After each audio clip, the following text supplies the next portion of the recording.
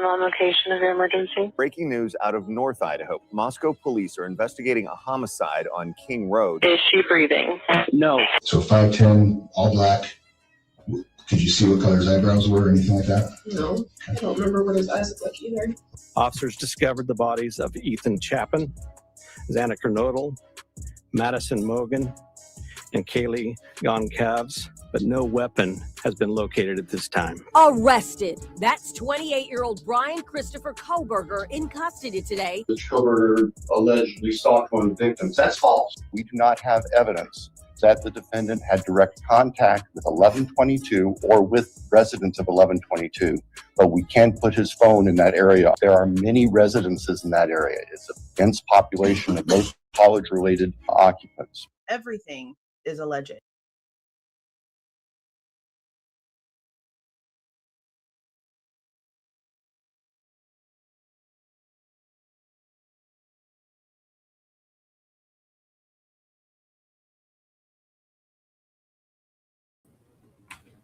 Hey, you guys.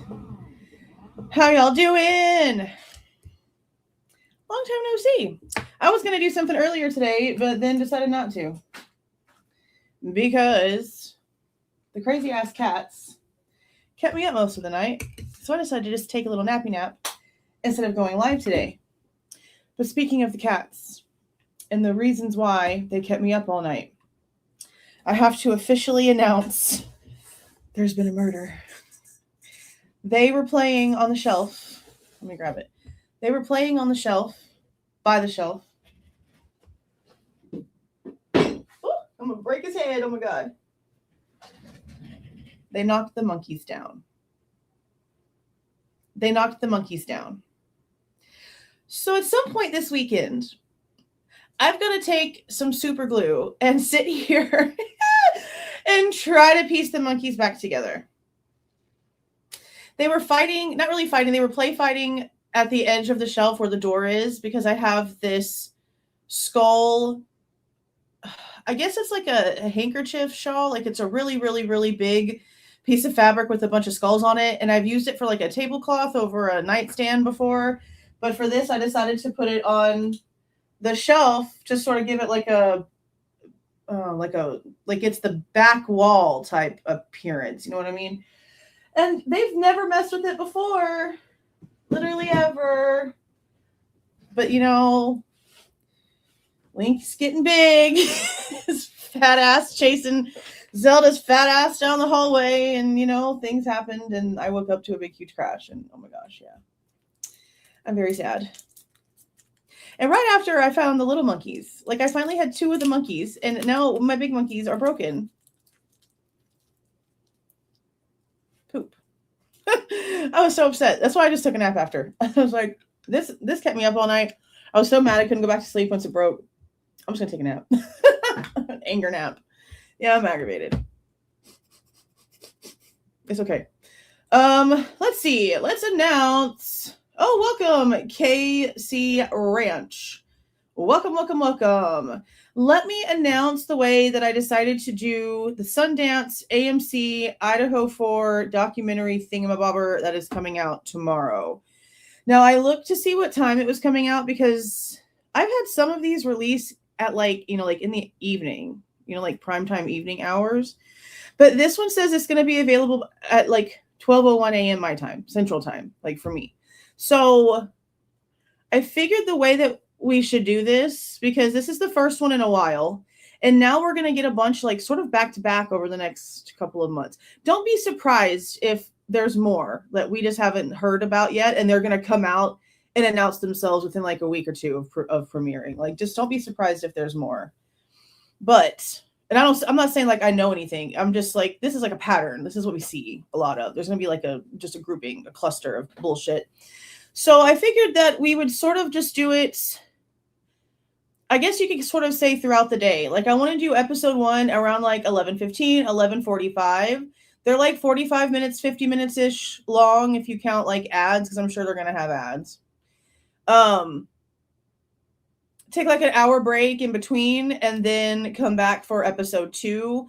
No later than like 1:45. I feel like that would be a good somewhere around there. Let's see, like if we go 11:15 and it's over, let's just say by noon, and we get off the live, let's just say by like 12:30, because we're probably going to talk for a few minutes afterwards. Off for an hour, that's 1:30. Come back at like 1:45. I think that time frame will work. Okay. And then we'll do a wrap up where we'll just talk about what we heard that was new to us and the things that we noticed that were wrong later on around like 8 o'clock, like around our normal, like 7:45, 8:15-ish, like a wrap up later on that night. I think that's how we're going to do it. That's what I put in the community post earlier. And I think that's how I want to do it. So if you go on, well, I guess I can give you all the links. Sign up for the free trial. Okay. Cancel the shit tomorrow afternoon. Sign up for the free trial. It's 7 days for the AMC Plus, like true crime thing. And then Sundance is like its own. But they're still together, but it just depends on which one you want to basically have a login for. Do you want to have a login for Sundance, or do you want to have a login for AMC Plus? Is basically how I'm understanding it. But here is the app. Here is the link right here for like where they're advertising it on.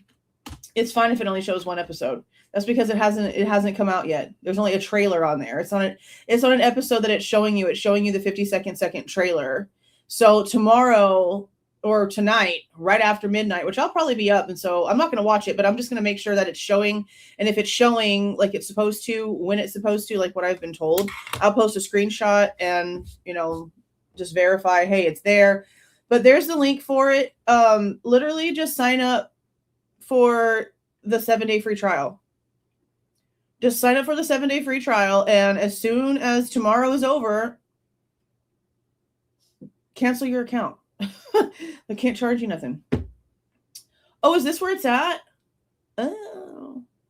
Well, I'll make sure that I get that taken care of too within the next week then, because I signed up yesterday. Well, was it yesterday? No, I signed up earlier today when I posted it in the community tab. I signed up for a 7-day free trial with AMC Plus. So this is what it'll look like right here. And you know what's crazy? They talk so much shit about us, right? They talk so much shit about us. Go look for this damn thing everywhere. I have not found a single version of this title that actually has the victims on it. All of the titles for this all have just Bryan on them. And they talk shit about us making it, oh, all we ever do is talk about the suspect. All we ever do is talk about Kohberger, blah, blah, blah, blah, blah. No, we don't. We talk about the victims all the damn time. And they're on our thumbnails. You know exactly what we're talking about because their faces are on everything except for the very, very small amount of times that it literally had nothing to do with anything. And it was something about Bryan's past or something like that, or something just different about the case. 95% of the thumbnails have the victims on them. Nothing that they've put out here has hit their face. It's gross. It's gross. But this is where it's at. What you guys are seeing is this right here. It's a 56-second trailer. I'm not going to play it because we're probably going to try to copy strike. That's what they do. Which is why we cannot watch it on the screen like we do YouTube stuff. It doesn't matter if I flip it, put a filter on it, do all the things I normally do. That doesn't matter when it comes to these mainstream people. So you're basically either watching along with me. Yeah, very. You're either watching along with me, like pressing play around the same time that I am, and we're watching sort of like at the same time in sync, and I'm on the screen and you're in the chat, or you're just like listening to me talk about what I'm seeing on screen because I cannot show it. Hey girl, how you doing? Hey Victorine. Haven't seen you in a while. How are you? It's good to see you. So that's how I plan on doing it. Hey there, Angel. Thank you for being here for so long. You sure have been here for forever. I definitely remember. Senior Bubbles. How you doing? 7 months. Thank you for being a member for so long. Hey, Jackie. Jackie's been here for just as long as Angel. Y'all been here for a long ass time. How you doing? I love seeing you guys in here. Okay.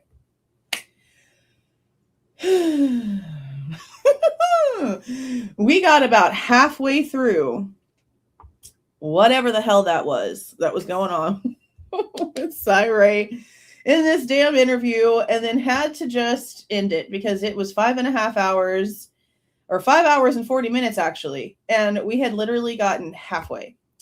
So we are going to start there at the halfway mark.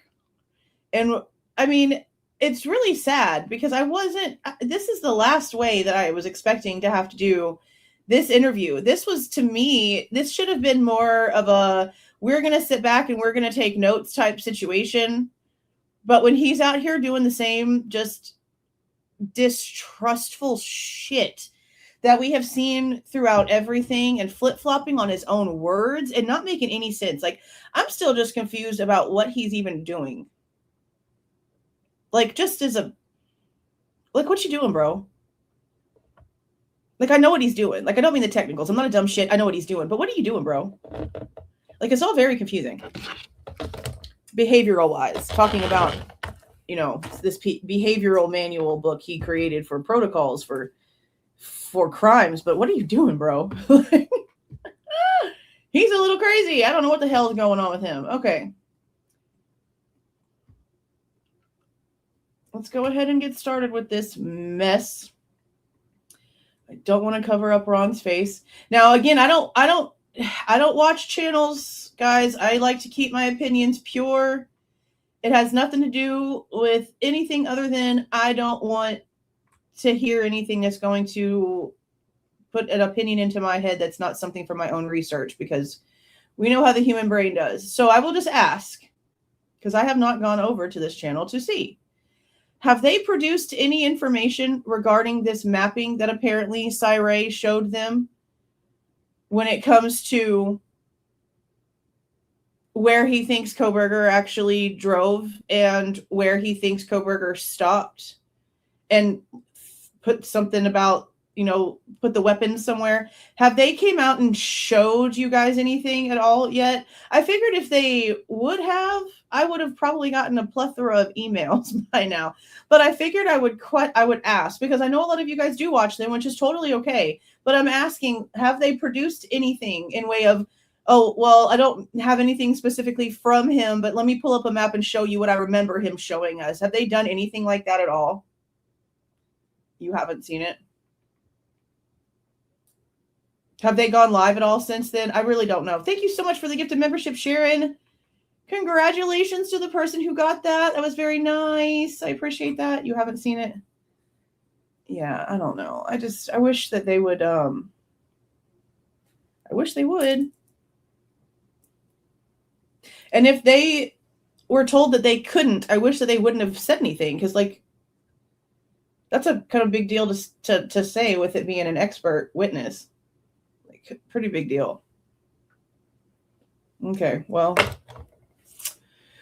Okay, all right, let's go ahead and finish listening to this as best as we can. I really am going to try not to rant like so much, because a lot of it, I know a lot of my rants are very repetitive, and I know a lot of you guys don't mind that.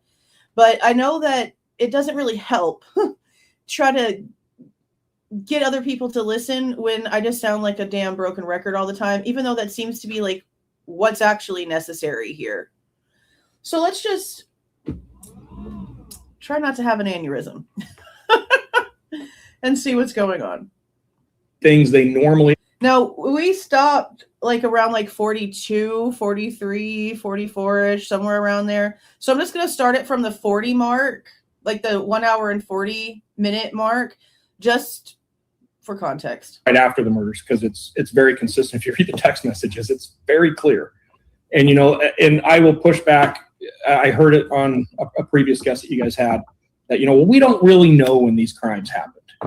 And that is absolute nonsense. That is a statement from somebody, or somebody who's trying to either weave a story or just doesn't understand the evidence.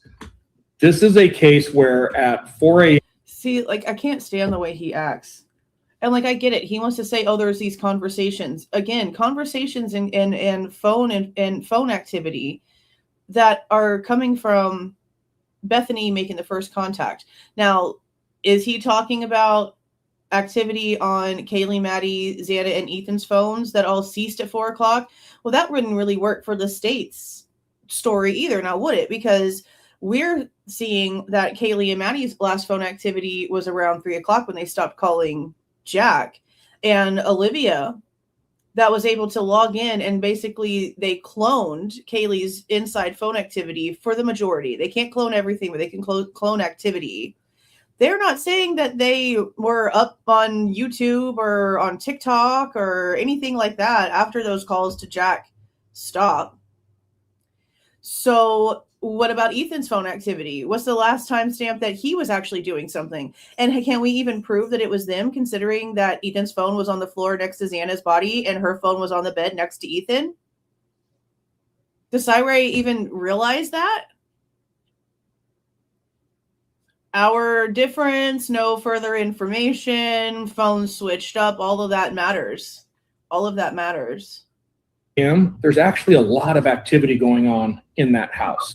And we can look at history, and this is where pattern of life is so important. And I hope people are understanding when I start talking about pattern of life, why it's so important. We can see what normal behavioral patterns look like for everybody involved in this case.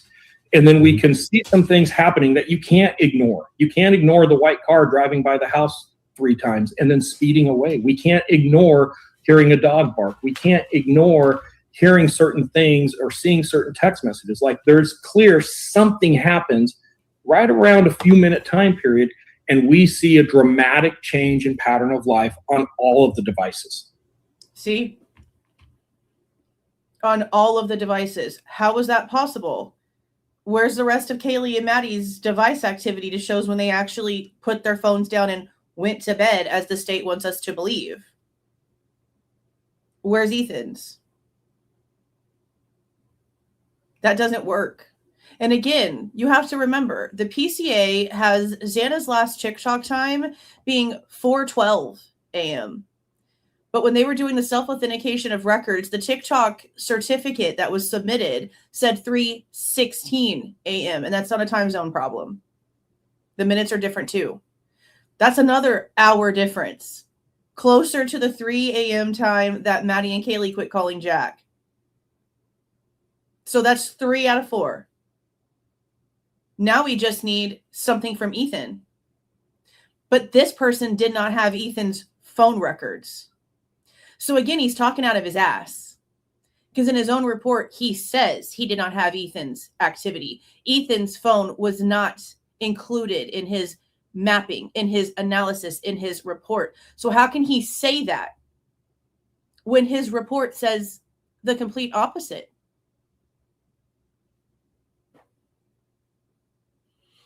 This is so beyond frustrating. It really is so frustrating. All 4 of them.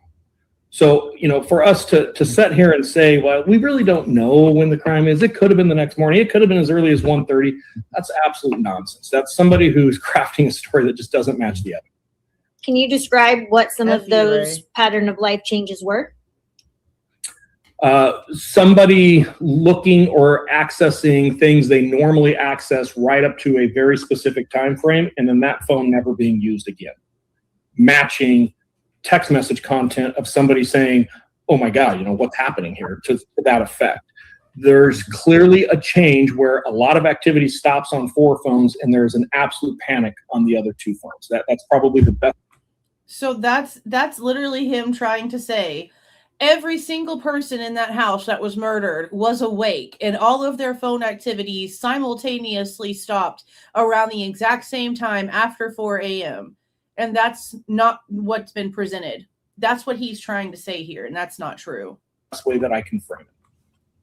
And are you talking about text messages? Is that what you're referring to? I'm talking about phone use entirely, whether you're browsing, you're doom scrolling, or text scrolling through something. Remember, he also didn't have Bethany's information. He also didn't have Jack DeCore's information included in that either. And the FBI is where Molly's information is, and it shows that he has a save file for Molly's information. But if it had to come from the FBI, is it redacted? Is it the raw actual information? Is it tampered with?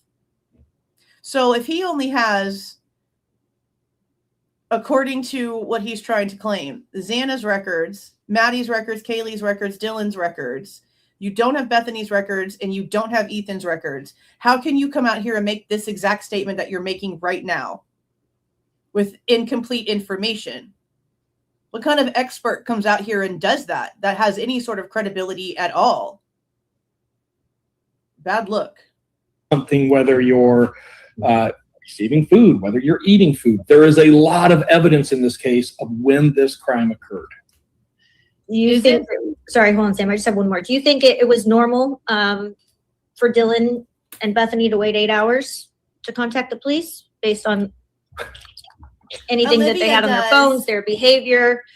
Is there anything that would help justify why 8 hours was waited before they called law enforcement? I think it was a terrible decision. Because I can tell you, that's one of the things that the three of us got into this case. A friend of mine had a channel. I watched it. I listened to it. And I don't think any of us could get logically past how anybody in college, drunk, not drunk, wearing blurry goggles, watching a show. I don't know realistically how somebody waits 8 hours to call 911. Yeah. And obviously I cannot explain to you why that may or may not occur and why they did or did not do the things that they may have done during that time period. I have no explanation for you. For me to say that that's evidence of them committing this crime, those two totally different things. Agreed. Do you think there's any flexibility with the time frame of when the crime was actually committed? Because isn't there some evidence out there that Ethan picked up a Snapchat call at 4:24 a.m. after he was apparently deceased? Again, I would encourage everybody on the timeline when it comes to oh my God, this deflecting piece of shit. Okay. Instead of saying, I'm sorry, Sam, I can't answer that. As you can see from my report, I didn't have Ethan's records. It wasn't included in my analysis. He's going to stare up at the sky and try to figure out a way around that question so that he doesn't have to admit that he didn't have that information. You are currently watching him deflect because he doesn't have an answer and he doesn't want to admit that. After he was apparently deceased? Again, I would encourage everybody on the timeline when it comes to device what a loser. Activity to make sure that they have the full data sets and they understand how these. See, he's saying that because he doesn't have Ethan's data. Well, we do. We have the timestamps. We have where it shows the phone was answered. The same report that shows the calls going out to Xana, to Maddie, to Kaylee that are not being picked up, it shows that they were not answered. It shows that they were not picked up. On Ethan's, it straight up says answered. And if that was just some sort of, oh, that's when it had a handshake with some tower or some network connection or some bullshit, he's a cell phone dude. He should be able to say that. He should be able to say, honestly, I haven't seen it, but if it says that and it's social media, it could be because there's some sort of connect and handshake and blah, blah, blah, blah, but I haven't seen the information. That wasn't given to me. As you can see in my report, it wasn't added in my analysis. He's not going to say that. Holy shit. This dude sucks. Would encourage everybody on the timeline when it comes to device activity to make sure that they have the full data sets and they understand how these individual systems report and capture time. Mm-hmm. I do not believe any of the 4 devices were actively used after the proposed time frame of these murders. You didn't have Ethan's phone activity. I think activity. There's overwhelming evidence that supports, for lack of a better term, let's just say roughly a 15-minute. And I'm not saying it's 15 minutes. I'm saying roughly a 15-minute period. I think there is overwhelming evidence that that's when this crime was committed. And anybody who's telling you, oh, no, it could have been here, it could have been there, they have to eliminate so much other things that are happening at that time frame. It just doesn't make sense. And does having the crime end at that particular time, is part of that because it lines up with the car that's leaving? If he makes that car that was leaving wasn't the person that actually committed the crime, that maybe there's some flexibility with when that crime occurred? Well, again, the totality. We see that car pass the house multiple times. We see it try to park in front of the house. We then see that car pass the house in a manner that it's going down a dead-end road. And the only way for that car to come back out of that neighborhood is past the camera again. And all of this activity that is indicative of something happening inside the house is between the last time we see the car going down that dead end road that could potentially park somewhere down that road to the time that that car is leaving. And we also see a dramatic difference in what that car is doing. The first 3 times it's slow travel. Somebody's trying to park. They do a very poor job of parallel parking. They do a 3-point turn in an intersection. There's no. But that's not in front of the house. And again, if you look at that car and you really look at that car making that attempt to sort of go backwards a little bit before it goes forward, before making the 3-point turn. That car moves like it's a standard. It sounds like it's a standard. I can't trust that it's the same car. That easily could have been someone leaving to get to work, realizing they forgot something, trying to turn around, having to turn around in the king queen little intersection, running back to their place, grabbing what they needed and hightailing it the hell up out of there so they're not late. That very well could be exactly what's going on there. Again, some domino got pushed when Bethany called Dylan. And you have to pay attention to that. The fact that this guy claims to be such this expert in so many things, and he's just pushing all of that information aside. I mean, is it because he doesn't have Bethany's information? I don't think that would really matter, though, because you can see it on Dylan's information, that the first ever anything was Bethany to Dylan. And I talk about that so much because it's so important. It is so important to the story that Dylan is telling, and the fact that what she's telling is a lie. I wish people would pay more attention to that. No exigency. There's no reason to hurry. Mm-hmm. After this time period, we see what appears to be that same white car flee the neighborhood at a high rate of speed. We can actually hear the wheels squealing as it goes around corners. You know, again, we can sit here and create conspiracy theories, but the bigger conspiracy theory is, he's so stupid. What if law enforcement never looked at a white car? Right? That's the bigger conspiracy theory. They looked at a white car. What did they find? Well, evidence before they knew Bryan Kohberger, or the fact that Bryan Kohberger owned a Hyundai Elantra. They came up with, this is a Hyundai Elantra, you know, and that's another piece that I think people will have a hard time. See, he should know that's not true. He should know that the car on 1112 was never identified. They have admitted that to us all the way up until the end. What they did is take camera footage from 1125 Ridge Road, which was a few blocks away, where a similar looking car is driving by at around the time frame that they think would match a path that they want that car to follow.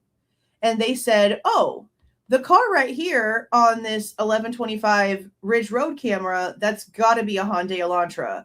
So since it seems close enough to the 1112 car, and since it seems like it would have passed by this area before getting to 1112, if you do the math on the timing, then we're just going to go ahead and say that the 1112 King Road car is this exact same car on 1125 Ridge Road. And even though we can't actually tell what the car is on the 1112 camera, because it matches so closely to 1125, we're just going to go ahead and say that they are both the same Hyundai Elantra. That's how that went. The exact same bullshit when it comes to, we don't know if the car went left or right. We looked left, didn't see anything. We looked right and didn't see anything. But we're going to go ahead and say that it went left, even though neither place has any information. That's exactly how this entire case has gone. And there's emails to prove that shit. The state even said that last portion in court at the plea change. For real. And the first part, we literally have emails. We literally have the emails with the addresses and the subject line and them talking about it with each other. We even have the FBI expert, when they brought the year range for Bryan Kohberger's car to him, saying that he wasn't comfortable with that year range, that maybe it could be, but he was more comfortable with the previous one that they had the bolo out for. All of that, again, is correspondence that is very open to the public. We've reviewed it several times. I don't think Cyray knows any of that. Because if you knew any of that, how could you sit here with this stance and act like the shit coming out of your mouth is true? There's just no way that you would. explaining, and I don't even want to get in the conversation of fog lights right now. See, he's so stupid. Law enforcement knew that the vehicle that drove by He's a the loser. house that night around this critical time period that fled at a high rate of speed right after we believe somebody inside saw a suspect who potentially committed these crimes matches Bryan Kohberger's vehicle perfectly, to the point that they actually put in reports and a bolo, hey, we're looking for a white Honda Elantra. Not the That's urine. a really hard thing to get over. And not at first. The very first list of vehicles that we again received from information that was released from Pullman in way of email communications between them and Moscow PD. Hyundai wasn't even on the first list of vehicles at all. So I wonder if Cyray knows that. Probably not. My question is that where you're getting that that's the time the crime ended, is because you're lining it up with that piece of evidence solely being that car? I'm lining up that we are fortunate in today's world to have a lot of video cameras around. And when we take the video camera That don't evidence show and anything. we look at what we see over the course of that night, and then we take text message activity, and we take food delivery, and we take when people are coming home, and we take statements about. Rephrase, Cyray. You have food drop off, babe. You don't have food delivery. See, food delivery would mean that the person who brought the food gave it to the human who ordered it. What you have is someone carrying their dog in one arm, the food in the other, and their phone somewhere, and being lost for 15 minutes before then dropping the food off at apparently the front door, snapping a picture, and that picture never being released to the public. That's what you have. That is not proof of life. How long has he been doing this? I mean, duh. When people heard different things inside of the house, and then we take audio clips that were captured from outside of the house, and we look at, let's just say, a 12-hour period of when this crime could occur. This is really important.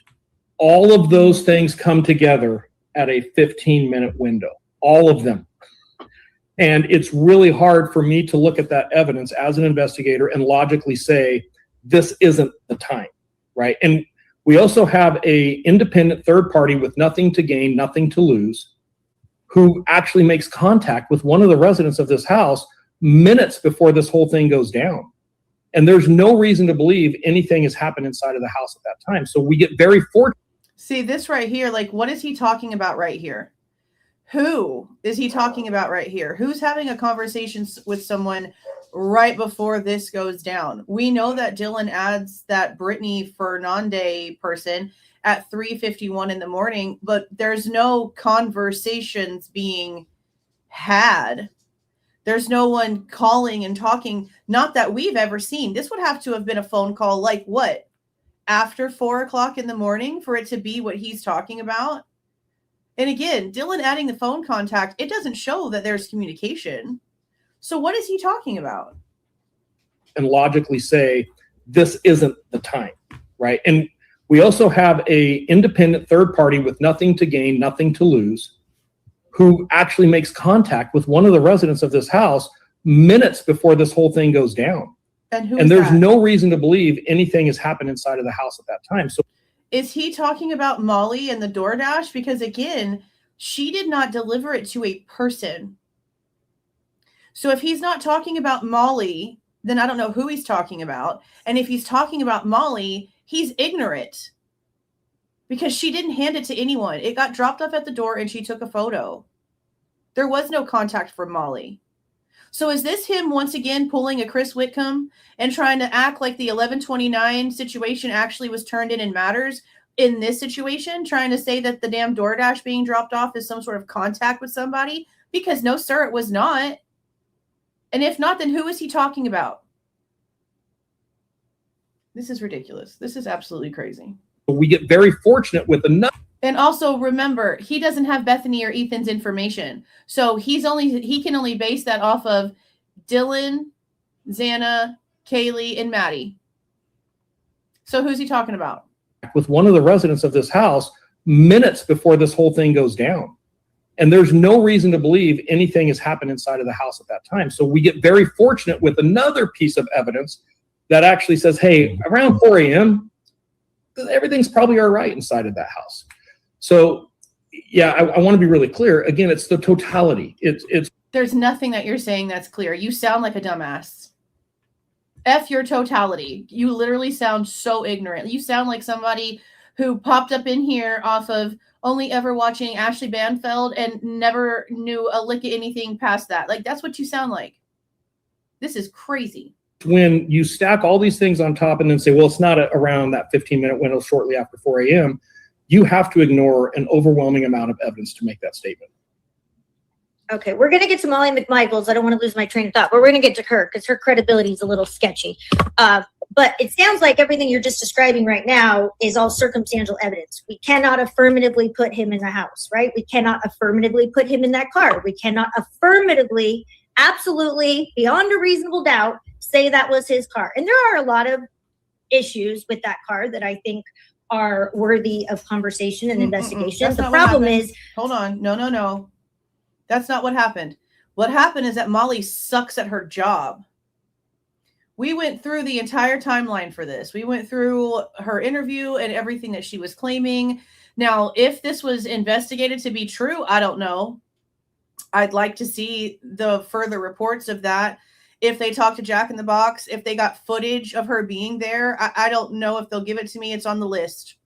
Lots of shit's on that list, okay? But the way that she tells it is that she was doing a lot of double dashes where she's picking up, not where you yourself are getting like 2 different stores delivered to you in the same like time frame of an order, but where she was picking up multiple people's food at the exact same time from Jack in the Box in Pullman. So she was going to the Pullman Jack in the Box, picking up 2 different people's orders, having to drive all the way back to Moscow and then going to 2 different addresses. She already got hella lost going to the first 2, and she has a whole story about those. Then she goes back, and because she took so freaking long getting back to the Jack in the Box in Pullman to pick up the other 2 orders, including Xana's, Jack in the Box had already thrown away both of the orders, according to her story. So after she got there and they realized, oh shit, she came back, now we got to remake everything. So now she has to wait for the bigger order and for Xana's order to be remade. And then she goes back. She claims that Xana's order was her last one.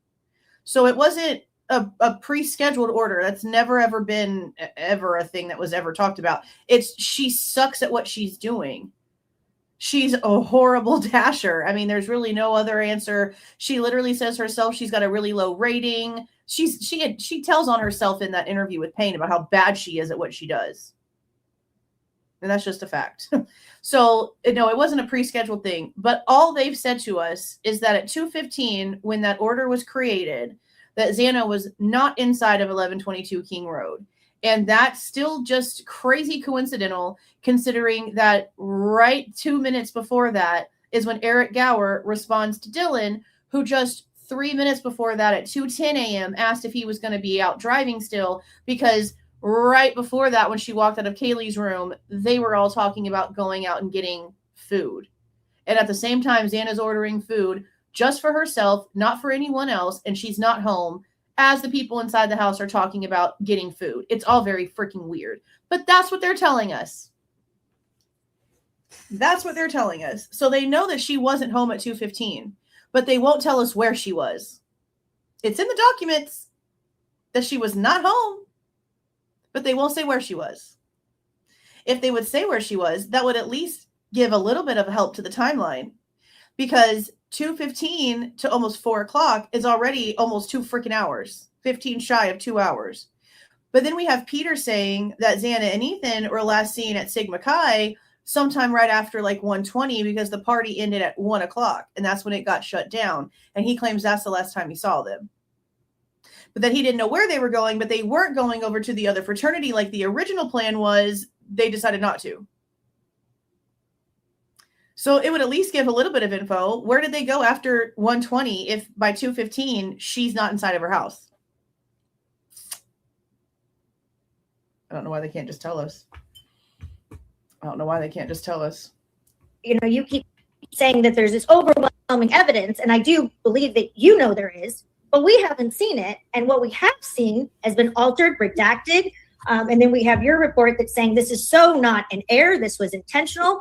And it's like, how are we supposed to trust anything they've done in this investigation? Because yeah, they've allowed it to be everyone was home at 2 a.m. and in their rooms by 4, or basically something bullshit like that. But for sure, everyone was home by 1:45, 2 o'clock, and they just left it that way. They just left it that way, and they know that that's not true for 2 people. It is crazy. It's been the worst investigation in your entire 30-year career. So everything that I'm hearing is all circumstantial. And there's a reason that I made the conscious decision to be a defense expert in this case, having never done that before in my career. And it's because, Kristen, you're hitting it right on the head. I don't know what to think anymore. And I'm saying we as law enforcement, when we as law enforcement investigators make the errors that were made in this case, we have completely corrupted the public trust that is necessary and required to actually be. But the problem is, it's not just cell analysis. There's a problem with the way the interviews went. There's a problem with evidence labeling. There's a problem with cross-contamination. There's a problem with leaks. There's a problem with the IgG. There's a problem with the DNA that before it became the IgG. There's problems with chain of custody. There's problems in everything. Every department, from Idaho State Police to their own lab to Moscow PD themselves, and then shit also going down in both Latell County and Ada County. There are mistakes in every facet of this case. How he, as a defense expert or an expert in general, can just sit here and mention several of the things that there are issues with and then still be as cocky as he is about where he is, simply because he's trying to save face. This entire interview is for self-preservation. There's nothing that's going to ever make me feel otherwise. Effective at enforcing the laws, being effective in the criminal justice system. Like we've ruined that credibility. And this is why I've been so outspoken on this issue is I want to make it really clear. You're right. And if this case was done properly, we wouldn't be having this conversation. If things were followed up on properly, if things were investigated properly, we wouldn't be having this conversation because that overwhelming evidence would be known, because I suspect there would have been a trial. We wouldn't be questioning the... I paid for one today. So the other day I told you guys that I requested the 4 different related incidents that are on the narrative report. There's like another burglary. There's a welfare call. There's like 2 other ones on there. And I had paid like $20-something because they said it was only going to be like 40-ish, something like that. Well, I got the whole invoice today and they raised it up to like $70-something. So I paid the $50-something today, $55-something today for all the information, but it's only going to be 3 out of the 4. Actually, I think it's only going to be 2 out of the 4, because the one that started with a P, she said that one came from Pullman. And I'm pretty positive it's either going to be the knife situation with the dog that we saw yesterday in Brett Payne's instant messages that we went over that Connor posted, or it's going to be the knife break-in little incident situation that took place in Pullman in 2021 that got attached to the case afterwards. I'm only assuming that it's that one, because when Moscow gives their like evidence numbers or case numbers, the 22 in the front means the year, and Pullman does the same thing. And the Pullman case has a 21 in front of it. But there's a threatening situation from July 12th, 2023. No, there's a threatening case number with a threatening. How do I word this? I'm trying to figure out how to word this. There's a case number from 2022 that was added to the case file July 12th, 2023. That is a related incident for threatening. We'll see what that is. Then there is an accident non-injury related incident that was added to the case file on February 7th, 2023. And that one, there was one of them that they said we couldn't have because of privacy. Let's see, which one is that?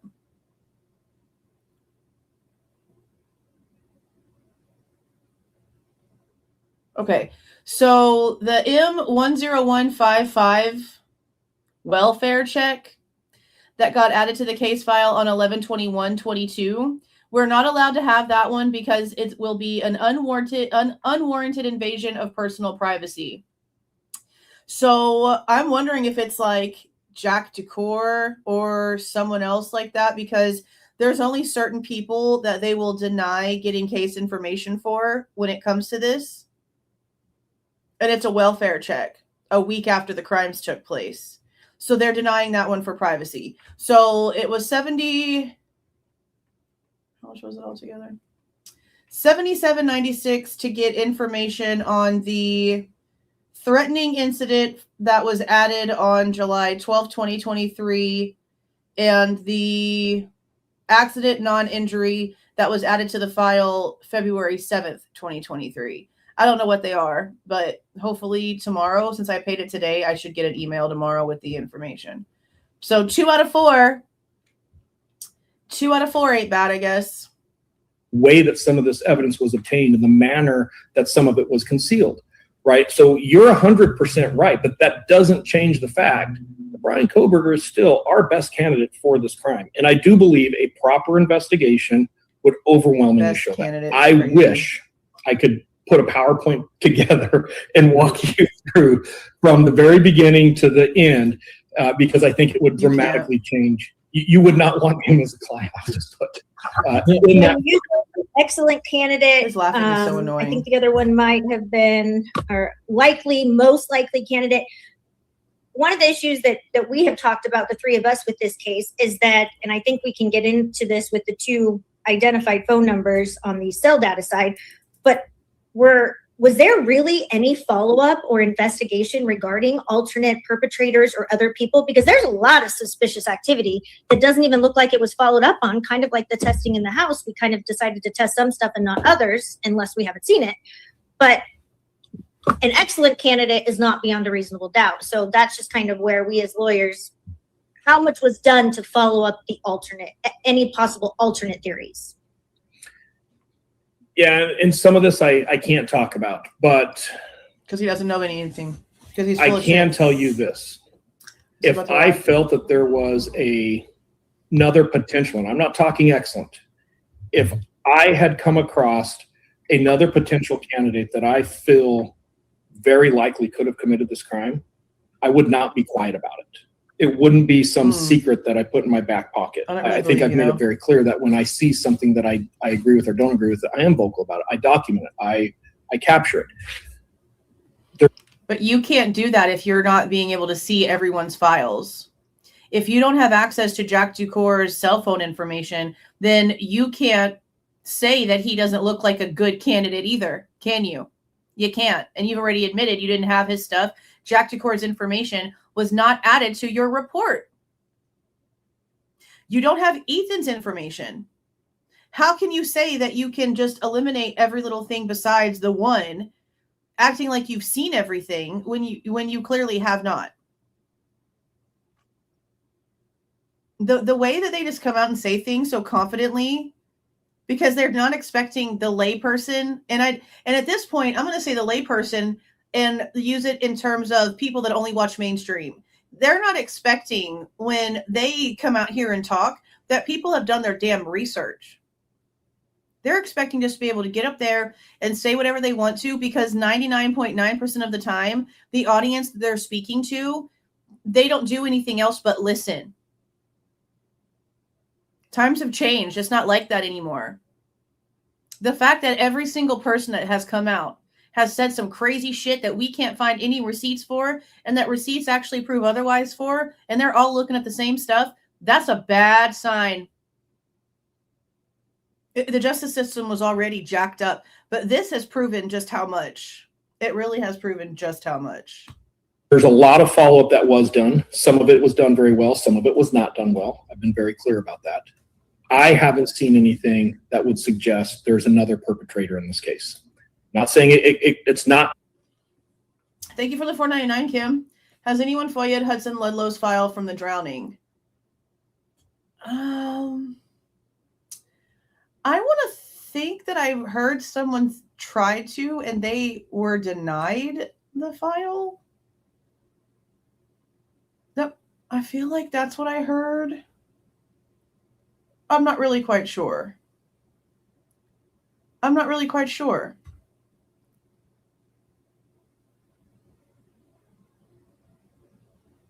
Maybe I'll try to. I don't know. I feel like I heard somewhere that somebody tried to and they were denied the information. And I've never tried, but maybe I can see what they give me. I don't know. Thank you so much for the 5 gifted memberships, Yankee Ghost. Congratulations to those who got those. I appreciate that. Thank you. Yeah, maybe I can try and see. It's just really crazy because in that damn James Patterson book, James Fry, Chief Fry, is telling a story about a situation that if you listen to the details, it sounds similar to basically what they sort of want you to believe about Hudson a little bit. And it's just crazy how even though he knows that people apparently wander all over the place and no one ever really gives a shit or takes anything seriously or anything like that, that he doesn't try to put some better training into these officers. I mean, I know he doesn't work there anymore, but he'd apparently worked there for like a super long time and has all these stories. And I'm like, okay, you have all of these stories about these crazy things that took place, and you have still not prepared your department for a damn thing. And the size of your community doesn't freaking matter. There's access and scholarships to funding and all kinds of shit for you to be able to get stuff done. If you knew that it was already a problem, if you knew there were already problems, why didn't you do more to prepare your people? They can't even do basic protocols of separating witnesses and not letting people just to take off and change their clothes and do crazy shit. Like training at all, at none, it seems. Literally zero. Outside the realm of possibility, and unfortunately, because of the nature of the investigation, some of that we may never know. Is it fair to say that you've had access to all of the information and discovery regarding the different areas of this case? Because I know there were multiple experts. Is it fair to say for you to say that this ugly smile, maybe the follow-up wasn't shit. done the way you have done it, but did you have access to all of the evidence that, say, Ann Taylor had access to?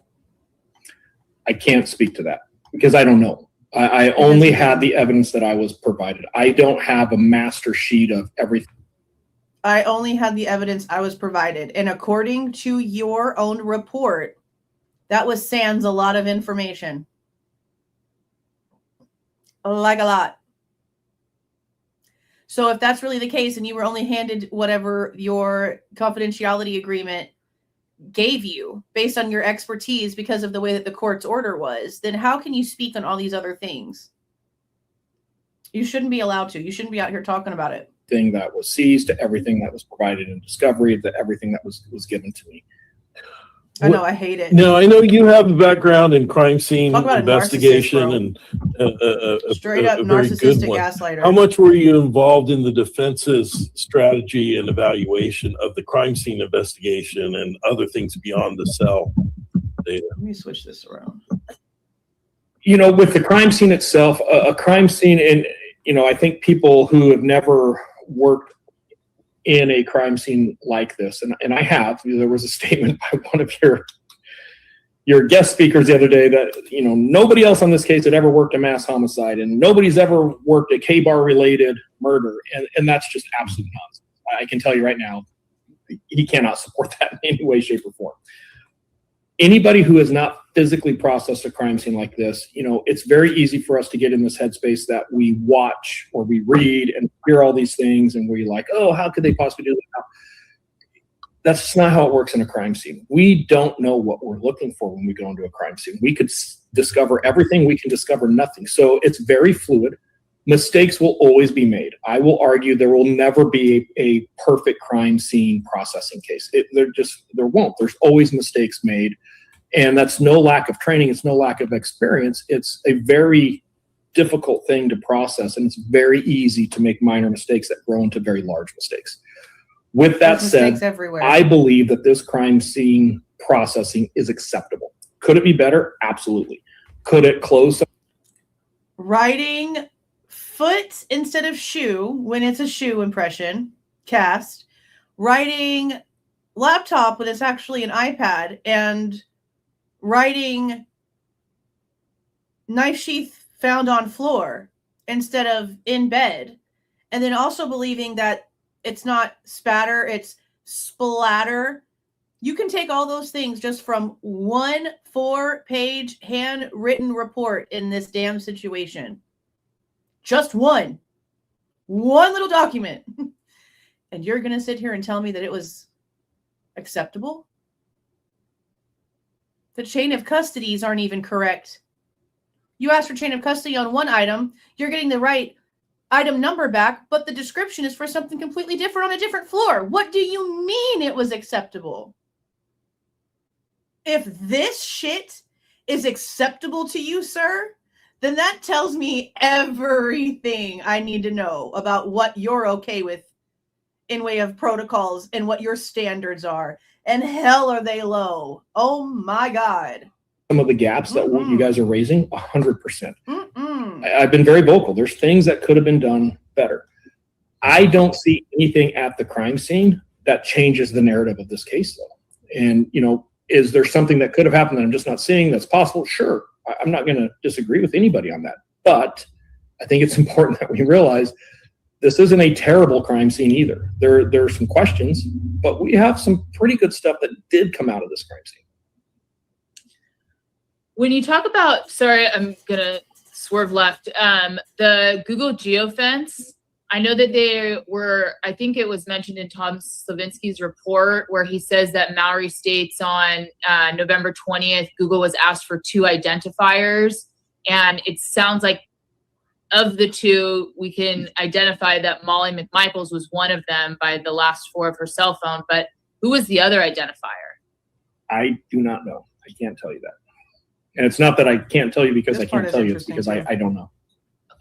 And do you know, or are you familiar at all with the procedure that would have gone into determining who those 2 identifiers were going to be? I am intimately familiar with that process. And there's something that for you and your listeners that need to take this into consideration. Those devices may not be cell phones. And that's right what here a was lot of interesting. people make a mistake of when they're looking at a case like this. There are devices. No, I will say before he finishes this, we've already heard something similar very recently in the Nancy Guthrie case. They were sending these drones out. I think they were drones with these radars or sensors or something connected to them where they could seek out the frequency coming from her like pacemaker. But it was difficult to tell what was a pacemaker and what was like a Samsung washing machine because they were on the same frequency. So this was interesting and just reminded me of that in the Nancy Guthrie case when it comes to like pings, because they're going to be, he's basically going to say that they can't tell the difference between if it's a cell phone or an actual vehicle. It's just there in the geofence. So it's weird. Those devices may not be cell phones. And that's what a lot of people make a mistake of when they're looking at a case like this. There are devices in your house, potentially appliances that could potentially have some type of cellular activity that would result in looking like a device in the area. A lot of our vehicles are now equipped with that. So the idea that there's 2 phones that the Google geofence produced, that in of itself is a false statement. We know Molly McDaniels because that one was provided. We don't know the other one because we don't know what the other device was at this time. It could have been a car. There's a lot of things it could have been. So it doesn't. And I don't know how they don't know that all this time later. If you went so far as to find Molly, why didn't y'all go so far as to find what the other ones were? Or did they, and it changed the story eventually? I don't know. So I mean, that's a person walking around is where I'm headed with that. How do you identify the distinction between a car or a phone? Because that seems like it would be pretty easy to make a distinction about. It could be, depending on what the device is and the follow-up that's done. I haven't seen the records that I would need to see to be able to answer those questions for you. I just haven't seen it. Did he call her McDaniels? Their device was at this time. It could have been a car. And your listeners that need to take this into consideration. I mean, I'll say myself that I probably called her McDaniels a couple of times in the beginning of this because it just never, I had to constantly go back and recheck what her name was before I realized that it was McMichaels and it stuck to that. So maybe that's what he said. Let's see. Those devices may not be cell phones. And that's what a lot of people make a mistake of when they're looking at a case like this. There are devices in your house, potentially appliances that could potentially have some type of cellular activity that would result in looking like a device in the area. A lot of our vehicles are now equipped with that. So the idea that there's two phones that the Google geofence produced, that in of itself is a faulty statement. We know Molly McDaniels because that one was provided. He did say Molly McDaniels. We don't know the other one because we don't know what the other device was at this time. It could have been a car. But I will say this. His own report says something about the FBI having Molly's information. It's kind of unclear, honestly. Let me open it. I can't really remember if he says that he analyzed the data on Molly's phone or not.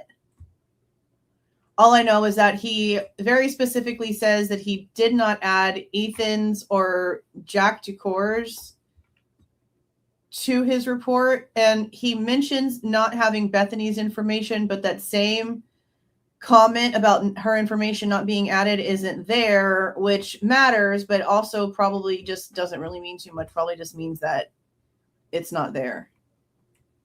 So let me see how he puts her information in here, and then I'll pop it on the screen. Yeah, okay, so let me read this. Let me put this over here.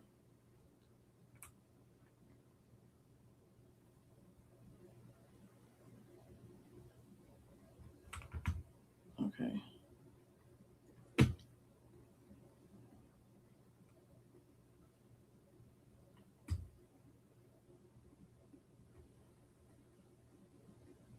So it says Molly McMichael Verizon records with the last four digits being 2567, Verizon case unknown.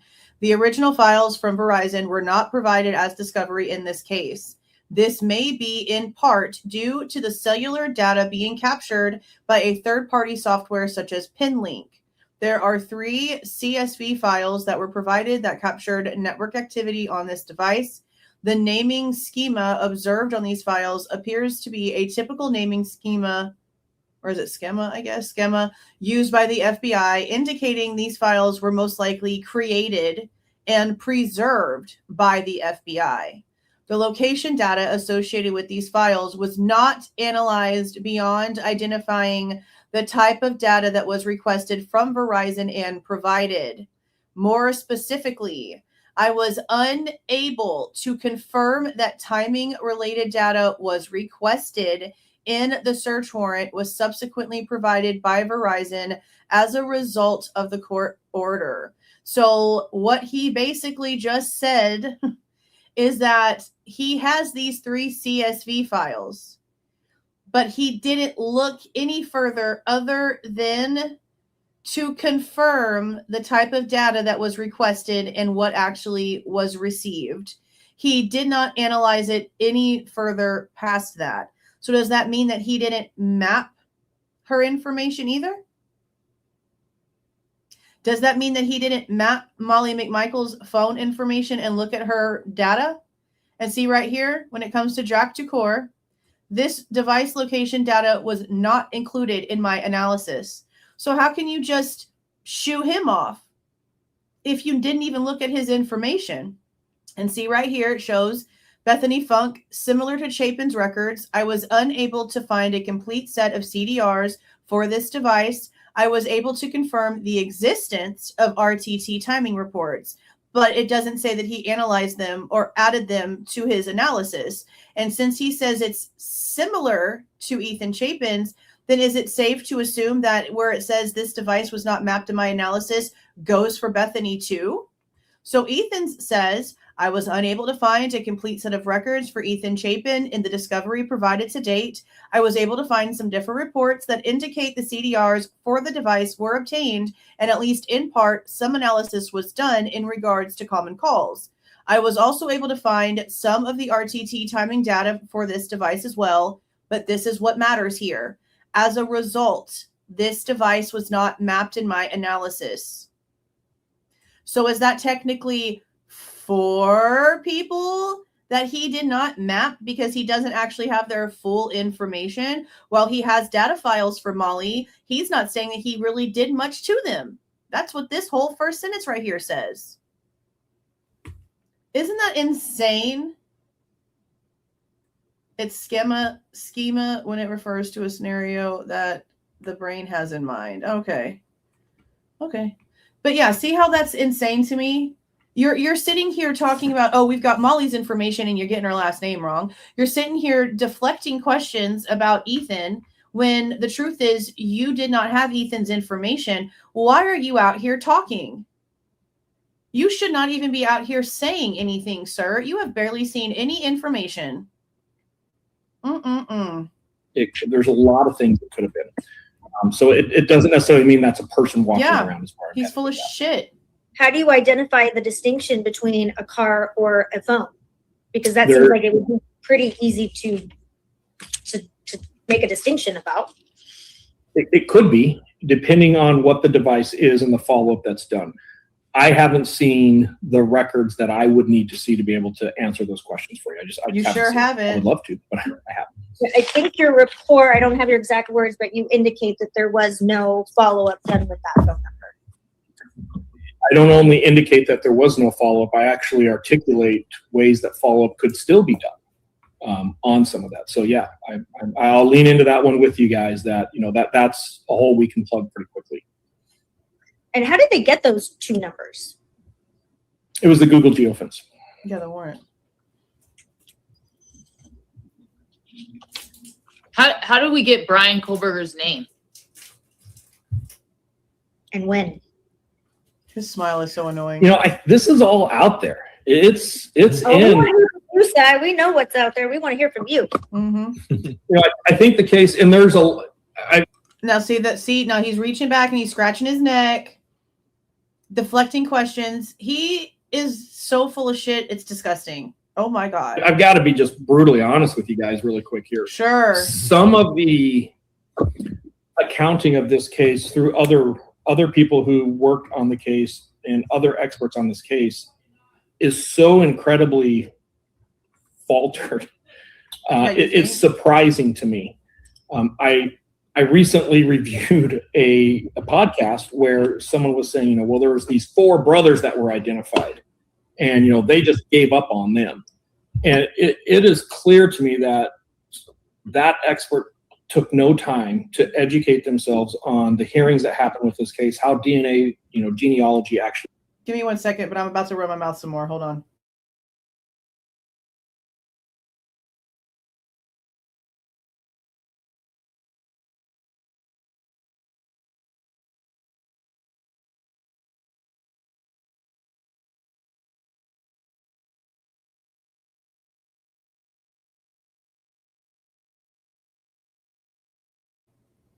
Okay, I'm going to let him run his mouth one more time, and then I'm going to run mine for a second.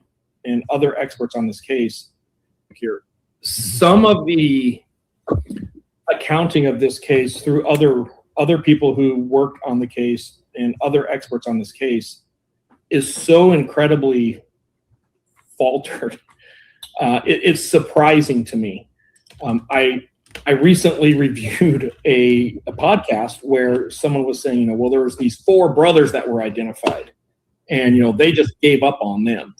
And it is clear to me that expert took no time to educate themselves on the hearings that happened with this case, how DNA, genealogy actually works. All of that has come out. It's all in hearings.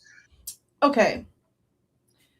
So the person that I don't know who the hell he's talking about in way of the podcast that he claims to have watched, but maybe if he'd get his freaking head out of a damn computer screen and actually read the documents, maybe he'd see that information came directly from Lab Director Matthew Gamet in a closed hearing that took place in January 2025.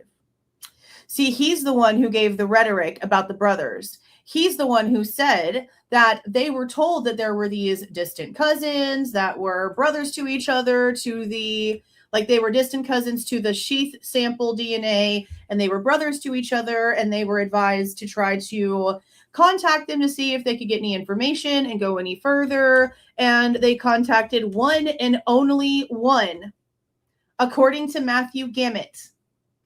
They, the Idaho State Police Forensic Lab, not Othram, not the FBI, the Idaho State Police Forensic Lab contacted one of these four brothers, and the guy was like, I don't want shit to do with shit. I'm not helping you do nothing. And literally, as soon as that was done and over with, the shit was sent off to the FBI. This is the closed hearing transcript that was released in February, where Matthew Gamet literally tells them about the four brothers. Now, where we found out that they didn't do anything past the four brothers and decided to move forward is when we went through, whose information was it? Leah Larkin's. When we went through this report right here, we've gone through the majority of this report when we were skimming through it, and in another live, we read even more of it. But we haven't sat down and read through the entire actual thing, so we need to do that. But what we did read, and it's further down here somewhere, I can't control F like I can on the other one. But towards the end of this report, Ray, what a dumb shit, Leah Larkin mentions it all over again. They mention contacting people and trying to get some information, and how it is the Idaho State Police Lab that actually tried to contact the family members. And because the family member said no, they didn't want to help do anything. Well, there you go. They don't want to help do anything. So that's when the FBI actually took over. See if I can find it in here real quick so it doesn't take up too much time. But we did read over this.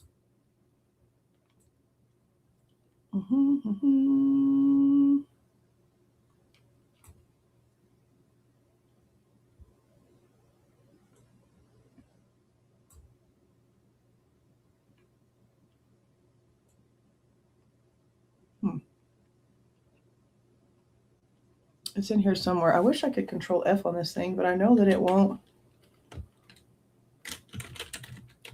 It never actually finds anything, even though it has the option.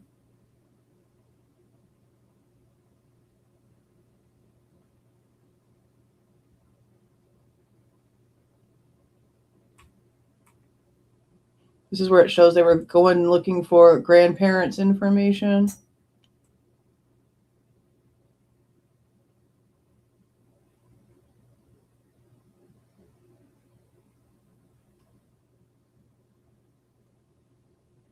Okay, well, I'll find this when we go. We'll talk about it more whenever we go back and read the full report. But Matthew Gamet is telling Ann Taylor this right here in January, on January 23rd, again, on January 23rd, 2025, the exact same day that all of a sudden, later on in this exact same evening, the refrigerator with the samples and shit goes out on January 23rd, 2025. The exact same closed hearing session where Payne tells Ann Taylor that there was a lead suspect before Kohberger, and they were given unknown DNA after Kohberger that they just shelved and put away. And that exact same night, the refrigerator goes out. But here it is right here. So he said, Matthew Gamet says, let's go up here. Okay.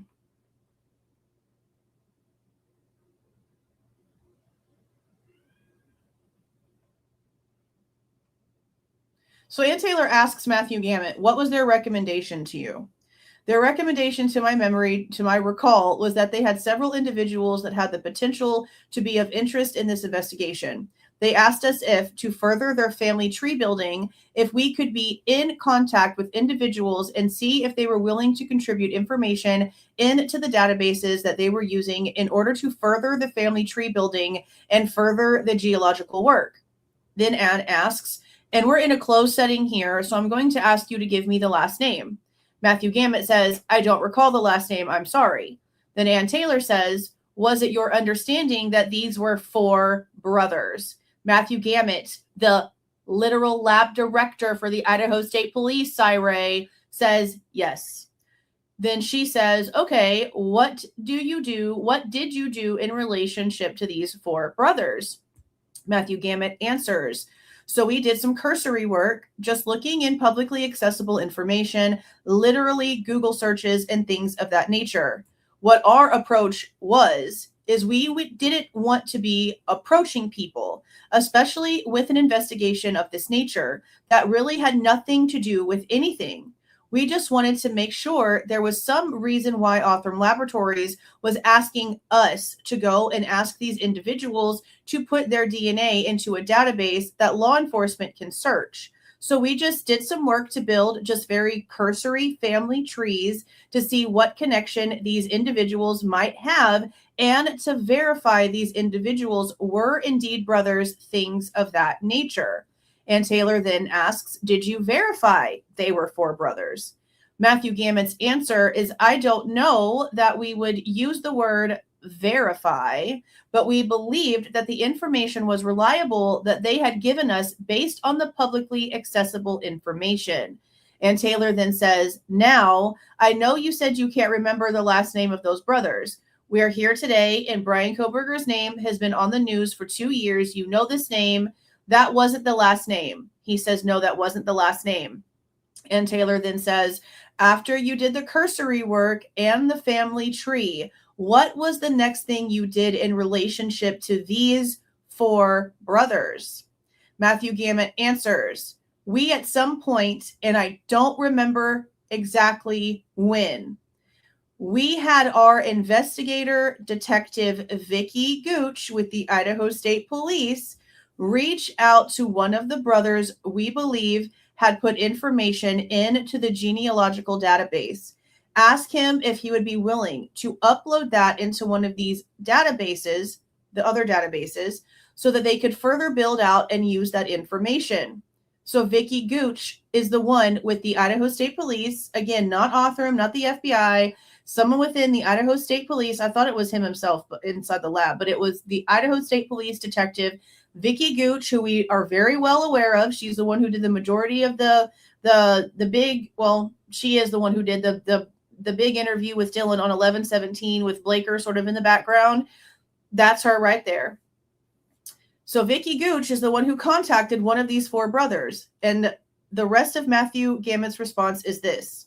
She was, I believe, initially able to contact the individual.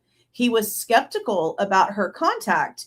So there was another contact, a 3-way call made between myself, Vicki, and this individual. So all 3 of them on a 3-way call. Now we have Matthew Gammett, the Idaho State Police lab director, and the Idaho State Police detective Vicki Gooch on the phone with this one of these 4 brothers, trying to validate what was needed for purposes of trying to validate this was indeed a law enforcement investigation. This was indeed a legitimate request. So he thought he was getting scammed, which valid as shit. Okay. Valid as shit.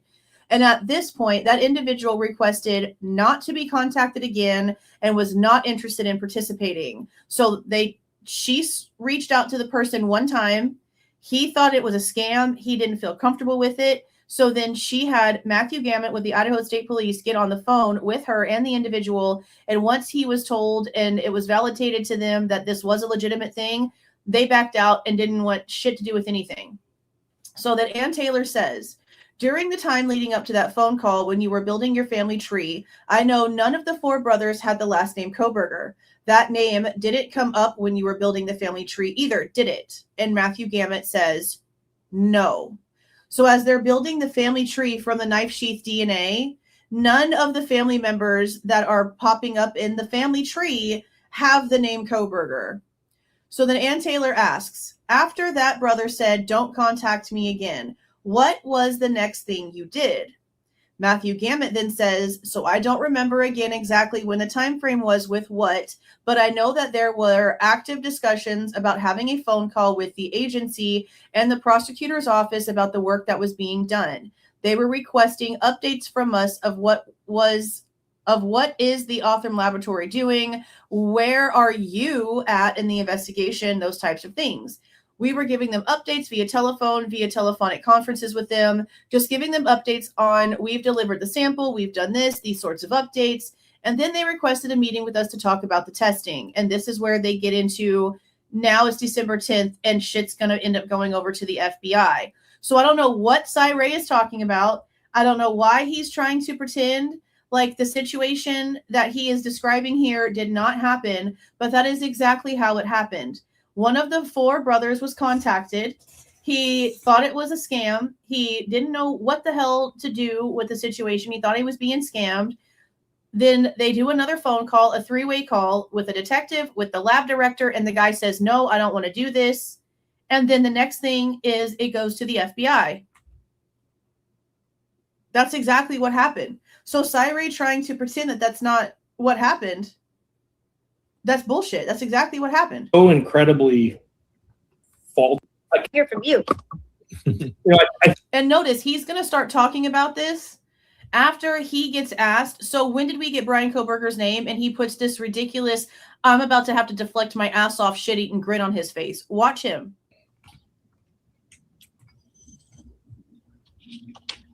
How do we get Bryan Kohberger's name? And when?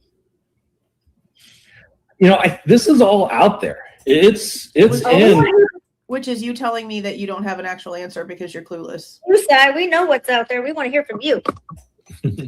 I think the case, and I've got to be just brutally honest with you guys really quick here. Some of the accounting of this case through other people who worked on the case and other experts on this case is so incredibly faltered. It's surprising to me.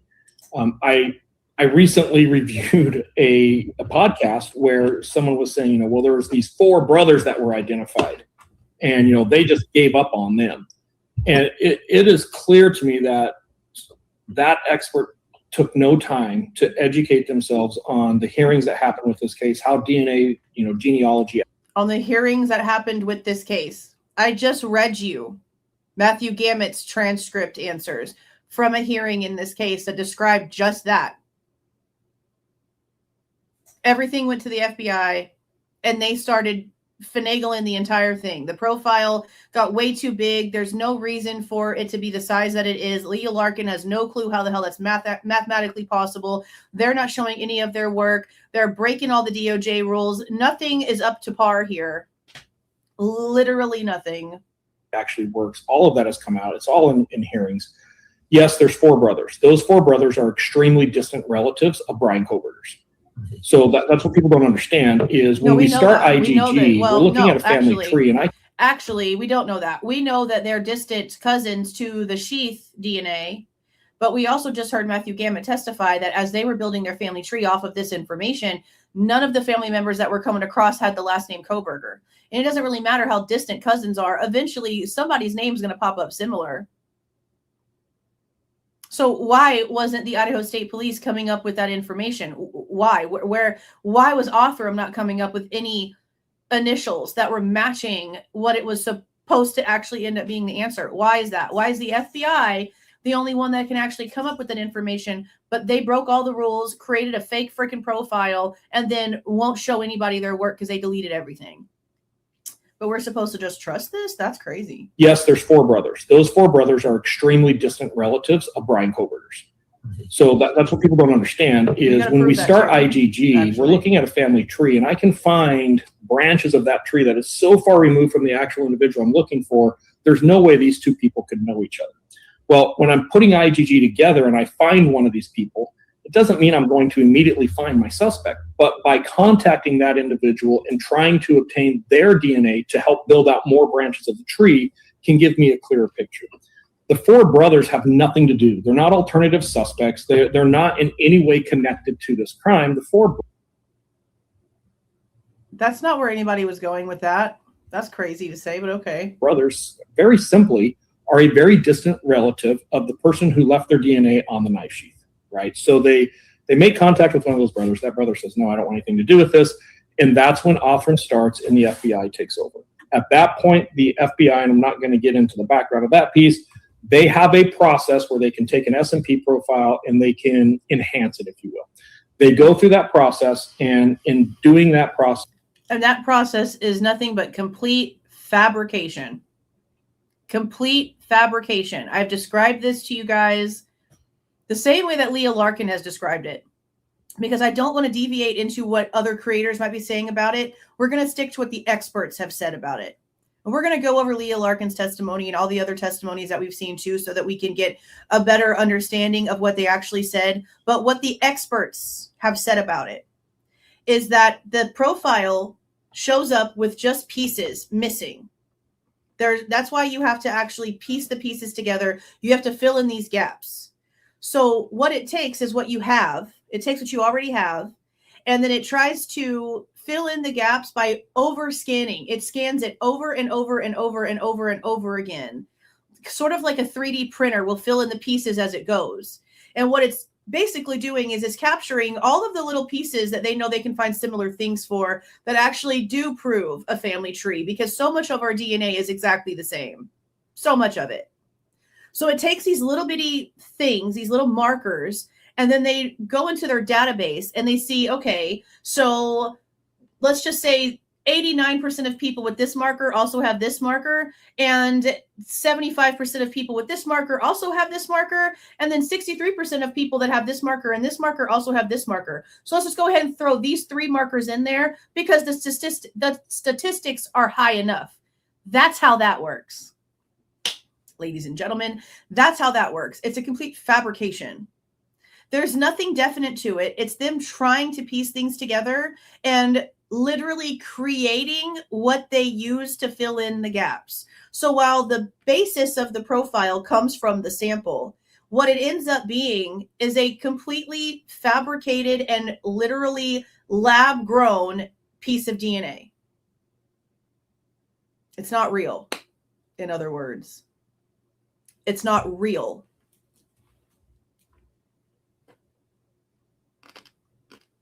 But it can throw you in prison for the rest of your life.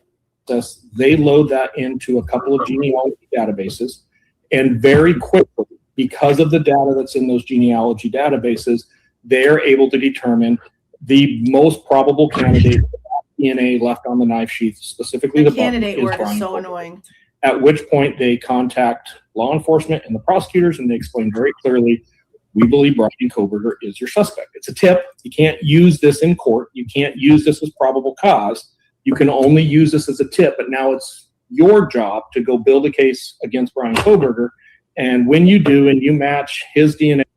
Okay, so then if Othram would have actually found Kohberger, would you be calling it a tip and trying to completely remove the fact that it came from Othram Labs from jury trial? Probably not.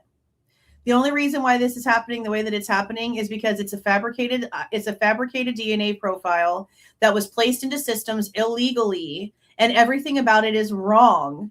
And if they know the FBI was involved in it, then the FBI gets called out for doing something wrong yet again, and the case looks like shit and no jury is going to deal with it. But I can promise you, if Othram would have been the one to call and give them the name, we would not be talking about this right now. It would be well known that Othram is the one who came up with it. It wouldn't be considered a tip. It would be an investigative lead because this was a contracted lab.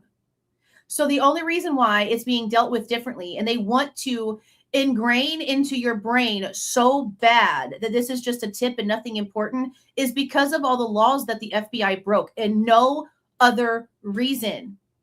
If they really had things that could be legitimate, they would have produced them. They can't because we're right. They've already admitted it. And if Othram were the ones, this would not be how this would be going. It's very obvious. To this crime scene DNA, it's going to match. And it does match. You know, I've heard people say, well, they never match Bryan Kohberger's DNA to the actual DNA from the snap. That is absolute nonsense. It 100% matched. So now I'll say this about this too, what he just said. That's item number 108.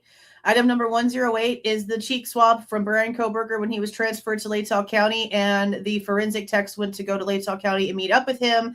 That is the day of all the pictures of him in the orange that we went over a couple months back. That's when they took those swabs. That swab, okay, clippings from that swab, the item 108, there is a chain of custody issue for, because Idaho, the Idaho lab sent that back to the feds for some reason. And in the packaging where it was sent to the feds, there is email correspondence saying that basically, like, there's nothing wrong with like the dates or the names or anything like that, but the way that the locations are labeled, they wanted them changed. because it was going to the FBI and they had it like mixed up or something like that. We have an email for that. So there's a chain of custody issue in labeling and directional labeling, technically, when it comes to what he's talking about. And that is item 108. And in the report for item 108, it does say that it is a match to the sheath profile that was created. What I don't know is if it says that it's a match to the profile that was created by the Idaho State Police, or if it's a profile match to whatever Othram or the FBI did. And the verbiage for that really does matter. So I need to go back into that report and look, but that is item 108 that he's talking about. You know, that argument in of itself just fails incredibly well too. So there was a test from Brian's DNA testing it against the DNA that was drawn, that was taken from the snap, and it was a direct match. 1,000%. In fact, there was more than one. You have to understand, when they took the DNA from the snap, just the process, and I don't want to talk about Bryan Kohberger's case, I'm just going to talk about DNA evidence. When we recover DNA from a crime scene, that DNA profile is known. And it is a really good profile. This isn't a partial profile. This isn't a very, a little tiny piece of trace DNA. It is a complete profile. They got an excellent profile of a suspect. That just because you were able to come up with a profile does not mean that it's not a small amount of DNA. Lots of magnification had to happen in order to even get it up to testing size. We've already seen all of the back end reports for that. Touch that knife sheath. When they very first decided, hey, Bryan Kohberger looks like a really good suspect based on the IgG. Completely consumed, and they weren't able to, the defense wasn't able to do their own double checking analysis to do their own testing on the sample itself. Yep. They were not able to do their own double checking. And they do a trash pool where they actually obtain trash from. And the profile that the FBI made, they apparently deleted it completely. So there's not even any double checking you can do with that either, except that the original one that they saw was so freaking big. But the profile that got loaded into the actual system under that SC name, they've never seen that one. They've never been able to actually see it. The FBI deleted it. The family's house. There is items of trash in that house that match family members of Bryan Kohberger's DNA. Like that match happens. Well, at that point, they actually get a sample of Brian's DNA, and that match happens as well. So any claims by any expert that the DNA profile from the knife sheath was never compared to Bryan Kohberger's DNA is absolute nonsense. It was. That's the strongest piece of evidence in this case. It's the only evidence in this Trust me case. when I say the defense would have had a field day if they could show the jury that the DNA from Bryan Kohberger doesn't match the knife sheath. I mean, that's your whole case. Everything falls out of that. Okay, so I like that. Just real quick, Chris, and I'll let you go. But so you would agree, I mean, there's a lot of other evidence that you're saying is overwhelming, but you would agree that if that knife sheath, for whatever reason, you're going to make my own conspiracy theory that sheath can't be tied to Brian's DNA, that the case falls apart. 100%. They've already said that. And any defense attorney who isn't able to show that through it, because let's be honest, with that part, it's very. We don't need the defense to show that. The state stood up and said that several times. There's a hearing from back in like the Latah County time frame where the state, it was either the state or the defense. I don't remember who it was, but it was one of the damn attorneys. Okay, one of them stood up and said that the strength of their case, like, stood on the DNA, stood on the knife sheath DNA. That was the weight of their case. We've known that that's all that they've had this whole time. They proved that when the plea hearing happened, and Thompson didn't have a lick of anything that made any damn sense. It's always been the only thing that they have is that damn DNA. They have literally nothing else. Nothing. Transparent testing. When we go to a DNA lab, it's not like we take a couple handwritten notes and we just call it a day. There is a very established forensic process of DNA typing and actually getting that test. So any competent defense attorney who wouldn't be able to show that if that existed should not be practicing criminal law. That's kind of the state did. Criminal defense attorney 101. Yet Okay, and then once they get the, sorry, that. Christine, go ahead. I'm sorry. Yet they weren't able to show their work on how they got it. Nope. I disagree with that. They didn't show their work on the IgG, and I would agree. How are you disagreeing with that? My Yet they God. weren't able to show their work on how they got it. I disagree with that. They didn't show their work on the IgG, and I would agree with you with that, that that's a problem. And it's a problem because it was intentionally withheld. It was actually destroyed. So See, there you go. Intentional and destroyed. This just adds to the amazing transparency. See, he says that kind of shit. She's right. Like you yourself are sitting here saying these things out of your own face and then still trying to tell us that you think Bryan Kohberger is guilty without telling us and showing us exactly why you think that. When she asks him what are his like top 5 reasons for why, and he just says motivation, blah, blah, blah, blah, blah, with no specifics, not telling us anything. Why are you out here talking? How can you say this kind of shit out here to the public and then not expect for people to call you out about how different you are, how flip-flopped you are, how 180'd you are? It's crazy. Show their work on how they got it. I disagree with that. They didn't show their work on the IgG, and I would agree with you with that, that that's a problem. And it's a problem because it was intentionally withheld. It was actually destroyed. So See, there you go. Intentional and destroyed. This just adds to the amazing transparency of this amazing investigation. Yeah, but we're talking about two separate things. We're talking about obtaining a DNA sample from a crime scene, and I don't have any evidence in front of me to question that piece of evidence. That's everything looks good to me, and if there's something there that you guys are aware of, I'm not aware of it. I haven't seen anything that makes me think that that initial profile, that DNA profile developed from the knife sheath is problematic. I don't. I have a ton of issues about the IgG, and I've been very publicly. And that's fine to say, but you also need to consider the fact that it was taken, the knife sheath was taken from the crime scene. They closed the crime scene up early morning on the 14th. Sometime before 10 a.m., Talbot then gives Talbot gives Brett Payne the knife sheath, and he goes and takes it to Tim Smaldridge on the 14th of November, and it is booked into evidence. The problem that I have after that is that on the 15th, Brett Payne is then giving it back to Tim Smaldridge, and it shows received on the 15th. So why did you take it out of evidence, Payne? What did you do with it? What time did you take it out of evidence? What day? Was it later on the 14th? Was it earlier on the 15th?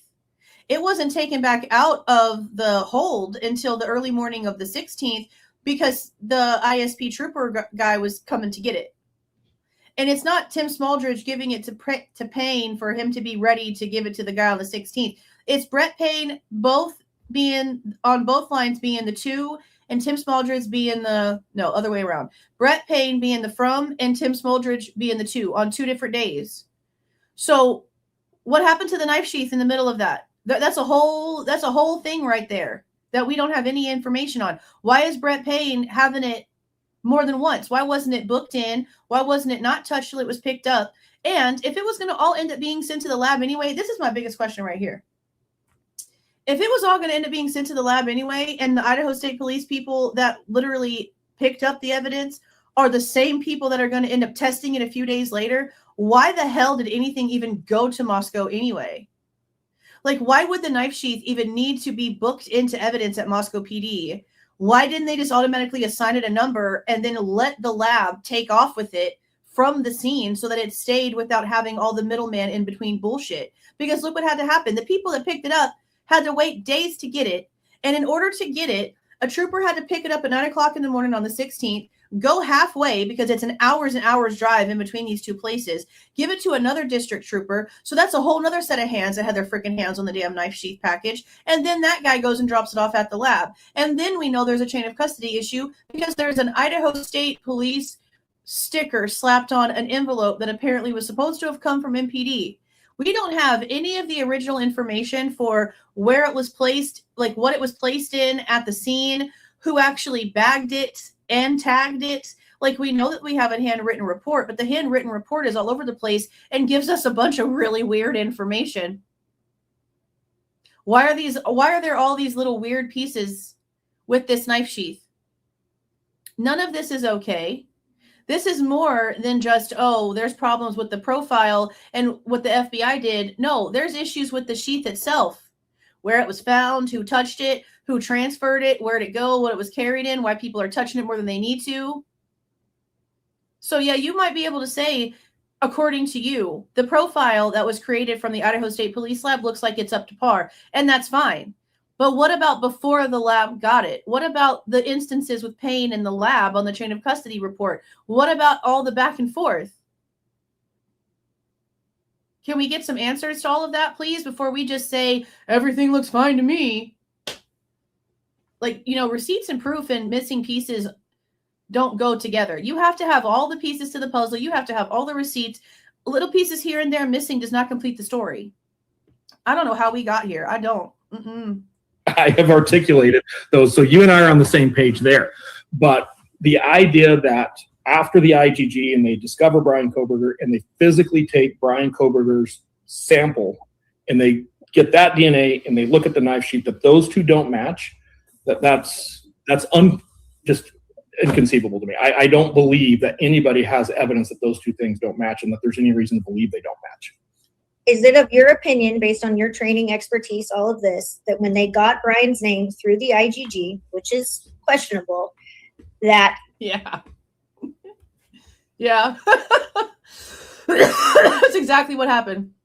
They spent thousands of dollars taking a bag of trash from Pennsylvania to the Idaho State Police Lab, but the Idaho State Police Lab mislabels all million different freaking things at the scene because it's their techs that are at the scene, and then the sheath goes all over the place and then gets driven by two different district officers down to the lab. Yeah, isn't that crazy as hell? Crazy as hell. Other evidence in this case was forced. Oh my God. I still want the receipts for that. I want to know how much it cost to fly down some toilet paper and some Q-tips. Like, what the shit? Training, expertise, all of this, that when they got Bryan's name through the IGG, which is questionable, that other evidence in this case was forced to try to fit that it matched BK. For instance, the car. We talked about the car for a second. The model of that car, or the description of that car, was changed 3 times over a period of time. And Hyundai was not on the original list. So it looks like, based on, again, the information that we have, is that we got Bryan's name, and now we're trying to force all of these pieces of evidence to make it look like it fits BK, rather than taking each piece of individual evidence and then that leading us to the actual perpetrator. Reverse engineered. Yeah, and to some extent, I agree with you. On the car, I disagree, because there's clear documentation before, and I'm just going to throw a date out there so we're all talking about the same date. To me, the significant point in this case where things changed is December 19th. Duh. The car was nailed down before December 19th. The car year was not nailed down before December 19th. Bryan Kohberger owning that make and model of that car was nailed down before December 19th. Not by the investigators for this case. Bryan Kohberger owning that car and it being nailed down in a registration system before December 19th, yes. Bryan Kohberger owning that car and it being in the WSU systems because he was a student there, yes. Bryan Kohberger owning that car and the car being completely identified prior to 12/19 and it being part of the investigation, false AF. False AF. As a matter of fact, that's what was really, really great about the instant messages from Brett Payne and a few other people that were released on Connor's page that we went over with last night live, because it shows that even on the 19th in the earlier morning hours, when Brett Payne is contacting the Ashley Tesdall person for VIN numbers and license plates to run stuff, that he's still not coming back to anything that has anything to do with Kohberger. We can see the initials. He even ran information for a freaking Hyundai Elantra on the 12/19, and it came back to somebody's name with like an E and an O and a nothing. It wasn't Kohberger's.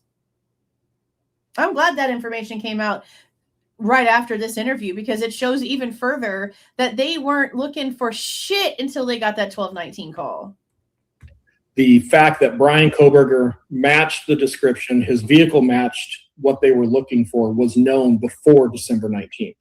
And you know, we started this whole thing out with me saying, Bryan Kohberger was already known to law enforcement as a potential lead in this investigation before the IGG ever identified him. And that, in my opinion, is one of the biggest errors in a law enforcement investigations that we're ever going to see in our lifetimes. Like, this is the colossal error of, don't do IGG, just work the case. And how would they have done that, Cyree? How would they have done that? They geofenced it. He didn't show up in the geofence. It was not even a Hyundai they were originally looking for.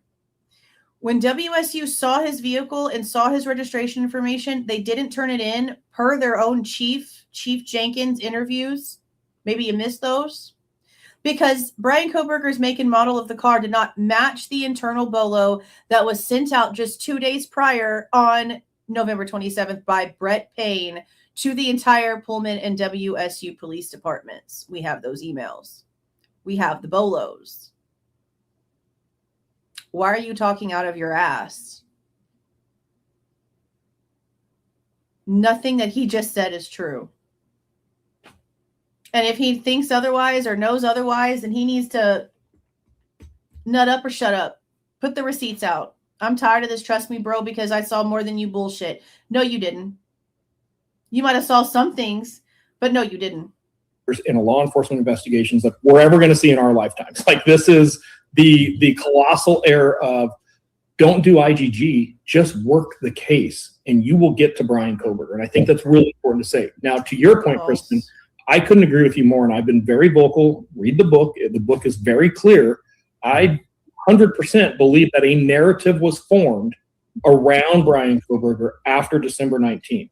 And that was done by cherry picking things that really helped that narrative and omitting things that in any way contradicted that narrative. And I've been incredibly outspoken about that from day one. So I agree with you there. But and he still sits here. Unfortunately, that doesn't mean Bryan Kohberger couldn't be the suspect. It just means this was a terrible investigation and that there's potential legal consequences to that. I would agree with you 100% on that. Then go back 7 minutes in the damn camera footage and find his car. Go back 7 minutes in the Nevada Street freaking footage that has the wrong car with the freaking fog lights that yo ass don't want to talk about, and go find me Kohberger's car. Go find me his car leaving the WSU parking lot that night. Go find me the direction his car went. It's only 7 minutes, right? Do y'all not have the past 7 minutes before that? I highly doubt it. Go find the footage. Go back 7 minutes and find his car. There's no reason for this to be this big of a game. They've already admitted to us that they have cameras where they needed to have cameras to prove anything they needed to prove, and they can't prove anything. Why? They can show him coming back in the way that the park was that he claims that he was actually towards. So why can't they go back 7 minutes and show him leaving WSU the way he actually did, instead of having us look at the wrong vehicle on two different cameras? Because y'all have got us looking at the wrong vehicle there and the one that crosses Floyd's, which is why y'all had to literally erase the trail from Pullman to Moscow from trial completely. They were going to pop the car at the Indian Hills area on the other side of Taylor Avenue at 3:30 in the morning and never show him leaving Pullman, never showing his car leaving Pullman, never showing any of that. They were just going to poof the magic dragon him into Indian Hills. Ain't that some crazy shit? Some crazy shit. Do you recall, and I know the information's out there, but do you happen to recall when they actually took the DNA from the sheath? I mean, how long after it was discovered? It was the 17th. It was pretty quick. They created it. It was. Here's what I can tell you: that the Washington State University police are the ones who identified the vehicle as a potential lead. The DNA was. Yes, he's not asking about that, and no, they did not. I'm gonna go find Jenkins' interview with Anjanette Levy real quick. It was. Here's what I can tell you: that the Washington State University police are the ones who identified the vehicle as a potential lead. The DNA was already at Othram being worked when that happened. So, if we look at that order. Now, Othram got the DNA on November 22nd. So that part of the 22nd being before the 29th is mathematically correct. But what are you saying about the 29th is bullshit? It was pretty quickly done, which it should be in a case like this. Like, you're going to put every resource you have into that. Yeah. And to your knowledge, was the chain of custody regarding the DNA always documented and everybody knew exactly where it was at any point? Because I know there is information that tends to infer that there was a 3-day period that nobody could verify exactly where the DNA was. Yeah, I don't know where she's getting that information from. I don't know where she got that from. There's nothing that I've seen that says that there's like 3 days where nobody knows where something is. I don't know where that came from. I don't know where that came from. Yeah, I don't know enough about the chain of custody issue on the DNA to speak to it. I think there's only one unanswered question. Can we go back to the sheath for just a second? I know this is something I wrote down, and I know the three of us have talked a lot about this. So the initial reporting of the sheath said that it was on the floor, and then it was on the bed. Can you give us your opinion on that, or why there would be a discrepancy? Because that's kind of a big piece of information to us. Why was it changed? Are we guessing? Did Nunes not first see it when he walked in and did the walkthrough? Why is there not more confirmation of exactly where that sheath was lying? Yeah, so I'm going to answer that two different ways. My first answer is going to be, man, I wish we had better documentation on that. So I'm with you guys on, should we question that? Yeah. And the reason we should question that is the lack of documentation. So number one, I want to make it really clear. I am not defending the lack of documentation there. I think that's what we're really talking about here. So once again, he proves he's stupid, because this has nothing to do with a lack of documentation.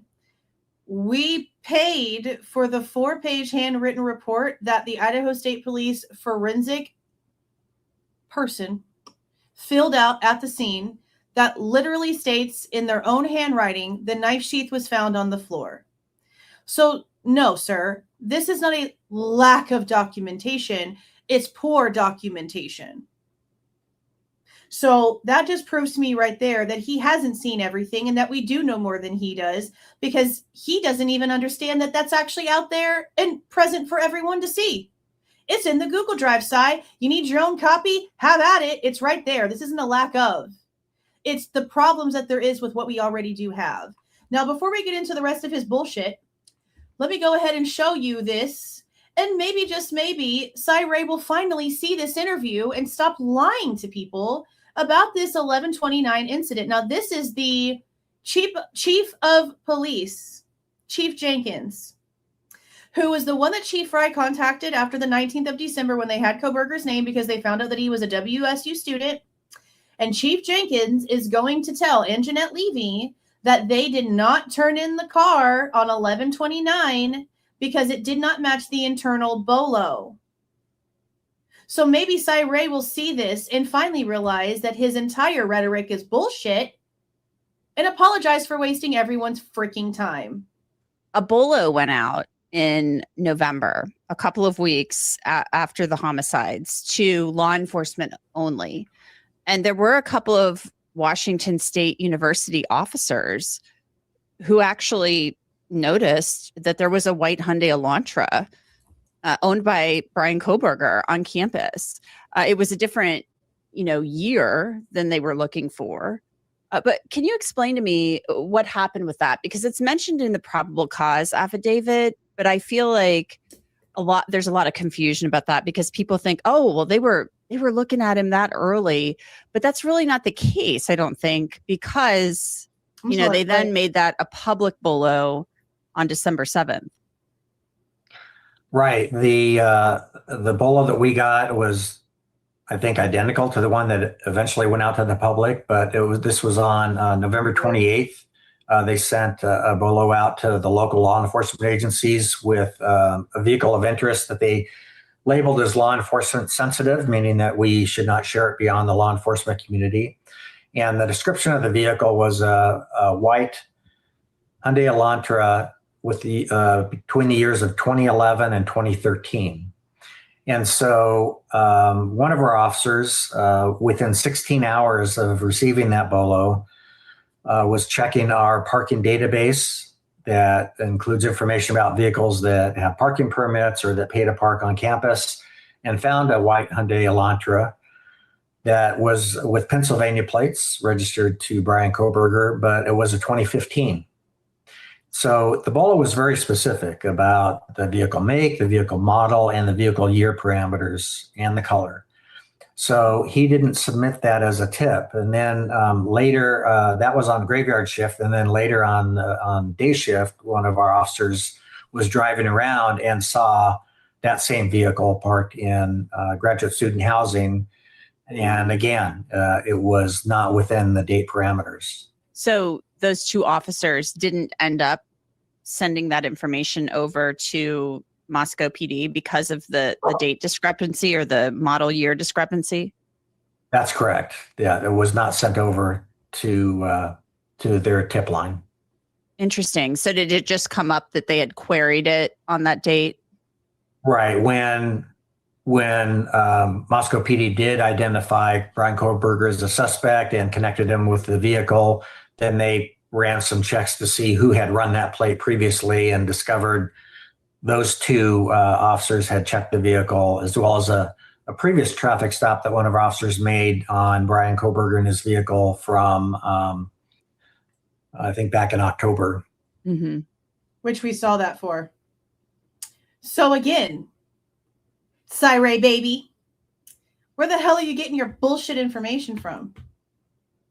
This is the damn chief of police that was contacted by the MPD chief of police telling you to your face, yeah, they saw it. It didn't match what we were told. We never submitted it. So just like Chris Whitcomb admits in his book that Paula Sutton's report had to be amended because of a numbering issue and it was not Dana's blood on the damn ping pong table, he keeps the rhetoric bullshit damn statement in his entire book that it is Dana's blood on the table. Just like Chris Holland, who is the other expert that saw information, incorrectly tells people that Xana's blood was in the kitchen when the one spot that was tested was negative and never sent to the lab. This fool is now telling you a bunch of false ass bullshit. And the main one being the mainstream media narrative that came out the second that it was finally clarified what the lie was going to be with the IGG, and Brian Enton and all these other paid for damn fools came out with this hour something long episode on some mainstream media website that we all called out for their bullshit because they tried to pull this exact same thing. They are trying to keep it as close to the probable cause as freaking possible. So tell me now, how can he come out here and say, we never turned that in, it didn't match, and it be actually kept in the PCA as something that was valid and part of the investigation when it wasn't? It's on the same level as the damn latent print in front of Dylan's door never being analyzed. You can read it in the very public reports that are in multiple different places, and it's in the damn PCA as proof of suspect's path of travel per a story that cannot be verified by Dylan. Like, are we actually the crazy ones for seeing what the hell's happening here? I'm really starting to wonder. Like, is this really like we need the glasses in order to be fooled for the rest of our lives and conform to the bullshit? Because no. No. Maybe somebody who still kisses Syray's ass will send him over that little clip of an interview so that he can quit his bullshit. Because no. Kohberger's name was not on the list. Nothing was being looked at. Brett Payne himself even said there was nothing even in their tip lines about that dude. They went back and searched all the thousands of tips. Never saw nothing about him in there. But go off, Cy, in your wrongness. Go off. That it was on the floor. He's so And stupid. then it was on the bed. Can you give us your opinion on that, or why there would be a discrepancy? Because that's kind of a big piece of information to us. Why was it changed? Are we guessing? Did Nunes not first see it when he walked in and did the walkthrough? Why is there not? And the thing about that too is that as far as we can tell, and we haven't seen everything yet, But as far as we can tell, it doesn't look like Nunes ever actually went into Maddie's room. Eric Warner for sure went into Maddie's room on that side of the bed, mind you. And Snyder took photos, but he doesn't mention anything about the knife sheath. So I doubt that he walked around the side of the bed. I feel like if he was trying not to contaminate the crime scene, he would have stood at the door to take photos. But Brett Payne says that the knife sheath was visible from the door frame. That's literally verbatim what he says. I don't care what anyone else tries to say about it. That's literally what it says, that it was visible from the door frame. So I don't understand why Snyder doesn't mention it. I don't know why there's on a picture that, you know, it's described as it being in there. Maybe it's so small in the photo that he didn't realize it as he was making his list of photographs. I don't know. But for Werner to have walked over to that side of the bed and not seen it, and we were being told that it was partially covered and visible, that doesn't work for me. So as I've said for a while now, Nunes' video camera is very important. But the only camera footage that's going to answer this question is Werner's, because he was the first one to walk into that room as an officer after the 911 call. That's the only footage that's going to clear this up. More confirmation of exactly where that sheath was lying.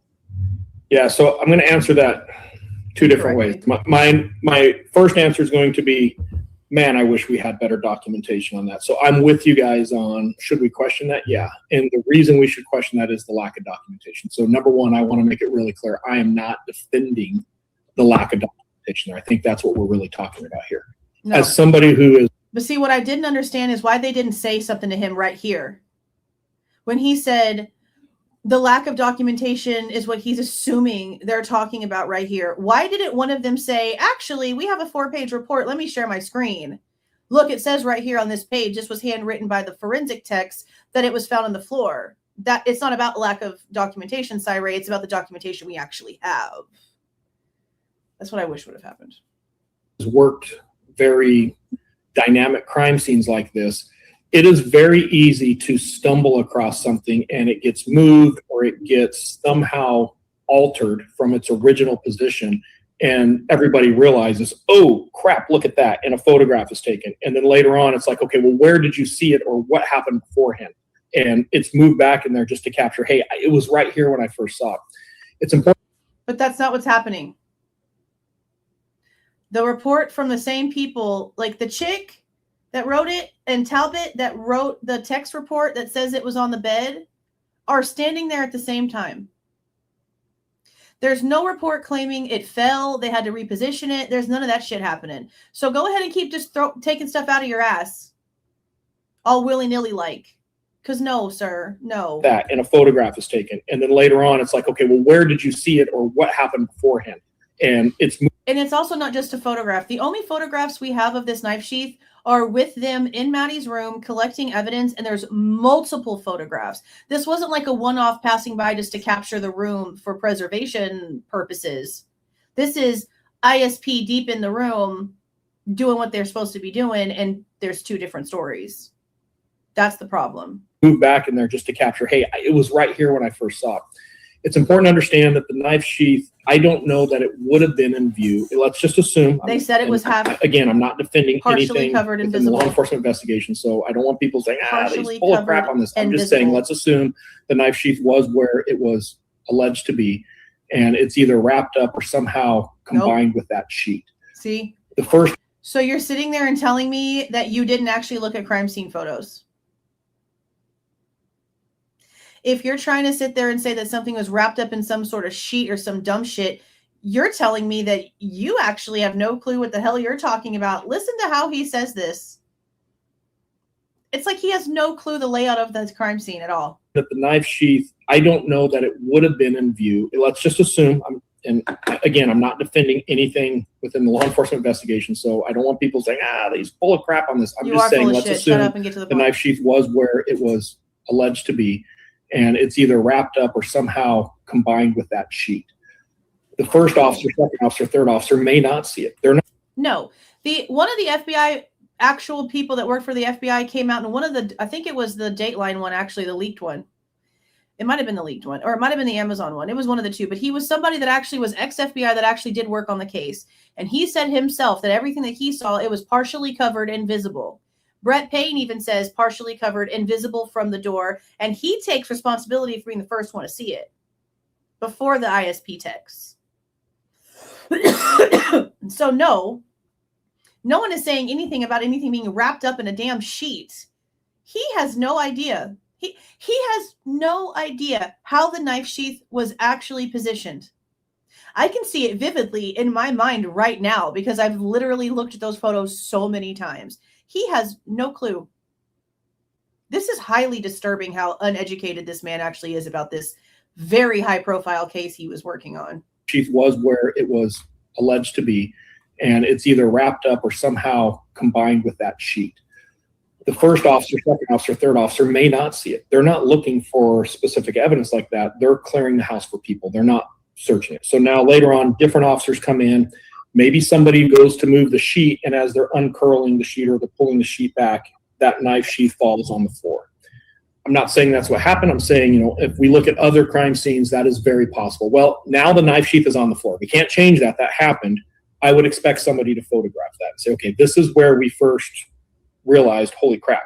And then I can tell you as a crime scene supervisor who's been on there, if somebody explained, well, it was on the bed, I moved this, it fell off the bed, it's on the floor, I would tell them, okay, take a picture here. Now position it as close as you can to where it fell from. And now articulate that in a report so that we can rebuild what you actually physically observed. And again, we're going to go back to, no crime scene is perfect. We make errors. Everybody makes errors. And anybody who's sharpshooting that, well, that's just terrible police work. Well, you probably haven't been in that situation because it's very easy to do. True. So the real issue here is the lack of documentation. And it's not just the knife sheath. It's the entire case. I wish we had better documentation on the entire thing. It would be a different conversation today. And you say that that's sort of one possibility. Of course, we all don't know, but that sort of also leaves open the idea that other possibilities could have happened, which as attorneys is why the chain of custody is so crucial. Sometimes maybe it's a harmless error. Sometimes it's the entirety of the case. And when that piece of evidence is the entirety of the case, you can understand, I'm sure, or appreciate why it's such a big deal. Absolutely. There's a reason I took this case.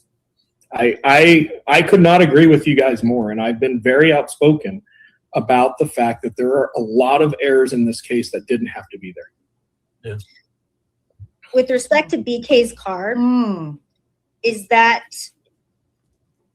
with respect to the search and there was no DNA and there was no blood in the victims, does that have any significance to you on this investigation? Were there like 200 stab wounds? I mean, you would imagine that there would, I think it was your words, there was. Oh shit, I put on 1.5 and it went crazy. Never mind. Excessive amounts of blood at this scene. Yeah, it is clearly troubling, and I think that there was an assumption also by law enforcement that once they got a hold of this car, the entire case was going to come together because of that. So, I think it was shocking to everybody not to see that.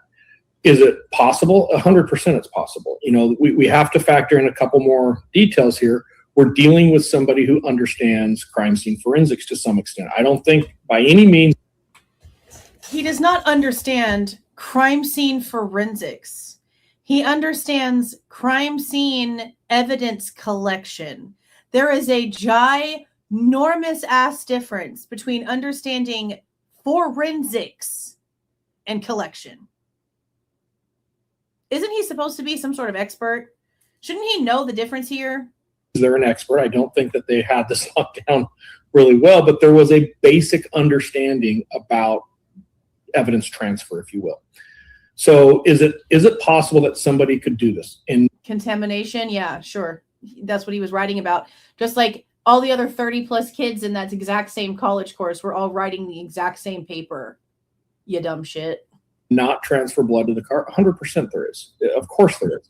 Is it unlikely? Yeah, I would expect to see it. The second factor we have to bring in, though, is the gap in time. And this is probably the most important. We have a pretty significant gap from the time of the crime to the time the car is actually processed. And the problem with DNA is as time goes, we lose it. It starts to disappear in a number of different ways. So, I would love to say that, that in of itself just completely reframes this entire case. But I've had cases where I know bloody bodies have been transported in a trunk, and we can prove it 15 different ways, but we didn't get trace evidence out of that trunk. I mean, it's possible to do if you have a suspect or a defendant who understands some basic crime scene transfer.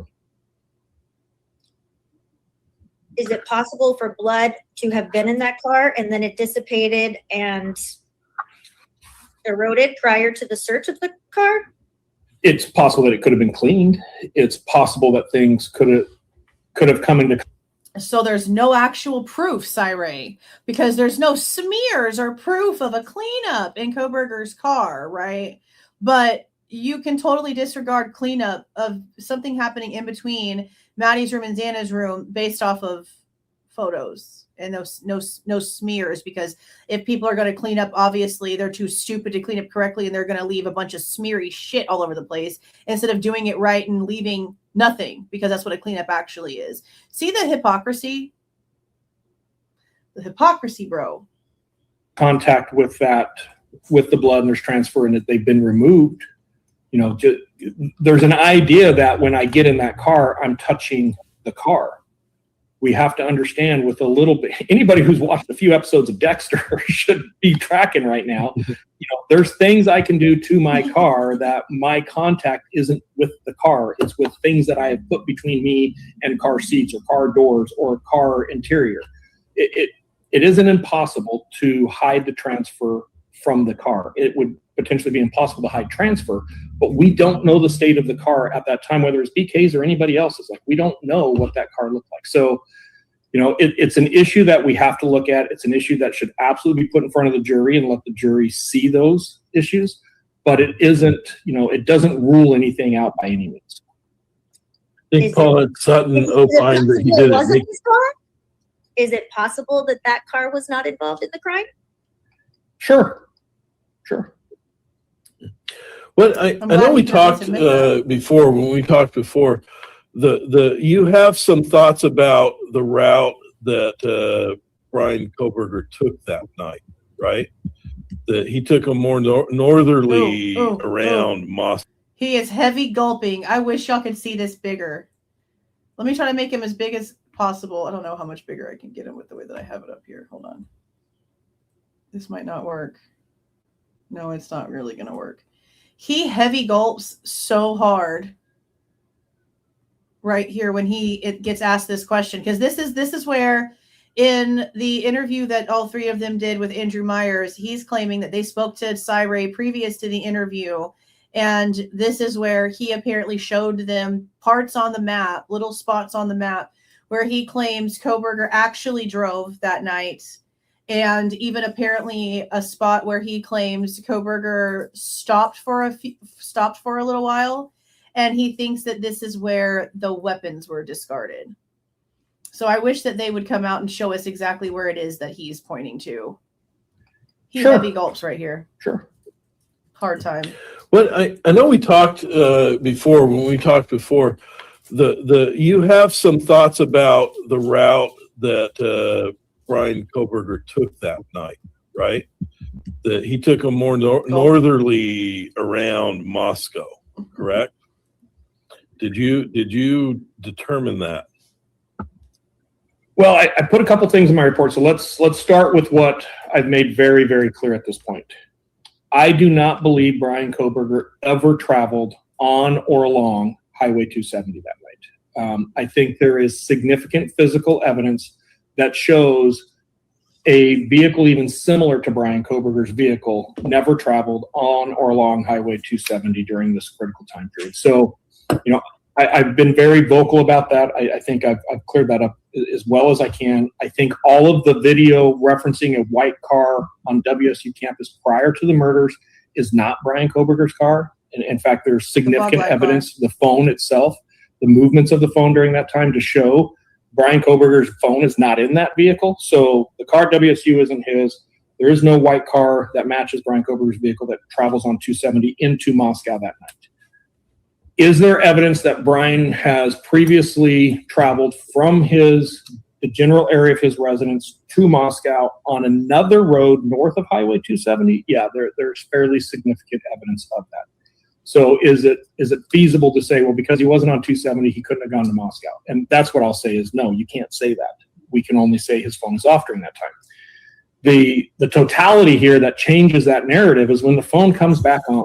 And when the phone comes back on, it is due south of Moscow.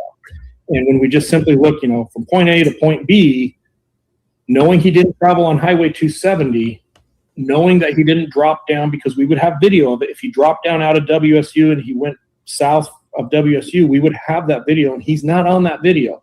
So when we look at all, you would have video of him leaving his apartment complex and which way he turned. You would still be able to go on that route and ask them for surveillance footage from that time frame. You cannot sit here and just pretend like this is not provable simply because it's not the original state's narrative. It very much still is very provable. You could have gone back in, they could have gone back in again to the same footage they already had and just reversed 7 minutes. Just because we saw what we saw doesn't mean that that's the only thing that they have. They have footage from all kinds of businesses all over the place that was taken in for just in case purposes by WSU and Pullman PD. They did canvassing for weeks. Weeks. This is bullshit. He's so full of shit. The video camera, how do you get from his house to south of Moscow? Well, it fits that northerly route. Right. When you look at pattern of life, he is familiar. He wants to talk about conspiracies. He's out here talking his face off with no freaking receipts. No receipts. Insane. Familiar with. He's driven that northerly route on a number of times. So, it comes down to some logical common deduction. How do you get from point A to point B? And you mean just like it's logical that because a Bluetooth speaker was in the kitchen that Xana was using it to listen to frickin' TikTok? Are we literally about to go to logical common sense thinking when it comes to what you're trying to tell me you have physical proof of and that you mapped on a whole actual map? No, sir, we are not. Oh my God. I need to get on Xanax or something for anxiety because this is insane. I'm not talking, I'll be really clear. I'm not talking about Bryan Kohberger even. I'm talking about Bryan Kohberger's device. So let's just simply say at some point, Bryan Kohberger's device has to pass through Moscow or very close to Moscow that evening. And I don't think anybody with any type of expertise in this field will ever argue against that. Did you ever determine where his device was when it powered back on? 100%. We have great data that shows pretty precisely where he is and the route that he takes back to his house. And when I say consistent, it's important that everybody understands here. We have a number of GPS hits that perfectly track along multiple dirt roads. So, for example, we have GPS hits that are hitting on a dirt road. It comes to a T intersection, we can see that vehicle turned left. And then it continues to perfectly follow that road and it comes to another intersection. But not at the crime scene. Right. We can do measurements in between those GPS hits to look at the speed that he's traveling. And the speed is... See, and that's another thing. So you're trying to tell me that someone who is getting their PhD in criminal justice and trying to really do some really big things, connecting with professors that have made a big, impact in the entire criminal justice system, trying to figure out serial killers, trying to do all these things. You're telling me that after he goes and takes out 4 people and takes off, that he suddenly turns on his navigator? You realize that they're wanting you to believe that he's so freaking smart because, he wrote a paper. Cy Ray even just pulled that same bitch-ass bullshit that Steve Goncalves does too. Oh, he wrote a paper on crime scene forensics. That's not what he wrote it about. That's not what he wrote it about. But you want us to take that while also you're telling us that he made every single mistake that some hillbilly that's never even touched a computer would make because they don't understand how the frick it actually works. That doesn't compute. You can't tell us that he's so smart because he wrote this and he knows how to do this and this proves this and blah, blah, blah, blah, blah. And then tell us he's using a weapon that he ordered under his own name at his parents' house under their own accounts, that he took his own car that's registered to him, that he still goes and changes the plates so that everything can be connected regardless. Like there's a paper trail for everything that this man did. But he's so smart. No, you can't be stupid and smart at the same time. So I'm sorry. There's nothing that points to him being there. There's nothing that points to him being the one that did this. And you're not going to sit here and make me believe that he had his phone on and taken with him and it connected to cell sites after he left his house because he didn't know to leave it. He didn't know to leave it at home. Self auto playing on YouTube, so that your location is caught. Remember the 4chan post? None of that happened. But we're supposed to believe that he went against everything he was ever taught ever. It went out the window from the second he locked his door to leave his apartment. And he still said, I don't give a damn. It's still go time. He gets there and sees vehicles that are all over the parking lot that he's never seen before. And there's music playing. And he don't know who's in that house. But no, it's still go time. And even though everything is so all over the place and it's not planned because there's no motivation for planning, there's no stalking, there's no surveillance, there's no proof he was ever even in that area, it's still go time and he's still going in and somehow magic ninjas himself throughout that entire house in either 1 minute and 45 seconds to 3 minutes and 15 seconds and takes out 4 people with barely leaving trace DNA, barely even big enough to have to amplify for testing. How the hell are you supposed to think that that makes any sense? No. And then you want to take away how he even got to Moscow. Not just the crime scene area itself. You want to take away how he even got to the town the shit happened in. What? No. I'm sorry. None of this. No. Just no. Very consistent with what you would expect on a dirt road. It's also very consistent with what you would expect the length of time it took to travel that route. We then start getting those same type of location data hitting with video surveillance that captures a vehicle very similar to Bryan Kohberger's car. Multiple surveillance cameras that overlap with the cell phone data. So now we see the cell phone moving along a certain route and we see a white vehicle that matches the owner of that cell phone moving along the same route. Yeah, there's no argument that it's his car coming up Bishop and Johnson, coming back into Pullman. That matches exactly what he already said in way of where he was and coming back in. So if they can get it right, showing us him coming back into Pullman, why can't they show us the footage of him leaving? Because it proves that they're wrong. So could we make an argument that that's not Bryan Kohberger? 100%. But his phone and his vehicle are absolutely moving along there, or a vehicle very similar to his with his phone in it. Do you have concrete information then that he went to Walla Walla Park? It's Walla Way. I don't want to say I have concrete information because that's a very specific question to Walla Walla Park because I don't. And see, he even repeats it incorrectly. She gets it wrong. And this dumbass that's supposed to be an expert, that's supposed to have seen information where this should have been mentioned, is still even getting the name wrong. It's Wawaway. W-A-W-A-W-A-I, I think is how it's spelled. It's not Walla frickin' Walla. And then he repeats it. That's crazy as hell. Absolutely moving along there, or a vehicle very similar to his with his phone in it. Do you have concrete information then that he went to Walla Walla Park? I don't want to say I have concrete information because that's a very specific question to Walla Walla Park because I don't know the exact boundary of Walla Walla Park. I don't know that I can say with specificity that he was inside the park. I do feel very comfortable that he was in the area of Walla Walla Park. Yeah, okay. The next morning is what you're talking about. Let's see if there's a Walla Walla Park. Yeah, I guess some of this just gets kind of put together because Moscow and Pullman are referred to basically as one area, right? They share an airport. There is a Walla Walla, Washington. Fort Walla Walla Park is in Washington. Hold up now. Let's see where this is at. I mean, I know the park that is in the case is Wawaway, but I still want to look at this.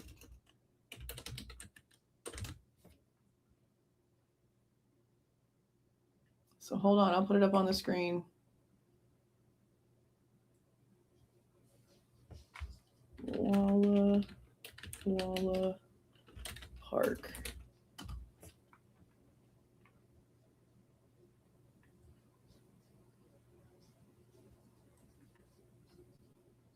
So let's see where Walla Walla Park is in way of.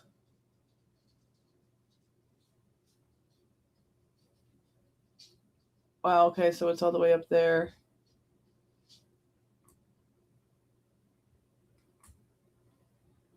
Okay.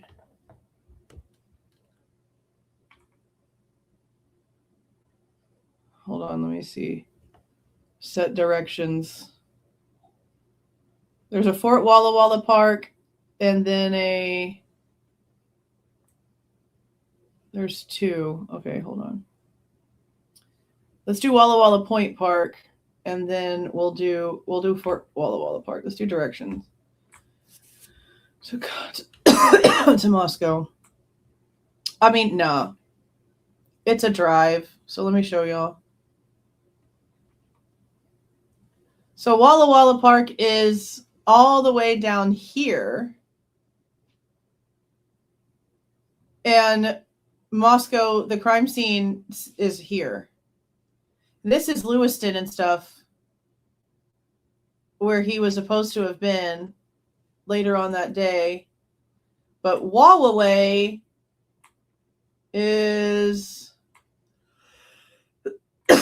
over here somewhere. See, this is Wallaway Pullman Road.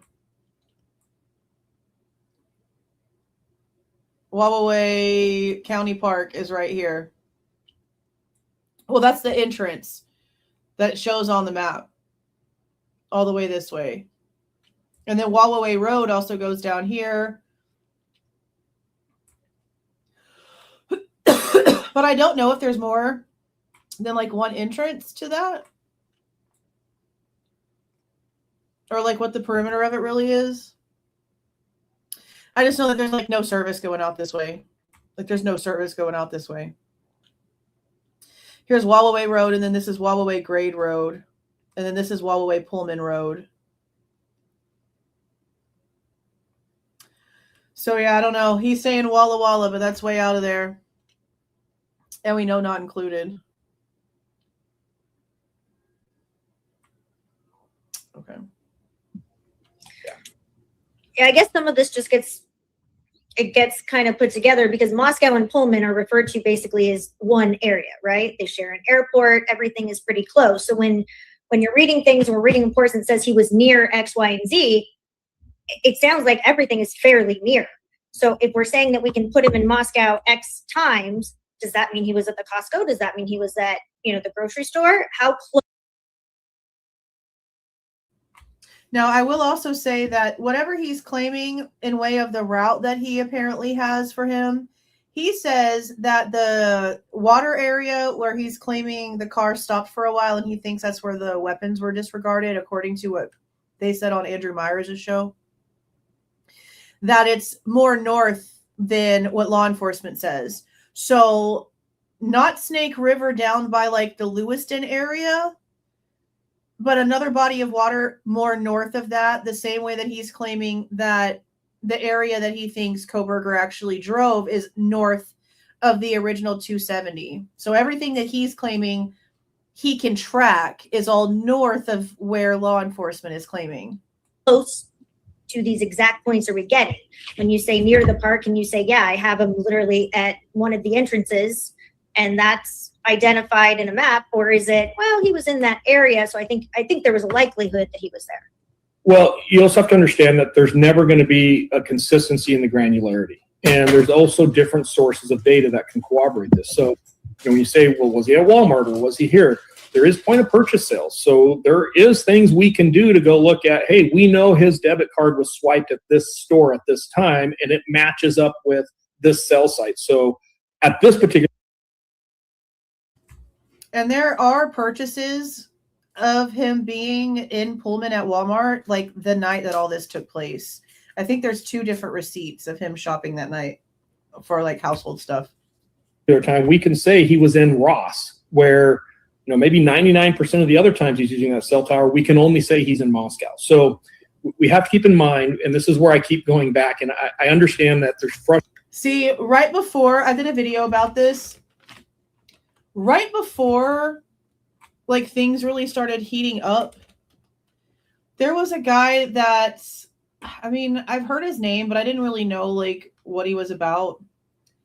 I think his name is something Jensen. Something Jensen. Let me find it. Because there was like this just impromptu search that was done by this guy. And he came out and he did like an announcement that there was going to be a search right here. A community search for the K-bar knife.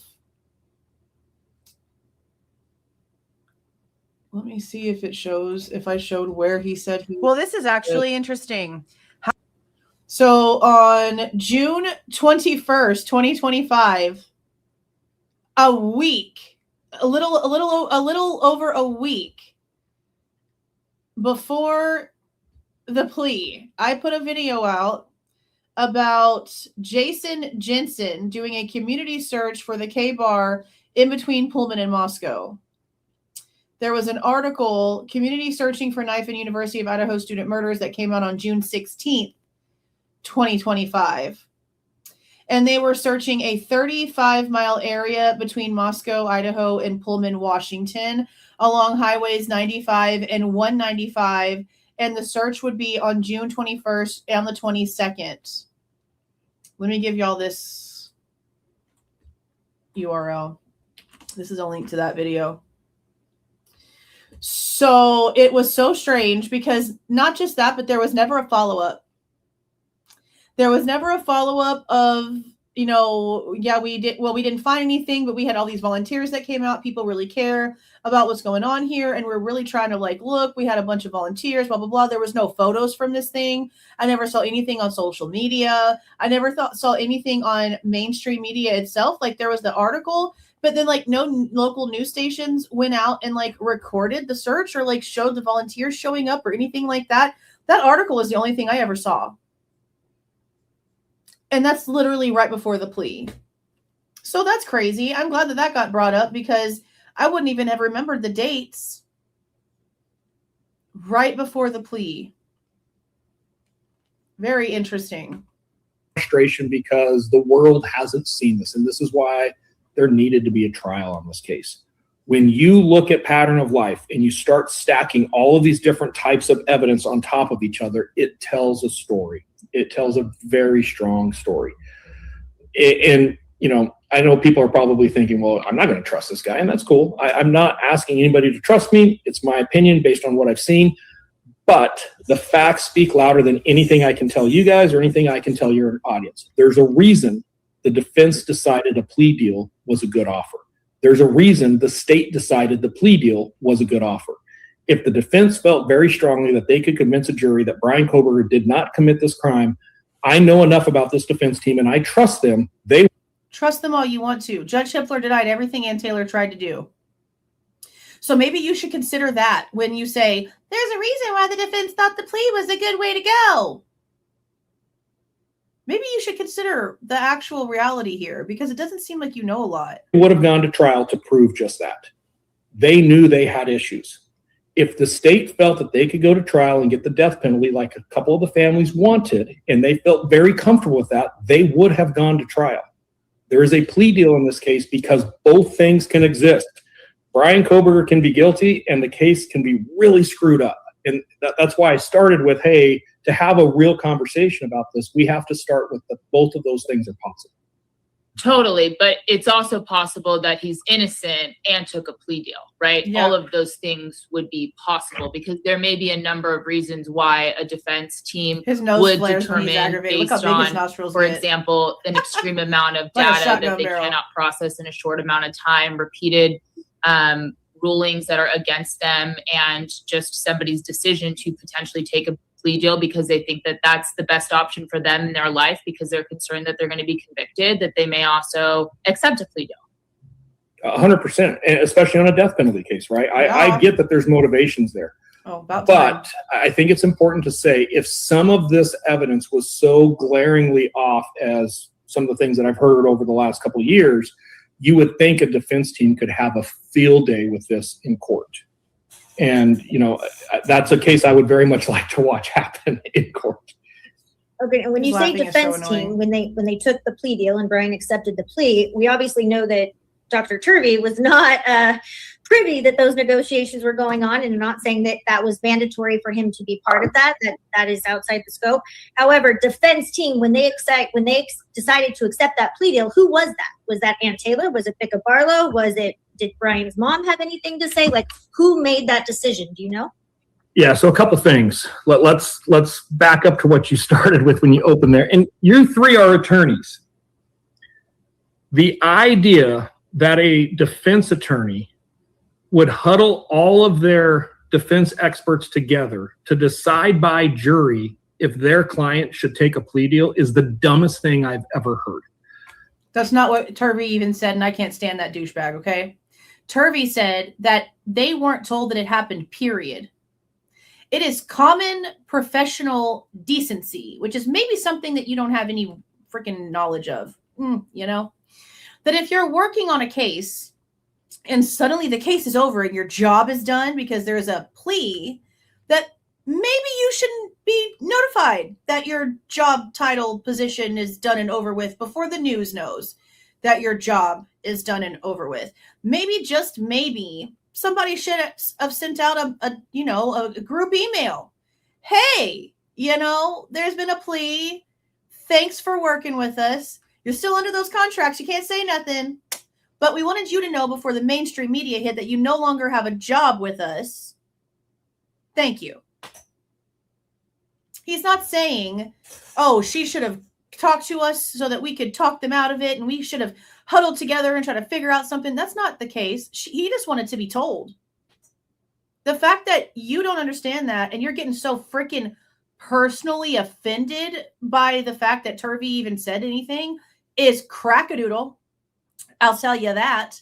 But common decency would have been Ann Taylor's office contacting everyone that was working on the case when the plea happened, because they're all under contract. They couldn't run and just go speak. They were still under gag order and contract to not talk. But common decency would have been receiving some sort of communication from Ann Taylor's office before the mainstream media did. I don't see the problem and why your nose is flaring so much over that, bro. It's a little bit much. Look at him. Look how angry. He looks like an evil snapping turtle. He's ridiculous. The idea that Dr. Turvey believes he has to be consulted in order for the defense to encourage or accept a plea deal is the most ludicrous thing I've ever heard an expert say. So ludicrous. There was regular meetings between the defense team and the defense experts. And Dr. Turvey himself said, no, I left there Thursday. We had a whole game plan. The idea that Ann Taylor didn't know some mystery piece of evidence because Turvey hadn't told her and she needed to consult, at least in his memory, the way that he's framing this is ridiculous. No, and I would expect you as three attorneys to see the truth in that, right? Defense attorneys don't consult with their defense expert teams to necessarily look at a plea deal. Now, a question could come up, and maybe some questions did come up, but maybe not for Dr. Turvey. There's no reason for Ann to huddle together there. So number one, I would completely dismiss everything Dr. Turvey said about him being misled and the defense. That is just, Dr. Turvey has an... Turvey was being misled. See, what he's not paying attention to is the fact that Turvey was in the middle of an assignment that was given to him by the defense team when all this shit happened. He said he didn't even get to complete that assignment by the time he found out about the plea deal from the news and from getting text messages and calls from people who saw it on the news. He was still sitting there doing chain of custody work for other evidence items. That was his story. That they noticeably noticed the chain of custody issue for the knife sheath, regrouped over the situation, then planned, hey, we're going to have to do chain of custody for a bunch of really important shit here. So he was given a bunch of stuff to look at. And he said he got some assignments completed, but the entire job wasn't done in way of these other evidence pieces, chain of custody. So he was literally actively in an assignment as this was happening. Yeah, he deserved a phone call to be like, hey, you can go ahead and stop. Things have changed. He was in an active assignment. Maybe unlike you, Turvey was actively still doing shit. Axe to grind with Ann Taylor because of what Ann Taylor put into a statement. And that's all we're seeing there, right? That's all that's there. So number one, I would expect a competent defense attorney to weigh their options and to discuss those options with their client, and their client makes that decision. Who Bryan talked to, who he consulted with, who he relied on, and why he made that decision, only Bryan Kohberger can answer. So I can't answer that. It did not surprise me that Bryan Kohberger took a plea. It did not surprise me that the state offered a plea. I said from day one, I believe this thing is very. The state did not offer a plea. Did he just say the state offered a plea? To who he consulted with, who he relied on, and why he made that decision, only Bryan Kohberger can answer. So I can't answer that. It did not surprise me that Bryan Kohberger took a plea. It did not surprise me that the state offered. Wrong. The state did not offer the plea. Bryan Kohberger wanted to file an Alford plea, according to Steve Goncalves, and there's nothing that Steve is going to ever say that makes Kohberger look more innocent accidentally, okay? I mean, on purpose. He was drunk at Comic-Con and let that shit out because his handler wasn't there to stop him, okay? He's not going to come out here and tell you Kohberger wanted an Alford plea, which makes Kohberger look like he's trying to maintain his innocence even more, unless that's really what happened. That's just my opinion on it because of how Steve is. He's not going to come out here and on purpose say something that looks favorable to Bryan Kohberger, but he sure said that. We have been told from the very beginning the state did not offer the plea, that the defense offered the plea, and then there were negotiations. And if what Steve Goncalves said is true, then the initial plea was for Kohberger to still maintain his innocence in order to avoid the jury trial because of what could happen. Because of the fact that everything they tried to submit, it was all getting smacked right down. Judge Hippler wrote in an order that the only way that Ann Taylor was going to be able to cross-examine any of the alternate perpetrators is if the state, for some reason, had them already on the stand, and then she could cross-examine them. But she couldn't call them up herself and start asking a bunch of questions. Everything that they tried to do, they were being told no. Shouldn't he at least know which way this actually went? No, because he didn't get that courtesy call, remember? He's so stupid. A plea. I said from day one, I believe this thing is very likely to happen through a plea deal. So that doesn't surprise me at all. When did he say that? I guess I'm struggling to understand why everybody's so worked up or confused on why Bryan Kohberger would accept a plea, or the lack of communication between defense. You don't understand it? While you're out here talking out of your ass without showing receipts, you're literally flaming the fire, you idiot. You literally are doing it. You're out here now causing even more confusion and more uproar and getting people even more up in a tizzy because you're out here with this trust me bro bullshit with no receipts, while still telling us that you had hardly anybody's information. You had half of the people's information in this case while you're out here running your mouth. That's crazy. Defense team and defense attorneys, that isn't the case. I've been involved on a ton of cases, and very rarely have I had a prosecutor call me and say, hey, should we take this plea deal or not? That's not something that happens. It's not as common unless we had, we're preparing for trial and we had a question we want to ask. I think when you were saying the defense team weighed the evidence when they decided to accept the plea, I was is defense team, you would think, were they all weighing? Did they have this discussion before they even went into a meeting deciding whether or not to take the plea? And I think the reason people are confused is because Bryan has expressed that he was going to be exonerated from day one, and Ann has been very, very vocal about his innocence. And Thompson, on the flip side, was very vocal that we don't know everything they have, and they have so much evidence that this is not even going to be a question if there's reasonable doubt. And then they so gave I none think, of it. On the eve of 3 years getting it ready to go into trial, a plea deal was surprising. Yeah, I think part of the issue, as I understand it from Dr. Turvey, is that number one, Ann Taylor had been going to the judge over and over and over saying, they're not giving me the documents, or I'm not getting everything I need. I need more time to analyze this. And apparently there was a big document dump in the week prior to the plea. And I think it was also at that time that they were looking at the chain of custody for a number of items of evidence, including the sheath. And that was something that was so recent that had come up. I think that's kind of the context of what Dr. Turvey was saying. But you're right on point there, Ron, but there was also something that was really critical when that document dump happened. It's an open court. Anybody can go back and look at these transcripts. Anne requested a continuance, and she made a very good argument that, hey, I don't know what I have. And I think the judges, and to me, this was a really interesting statement.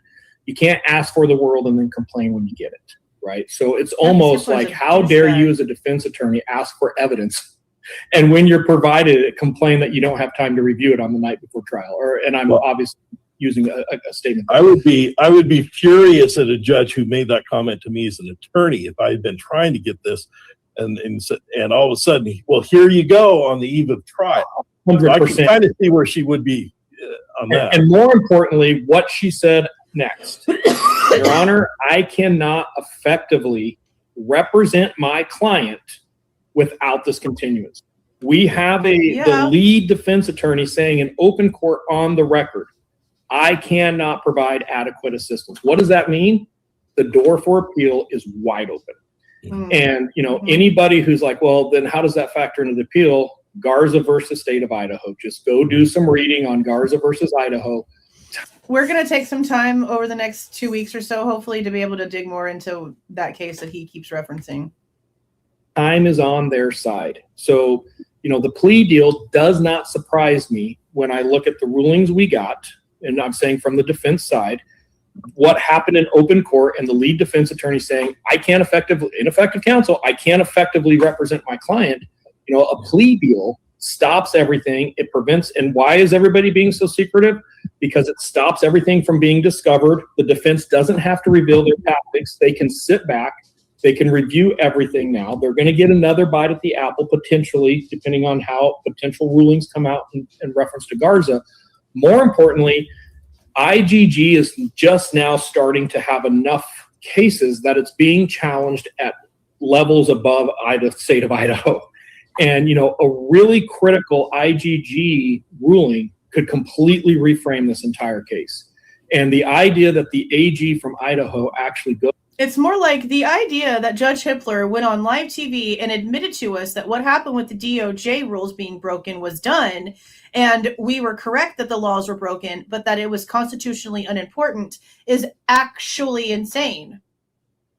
That means that anyone can be framed by the exact same rules and the exact same protocols that were taken in this case because it's constitutionally unimportant. It doesn't actually violate any of your rights whatsoever. They broke the law. We're admitting that they broke the law. They broke their own rules. They broke their own protocols. They broke their own terms of service, but it doesn't matter for you. It doesn't matter for you. I hate it here. This is absolutely stupid. Goes on a national news media and says, we risked everything for IGG. And if we lose the IGG, we lose the entire case. His words were, it would be devastating to this case. We would lose everything. Yeah. The plea deal makes 100% sense to me from the side of the defense. It is a smart move. And anybody who's like, I don't know what Ann Taylor's thinking, is playing checkers while Ann Taylor is playing chess. Like, let her do. And see, that's like something you can think about too. Okay, so if she's saying that in May, that she's had no time to go through this data dump of stuff. Well, she has had some time, but not enough to be able to adequately defend her client. Okay, actually do her job. Does that mean that turning around a month and a half later and doing a plea would fall in a time frame that would still be considered ineffective assistance of counsel? Because her saying that on the record is a big deal. He's not wrong about that. It's a timestamp. It's a date that they can go off of where she actually literally admitted that she cannot do this, and she's ineffective at doing so. So he's not wrong about that, but I wonder what the time frame is for that to even be something they can consider when it comes to date range of when she said that versus when the plea deal actually happened. Her job. in the way that she's representing her client the best way. And this is my outside opinion. I was not a part of the plea deal. I've had a number of conversations with Ann. I have no reason to believe that Ann does not have Bryan Kohberger's best interest at heart. I think she is vigorously defending her client in the best way she knows how to do it. For the state, you guys have hit it. There is so many issues with this investigation. This is a nightmare of a case to prosecute in front of a jury on national TV for this prosecution team. And some members of this prosecution team do not have the experience to roll with the flow of how some of this testimony was going to go down. It was going to be pretty traumatic. So the idea that the state would lean into a plea deal makes total sense. How are we the problem? Oh my God. I can't even deal. I can't even deal. Do you know who is making the decisions? Is it Hippler on when these documents are being dropped and what's being dropped and what's being redacted? Oh, wait, we gave you something through a FOIA that was muted. Let me get it back. Like, do you know who is making all these decisions, and why the hell are we waiting so long? I don't want to say anything about Hippler because I think he hates me, and if he ever gets the opportunity, he'll put me in jail. So I don't know, and I'm going to shut up on anything. That's what I guess I missed this part the first time. Dropped and what's being dropped and what's being redacted. Oh, wait, we gave you something through a FOIA that was muted. Let me get it back. Like, do you know who is making all these decisions, and why the hell are we waiting so long? I don't want to say anything about Hippler because I think he hates me, and if he ever gets the opportunity, he'll put me in jail. So I don't know, and he doesn't laugh there. Where's your laugh now, Cyree? I'm going to shut up on anything having anything to do with the judge. I think there are issues that speak for themselves on a handful of the rulings, and I think some of his rulings do not survive appeal. And I'll leave it at that. You just answered my next 3 questions. So, all right. Fair. So something that's a little out there, I guess, but I just wanted to ask about is the deal with the FBI, that the way that came about through the FBI. Not just recused himself from the case. He said at the very beginning of this interview, he says he gave his information to the prosecution. So don't you think that if he actually would have mapped out something that proves that they had the route wrong, but that he had the route right, and it still went to the story that they wanted, why wouldn't they have used it? Why wouldn't they have just come into court, amended the information? Because that's what can literally happen. All you got to do is have a freaking paper trail. Why can't they use it? He said himself, he holds the right to change his opinion. Well, that you also hold the right to no longer work for the defense. And if you're doing it for free, then how can you possibly sit there and have a map where you claim you can even say where he stopped and disregarded the weapons and still be out here working for the defense? That shit doesn't make any sense. And if you gave your information to the prosecution, why didn't they use it? Why didn't they use it? It came from the defense's team's work. It's not like it would have been considered something bias. They can't consider it bias. I don't understand either. I don't know. I don't know why Bill Thompson stood up and didn't say. I mean, he kind of said what Cyree said, because Cyree said you can't put Kohberger in that neighborhood, and Bill Thompson damn sure repeated that. But when it comes to everything else, do y'all realize the 7-minute discrepancy in the cell phone analysis is the reason why they had to remove the car footage? It had really nothing at all to do with fog lights. It just so happened to be the problem that ensued after they found out that they had the timing wrong. But they were totally okay with having all of this bullshit in there that didn't track to anything. So if they had an expert with all of this expertise that came in here and actually produced them a map that proved that they have it right, but the way they got there is just a little wrong, and here, let me help you out, why wouldn't they use that? That shit don't make no sense to me. That's why I don't understand what he's doing. I don't understand what he's doing.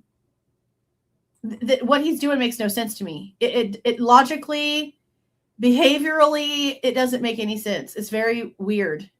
FBI that they went back to Moscow police. Here's Bryan Kohberger, but this is a tip. You can't use this. Nothing more than a tip. Is there something potentially involving a misuse of FISA that could have been involved in this? No. No comment or no? No, FISA has nothing to do with it. I mean, it's all out there. It's in the court hearing is very clear on what was done. And, you know, let's talk about expectation of privacy really quick. You all three have to do a DNA test. You're required for family genetic genealogy.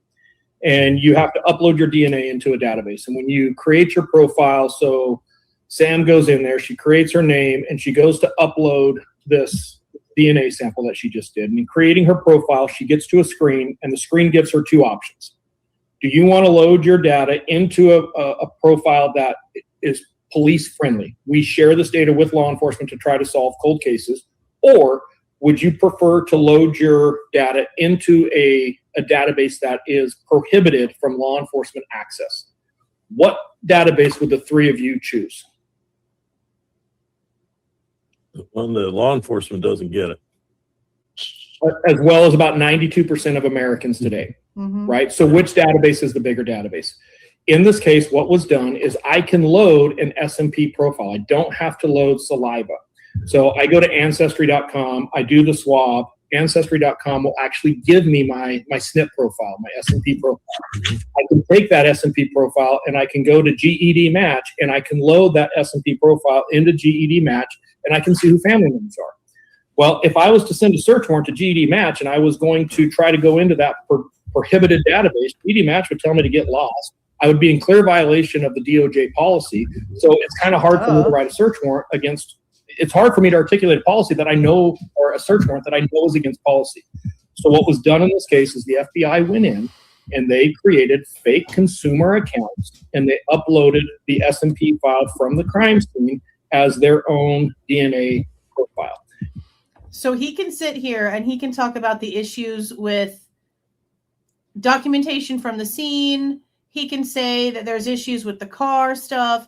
And now he can be very detailed about how there's issues with the IGG and now talking about what the FBI did that was against the law. But still, he comes out here with this rhetoric. I really feel like this man's having a midlife crisis. I don't understand what's happening. And they created fake consumer accounts and they uploaded the S&P file from the crime scene as their own DNA profile. That's the SC And then they got the results back. But when they had the option of protected, non-protected database, of course, they went into the protected database.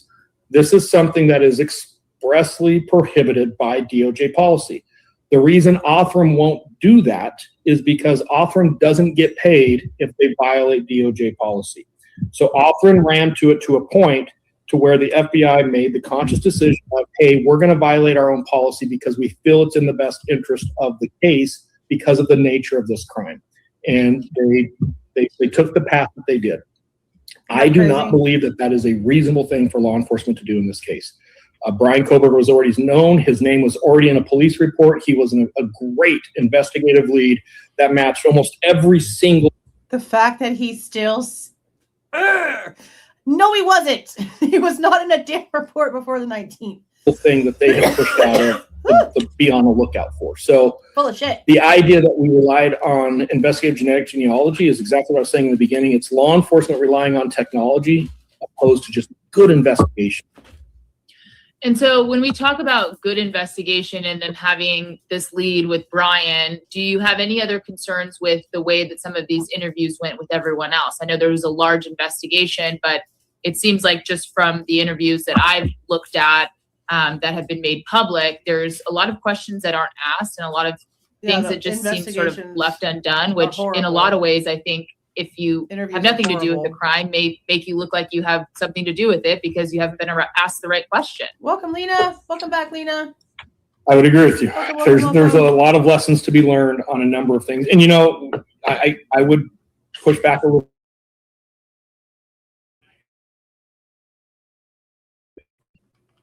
That I keep interviewing over again, and I know the story is changing, and I'm going to change the tables here a little bit. This is very common with rape This is what pissed everybody off. It is not uncommon at all for a rape victim's story to change 2 or 3 or 4 or 5 times, and there's a lot. Shut the actual F up, you damn dumb stupid man. You're so pathetic. When she can sit there and as loud as she can possibly cry and blabble out in the freaking public, be just the most obnoxiously of the obnoxious, okay? And has no problem saying her story a million and a half times, pointing out very specific details. She does not hesitate when she's talking to the cops on the 13th. She says exactly what she wants to say. She doesn't stop. She doesn't stop and think. It just comes. It flows like a waterfall out of her mouth. But go ahead and try to compare her to somebody who actually went through some shit. Because no. No. See, what you get here is just like Brett Payne, Matthew Gamet, and everybody else says, to the best of my memory, if I remember correctly, and stupid shit like that, because it's all bullshit. That's why Dylan wants you to understand how obviously drunk she was, even though she wasn't. That's why she wants you to constantly remember by her saying it to you and putting it subconsciously into your freaking mind how intoxicated she was when she wasn't. When she wasn't. I could not believe when he went and said this about Dylan, because you are so out of touch, it's sad. A lot of training and a lot of studies out there within law enforcement of how you're interacting with those victims, how those interviews are conducted, who's conducting them, the environment that they're conducted in.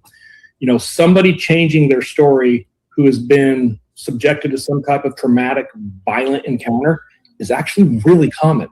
So, you know, how those interviews are being done, who's doing those interviews. There are people specifically forensically trained to do that.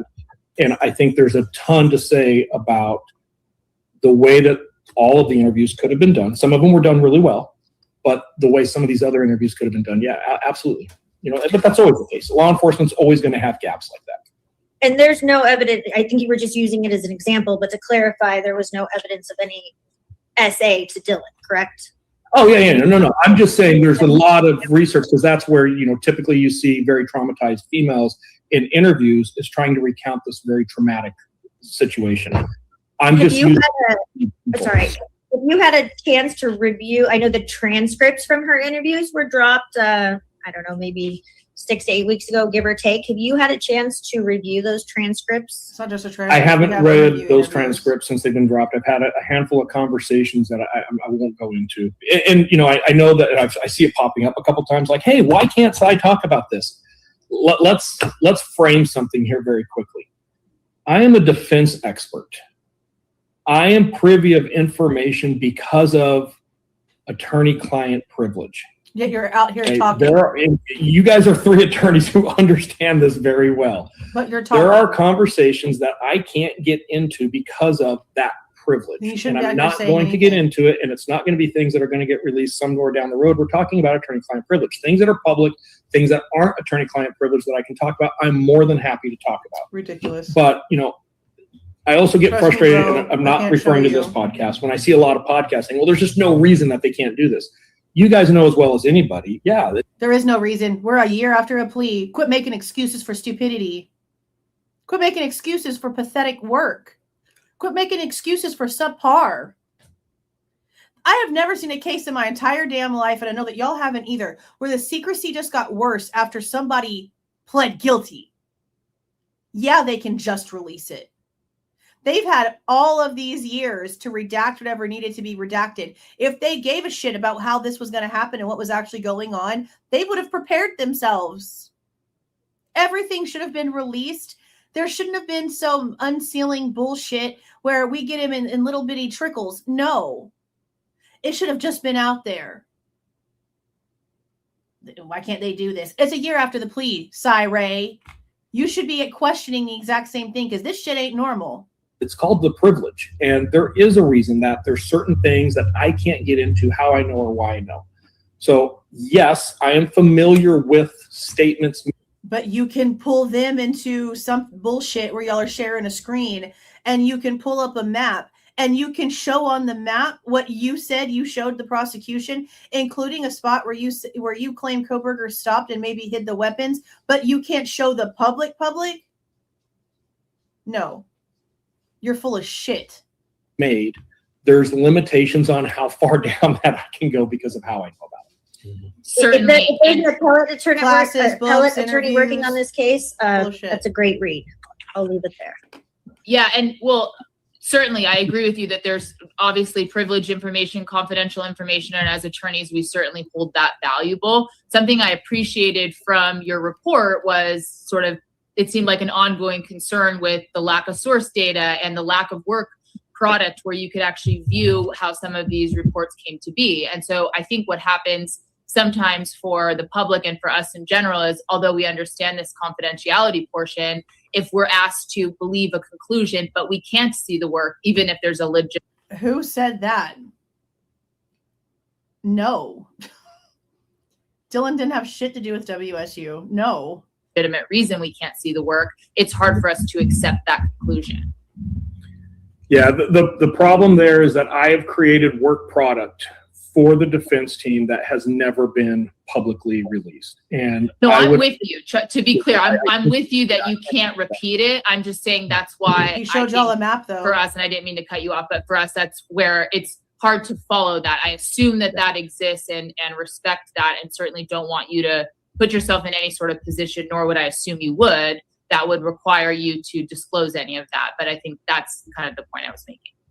Yeah, 100%. And, that's why I think the lack of trial is really what we're talking about here, is it just left so many things unanswered. I have a couple questions about the sheath and the DNA from that. I saw a report, and it may have been in Chris Wickham's book, that the Othram, they took the DNA, they took the swab, and they analyzed it, and they come up with the computer file of all the data. That was given to the FBI. That at some point, what the FBI gave to another lab supposedly was twice as big of a file, meaning there was other data. Is that? No. I don't know what he's talking about. There was no other lab after the feds. The FBI are the ones, actually, let's be very, very specific here. The Los Angeles County FBI field office in California, according to the most recently unsealed documentation from Leah Larkin, at least, says that they're the ones who created this massively big profile. Othram had a smaller profile. It goes to the FBI. That profile gets dramatically bigger. And then the profile that they end up loading into the system, they destroy and they delete. So whatever they ended up doing from the bigger profile down to whatever they actually implemented into the system, they don't know what that is. They just know what they saw as like the preliminary work that the FBI lab did. But there was no lab after the FBI. I don't know where he got that from. That's not accurate. The FBI gave and they analyzed this book that that part too. Othram technically never sent anything to the feds either. There was some sort of program that the FBI contacted Othram about how they could get their information, and Othram was like, "Oh, you log in here basically, and like you can get all of our files." So there was nothing actually ever sent to the FBI. The FBI went in and downloaded information that Othram had placed into a different database. Took the DNA, they took the swab, and they analyzed it, and they come up with the computer file of all the data. That was given to the FBI.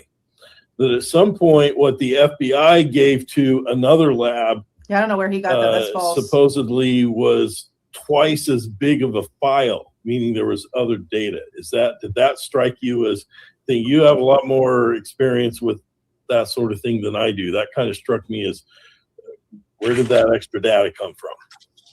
Yeah, and there is testimony that was in the public that covered down on part of it. So I feel comfortable getting into a little bit of this. I'm not going to expand on it. There is a tool, and we all use it, so we can't necessarily say, oh, that's terrible, because we're using it every day. There is a tool where I can take an S&P profile. So I develop an S&P profile, and let's say that, I don't know, when we get into S&P profiles, we're talking about biomarkers. So, a really, really good S&P profile would be, let's just say 1 million biomarkers, just to throw a number at it. So I'm working with this evidence, and I have an S&P profile that has 500,000 biomarkers. there's been enough research, there's enough data out there about commonalities in relationships and paternal and maternal relationships of DNA sequencing that AI can take a data set of 500 biomarkers and it can kind of start to rehydrate that, hey, if you have this chain here, you would also have this piece here. And if you have this. See, that's exactly how I described it. They're filling in the blanks with pieces that are already in the profile that statistically match what other pieces of profiles in the database also have. So they're taking the things that are likely connected, likely the same, based on these other markers that these other profiles share when they share these other things too, and taking those combined things and throwing them into the profile. It's completely fabricated. It's been AI. It's been false. It's been something that's created like Frankenstein's monster. It's literally what it is. So I'm working with this evidence, and I have an S&P profile that has 500,000 biomarkers. There's been enough research, there's enough data out there about commonalities in relationships and paternal and maternal relationships of DNA sequencing that AI can take a data set of 500 biomarkers and it can kind of start to rehydrate that, hey, if you have this chain here, you would also have this piece here. And if you have this chain here, you would probably have this. So there's a tool out there that we can take crappy crime scene DNA. So let's go to like a 1968 sexual assault where we have the victim's necklace. Maybe the DNA is just terrible. We can get that and we can rehydrate that S&P profile to some extent and build it out using AI. It's just an investigative tool to help point a direction. We're not going to make an arrest on this. In this particular case, that's what was done. They took the original S&P profile, and I'm just throwing numbers, don't quote me, roughly 500,000 biomarkers. They use this program, they get it up to maybe 800,000 or 900,000 biomarkers, and that's the new profile they load into these databases. There's no second lab that's involved. It's the loading of that S&P profile now into these databases. Now, you also said that the four brothers that were identified through the IGD, that they were distant relatives of Bryan. There's a point where a lot of us are distant relatives of of anyone else, and it may be that if we go far back enough, that all four of us are distantly related. Do we know how close or how far that relation was? Because the closer it is, the more you're going to be able to narrow it down. But the bigger that umbrella, there's a lot of potential people. And if you're looking, for instance, to pin it on one person who happens to be in that umbrella, even though there are others that you're ignoring, it seems that the bigger that umbrella is, the further distant that relationship is, the bigger population it allows you to point at. 100%. I couldn't agree with you more. And you just made a really good argument of my earlier point of how we share DNA. So when you go into databases and you're searching my familiar DNA, you are searching my DNA profile that I have an expectation of privacy to, even though you're the person that loaded that DNA profile into this database. And that's why. See, that's where he's stupid. So what he's basically trying to say is that there's enough familial matched DNA out there on the internet in these databases that to say that they weren't technically looking directly for Bryan Kohberger's DNA is false, because all the family members in the database are going to have enough of his DNA to where it's actually his DNA because of the actual markers, the genetic markers that are the same. That does not mean that it was Kohberger's DNA. He's making weird statements that literally are wrong because he's trying to make some sort of weird consumer point that's just not going to hit. You are searching my DNA profile that I have an expectation of privacy to, even though you're the person that loaded that DNA profile into this database. And that's why it requires a warrant. Garrity just came down from the Supreme Court, and Garrity could not be a better case for Bryan Kohberger because it says very clearly that when consent is involved with people loading stuff into databases that law enforcement has access to, it requires a search warrant. I think that IGG is a very powerful tool, and who doesn't want to solve the 1976 murder or rape case? Of course we should be using tools like this. But with a powerful tool, there should absolutely be guardrails that we require our law enforcement and prosecution teams to follow to the T. Because when we don't, it jeopardizes the integrity of the entire investigation. Was there not other DNA found on the sheath? I saw that in a later report or something that was released in a few months ago. The blood samples from both victims in that room were also found on that sheath. There was also an unknown DNA on that sheath. Okay. Wasn't there also another male DNA found? I'm not aware of any other DNA profiles that were developed off of that sheath. What about under Maddie's fingernails? I'm not aware of that. 10 days. It was 10 days. And it was Don Daniels, and it was blood samples from Kohberger's apartment after Kohberger was already arrested. So not this DNA that they're talking about, but there's actually some unknown DNA inside of the, unknown male DNA inside the blade portion too, which they didn't swab for the blade portion until 12/5/22. They only swabbed around the outside. But even then, the swab about that, y'all already know the problem with that. They've been telling us the button for all this time. Then we get the forensic reports, and it doesn't say a damn thing about the button, the metal, the brass, anything at all, in or out, okay? Then we have correspondence between Jeff Talbot and Riley Nowlin, where in one message she says that everything excluded the metal button. And then in the very next email, she goes on to talk about how it was the inside of the snap and not the outside, because that's where they were testing for prints. But then she's claiming she's getting all of that based off of the photos and the reports that are out here in the public. And that's not what the public reports show. The public reports don't show anything about the snap whatsoever. It's all about the strap. It's all about everything else, not the button. So what reports? What photographs? And I tried to get this information from the Idaho State Police, and he told me that everything was already out there in the public. No, it's not. That's why we're asking the question, because you're claiming that these email responses are based off of information that we've already seen, and there's nothing out into the public that points to that damn button. Y'all told us that, but you've never been able to show us that. So when are you going to do that? Because that'd be super great.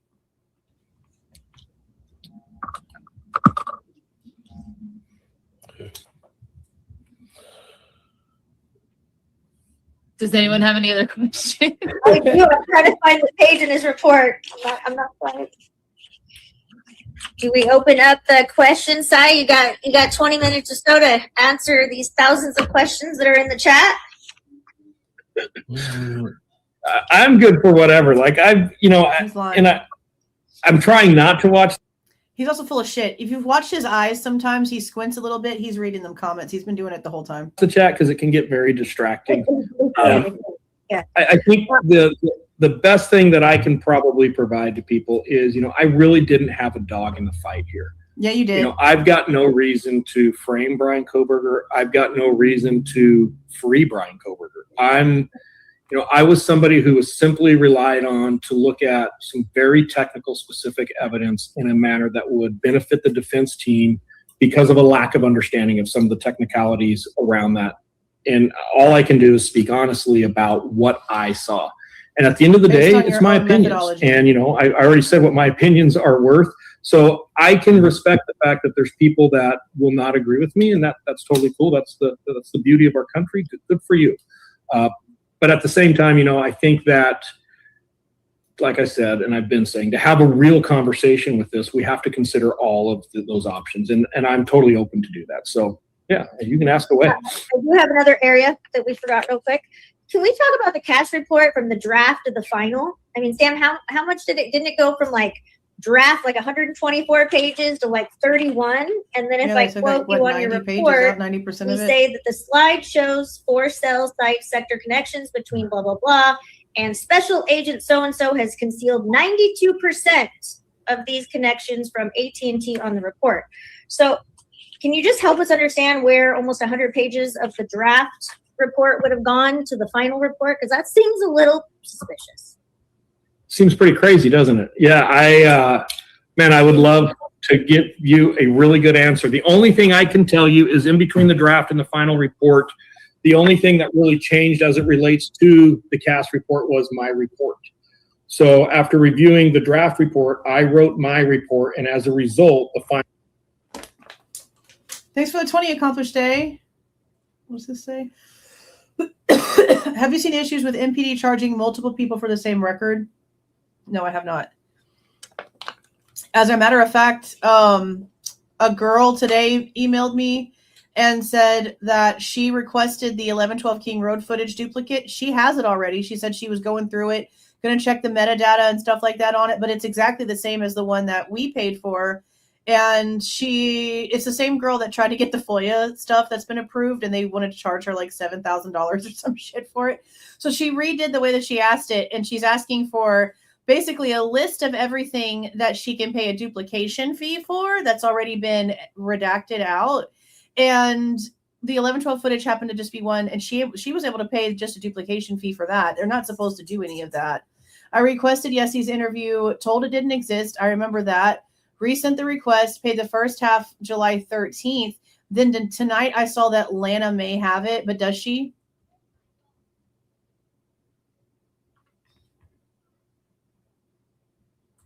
Does she have it? Okay, good. I'm glad that y'all are communicating because she's trying to get a whole bunch of information. How do we know that Lana may have it already? She posted that she did. Was it in a thingy? So the only thing I can think of with that is that she saw what you were trying to request and put in her own request. And maybe she put it in a little differently to where they were able to find it, I guess, which is stupid because I saw how you did it. You were very specific.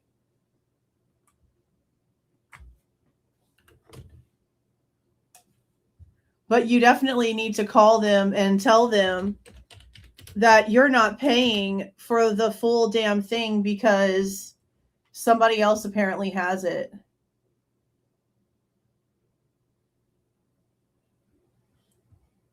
Let me check her posts.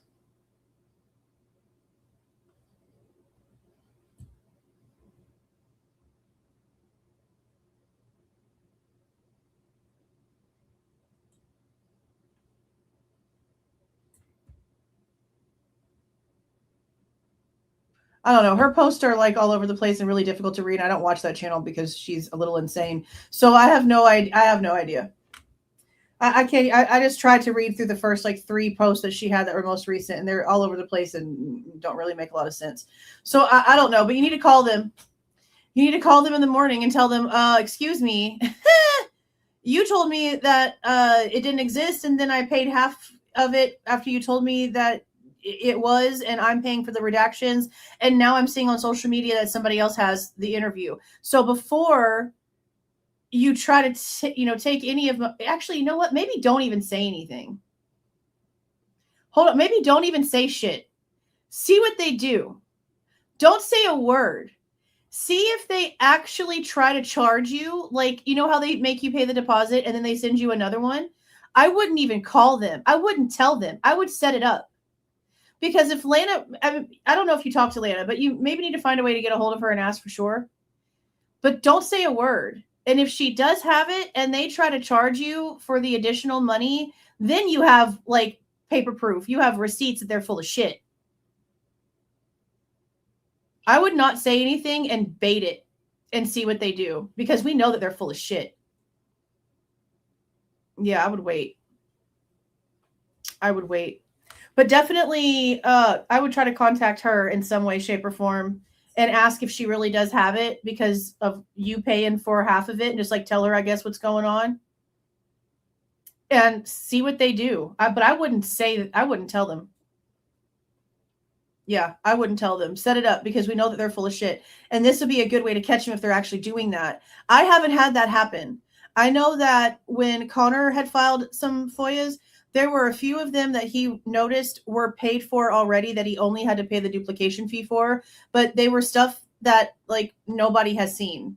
Like it was stuff that was done and then it must have been a private party or whoever did it maybe felt like there wasn't anything worth putting out. I don't know, but there was like 4 or 5 on the list that he sent me. Maybe 4 or 5 on the list that he sent me. Yeah, I don't know how to get a hold of her.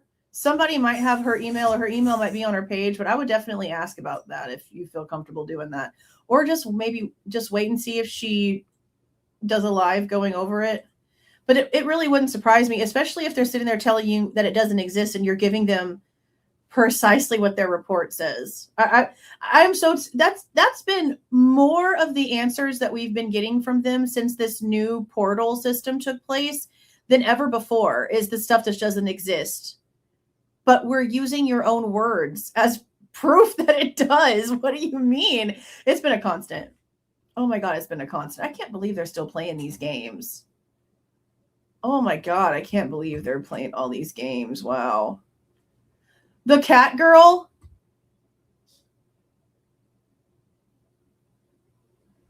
Yeah, that's the girl that claims that the SUV that comes back and is loud is hers, and she's coming back to feed her cat or something like that. Well, that'll be interesting.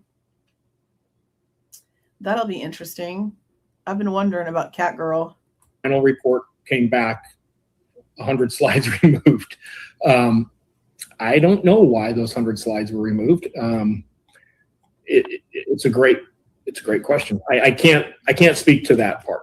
I think that requires the FBI to answer to. And when I say the FBI, I want to make sure I think that the FBI as a whole does great work. I think that the FBI typically is a very reliable law enforcement partner. Now, who is that in relationship to Connor? Is that a sister? His mom? Maybe not even related. I've heard the name before, but I'm assuming that she's related to him. Okay. I do know they've been moving a little faster. I sent in that request on like July the 6th, I think, for the other related incidents on the narrative from the MPD report, like issues that they said were related. And I just paid for it today. It's his mom. Oh, that'll be interesting then, yeah. What does that mean?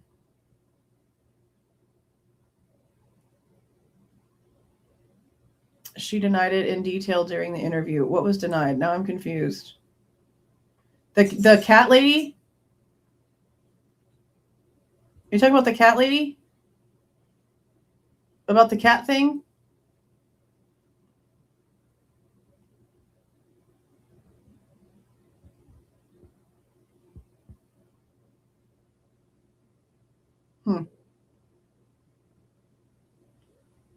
So she insists it was not her. Interesting. So the report has it wrong. Interesting, because the report totally makes it sound as if she's saying it was her car. And in the interview itself, she's saying no.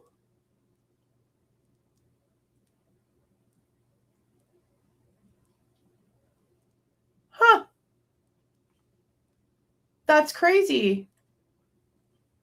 Well, thank you for sharing. I appreciate that. I mean, it's not like I try to come out here and be a damn asshole, but like, damn. I can't believe they're out here just running their mouths all crazy. Oh, what the hell?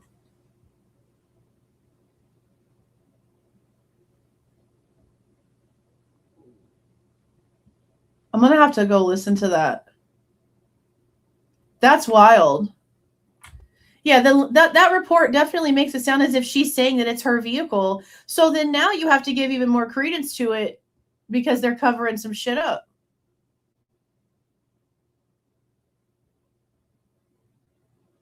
They flat out lied. It's clear as day they tried to convince her. She told them she sometimes checks on the cat. I can't believe how... See what I mean? And reports that get written up are what gets confused, like what gets forwarded over. Okay, so there's a report, and when it comes to the black SUV that comes in, that is loud, that's talked about by Chris Whitcomb, and there's like it's in the 1112, not 1112, but it's in 1112, but it's in the Linda Lane parking lot and shit like that. there was a report that came out in the records, and it was them talking to a girl and trying to figure out if it was her vehicle. And the way they wrote the report is her saying yes, that she was at work and drove home to check on her cat and feed her cat, and then she left within a few minutes to go back to work. That's how the report was written. That's how I remember the report. But what they're saying is the information that Lana got from the interview, and it's her literally saying the opposite, that it's not her. She didn't say that it was her vehicle. She also didn't say that it was her going back to feed her cat. She just said that she sometimes goes back and checks on her cat. Yeah, I ain't never had to go home and check on my cats. Never. Literally never. They redacted it in the middle. Oh my God. Very adamant she's saying it was not her. That's a big deal. That's a pretty big deal. Yeah, I'm gonna write that down. I have to go in there and listen to those. That's crazy. Individual actors in this case, when I'm using the term very generally, the FBI, I want to make it really clear that people won't take my statement and be like, oh, so I said all of the FBI. That's not what I'm saying. Another thing that we can talk about really, really quick, because I actually made a note about this a couple months ago, the allocution. I think it's worth talking about the allocution because I've seen it pop up in the chat a couple times, and I'm not calling the three of you out. I just want to express something. Yeah.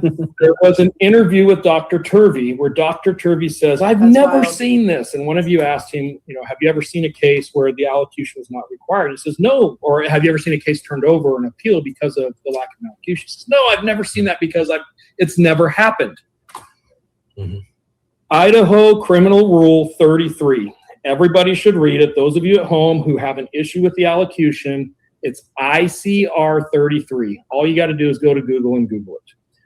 Go to Google. A lot of states do not require an allocution. The idea that an allocution is actually required is nonsense. The Fifth Amendment is still very much at play.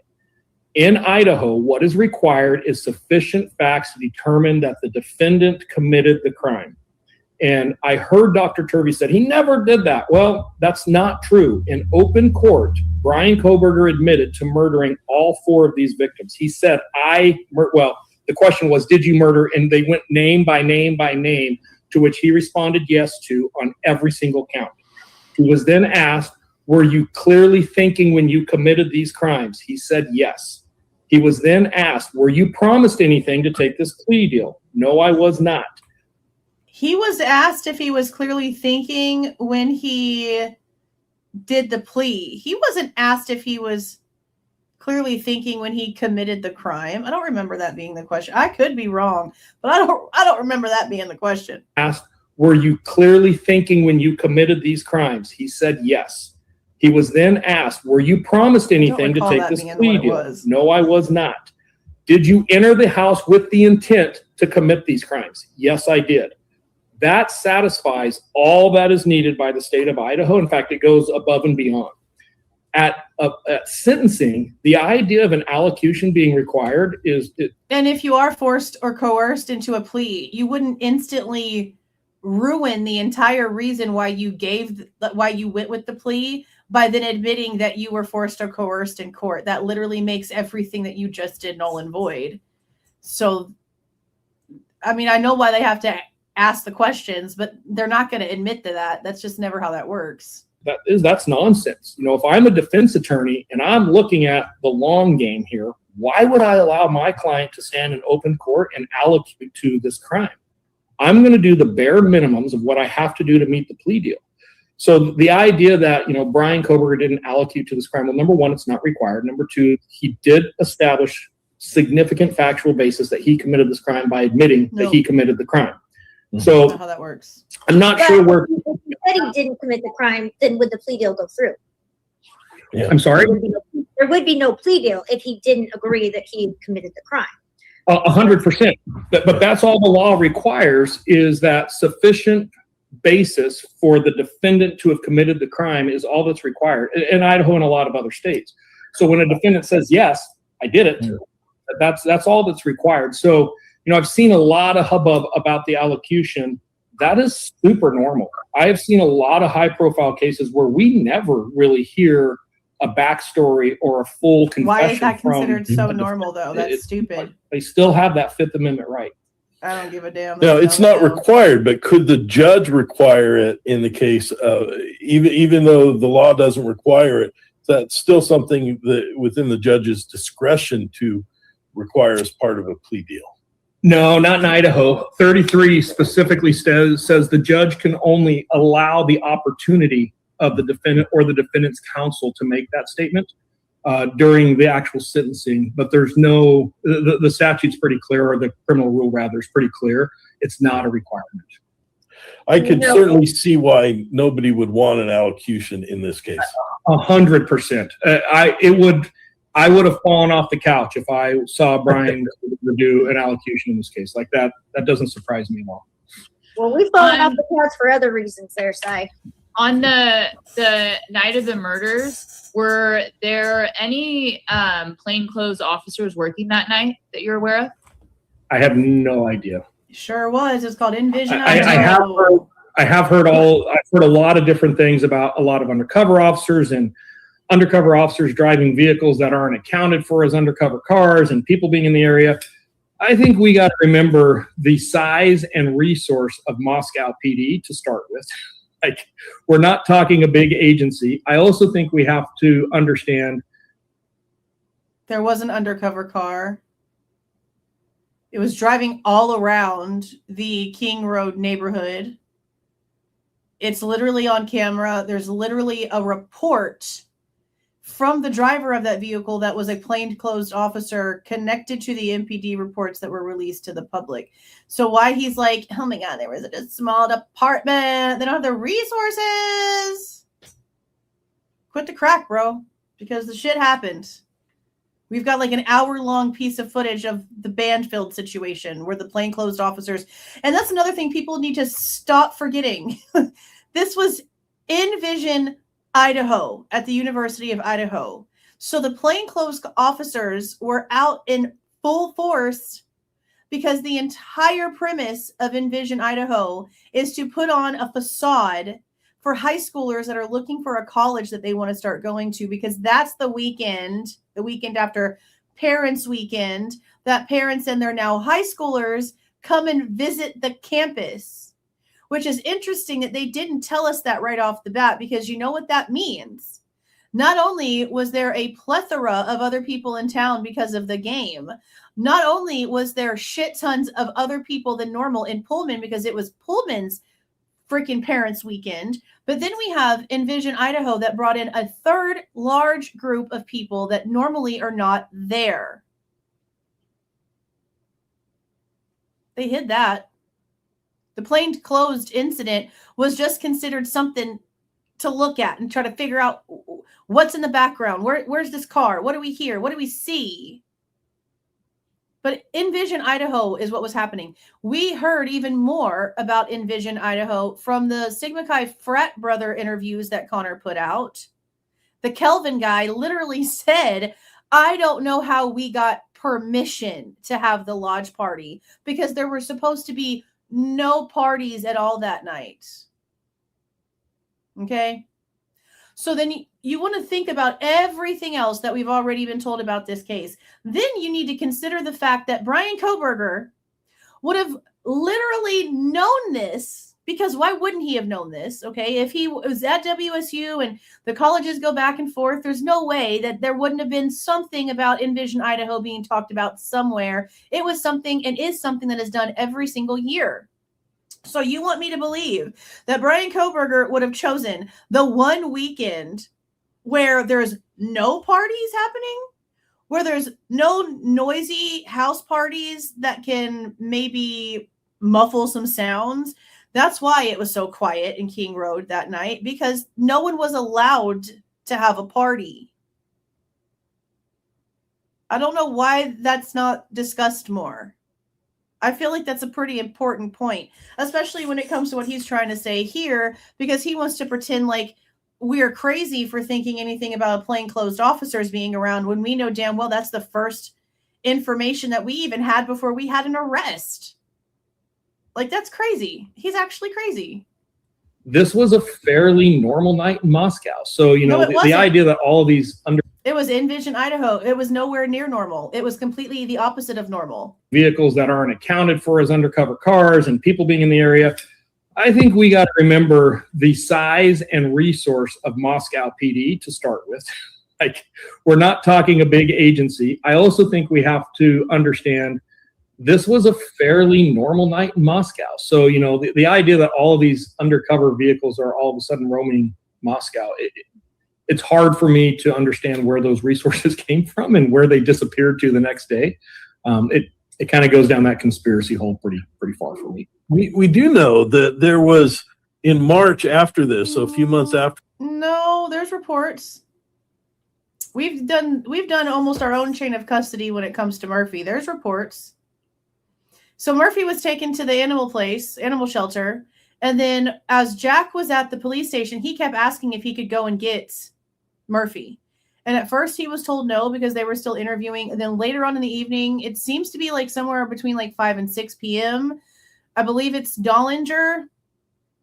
Dollinger, I believe, is the one that he asked the second time, and he finally tells him that he can go ahead and go get Murphy. So Dollinger, who is now the chief of police, he wasn't the chief at the time, but he is now, he called over to the crime scene where Roger Lanier was and asked Roger Lanier, hey, I need you to release someone from the scene to go and meet the dog's owner at the animal shelter so that he can pick up the dog. There's a report about it. We read the report. He goes, Rosendahl, I think it is, goes and meets up with Jack Takor at the animal shelter and gives him the dog. While there's not a complete paper trail of paperwork from the animal shelter, there is paperwork for when they gave permission for an officer to meet Jack Takor at the animal shelter for him to get Murphy. It was later on in the afternoon, the exact same day.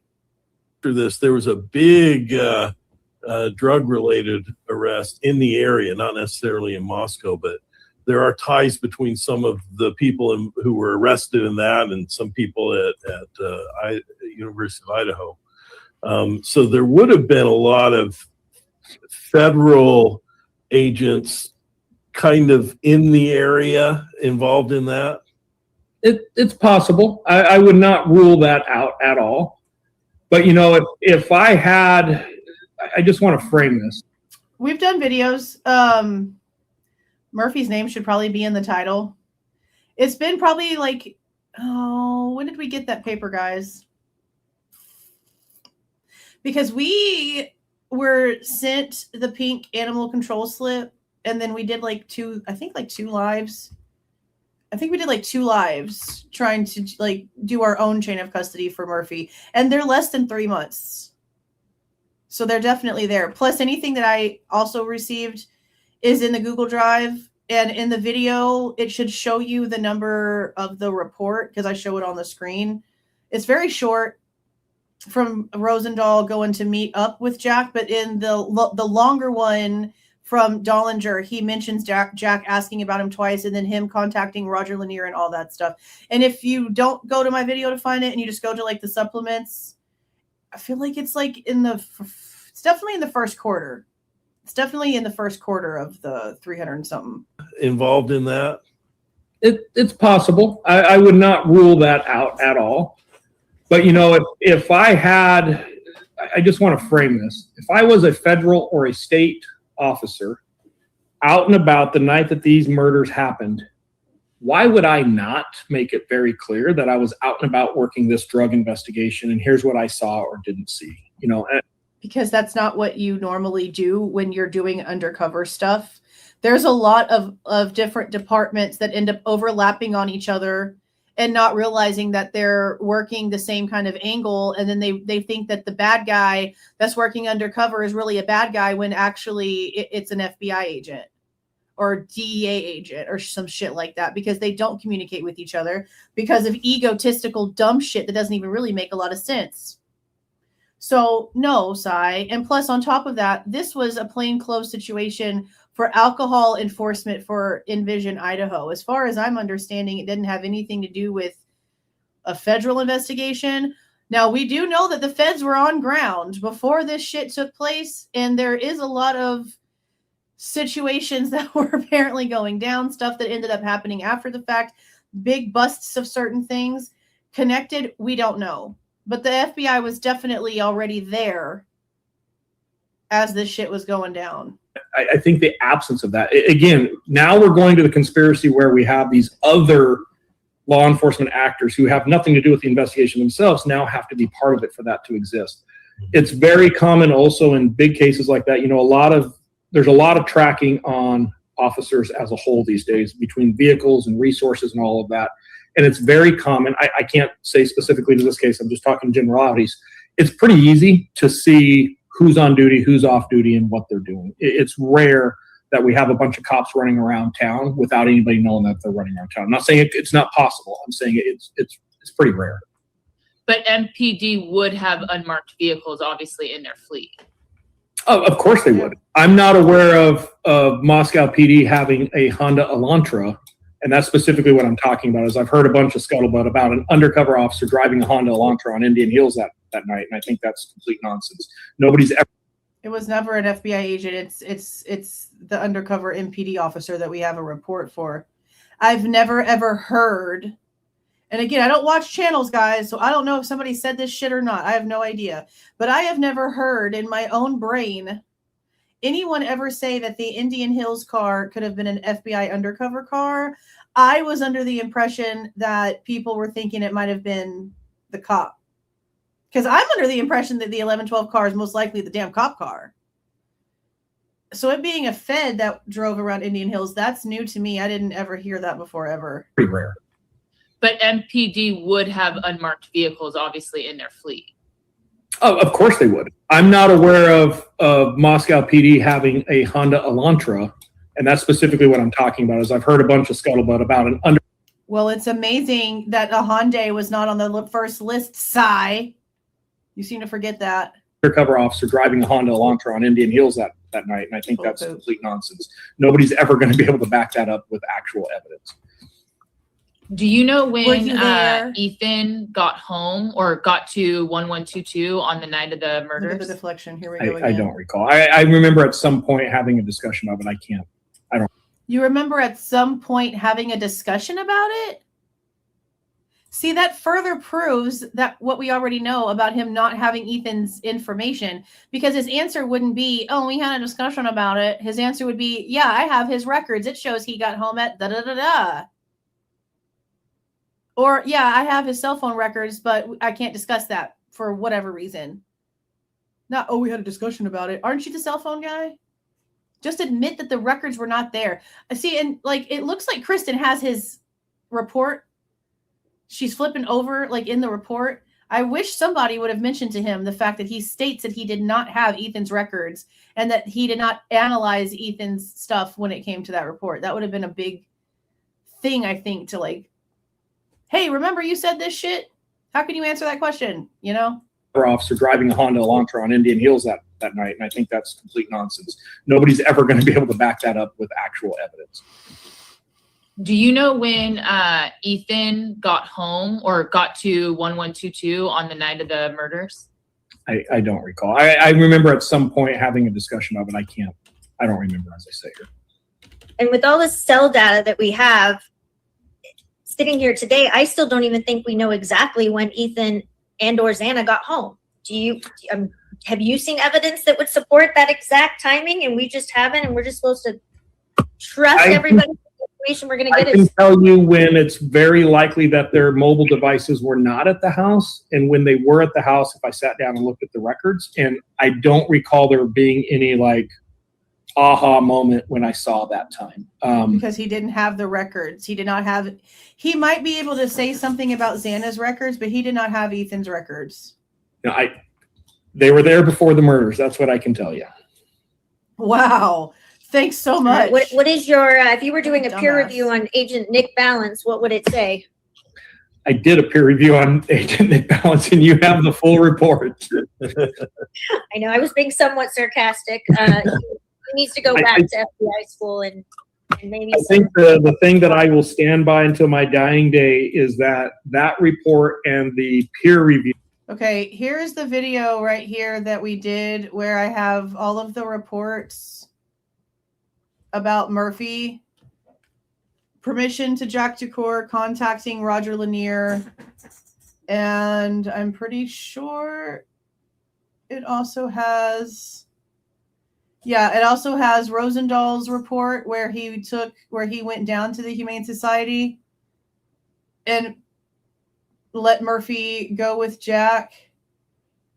Yeah, everything is in there. That's where we tried to put together our own chain of custody for Murphy, because there was somebody going around trying to say that Murphy was stolen, and I don't even know what the whole story was. But I know that when we went through the reports, we definitely could piece it together. My bigger concern is the fact that they just let him go back to Jack, and they didn't let the forensic team do anything to him.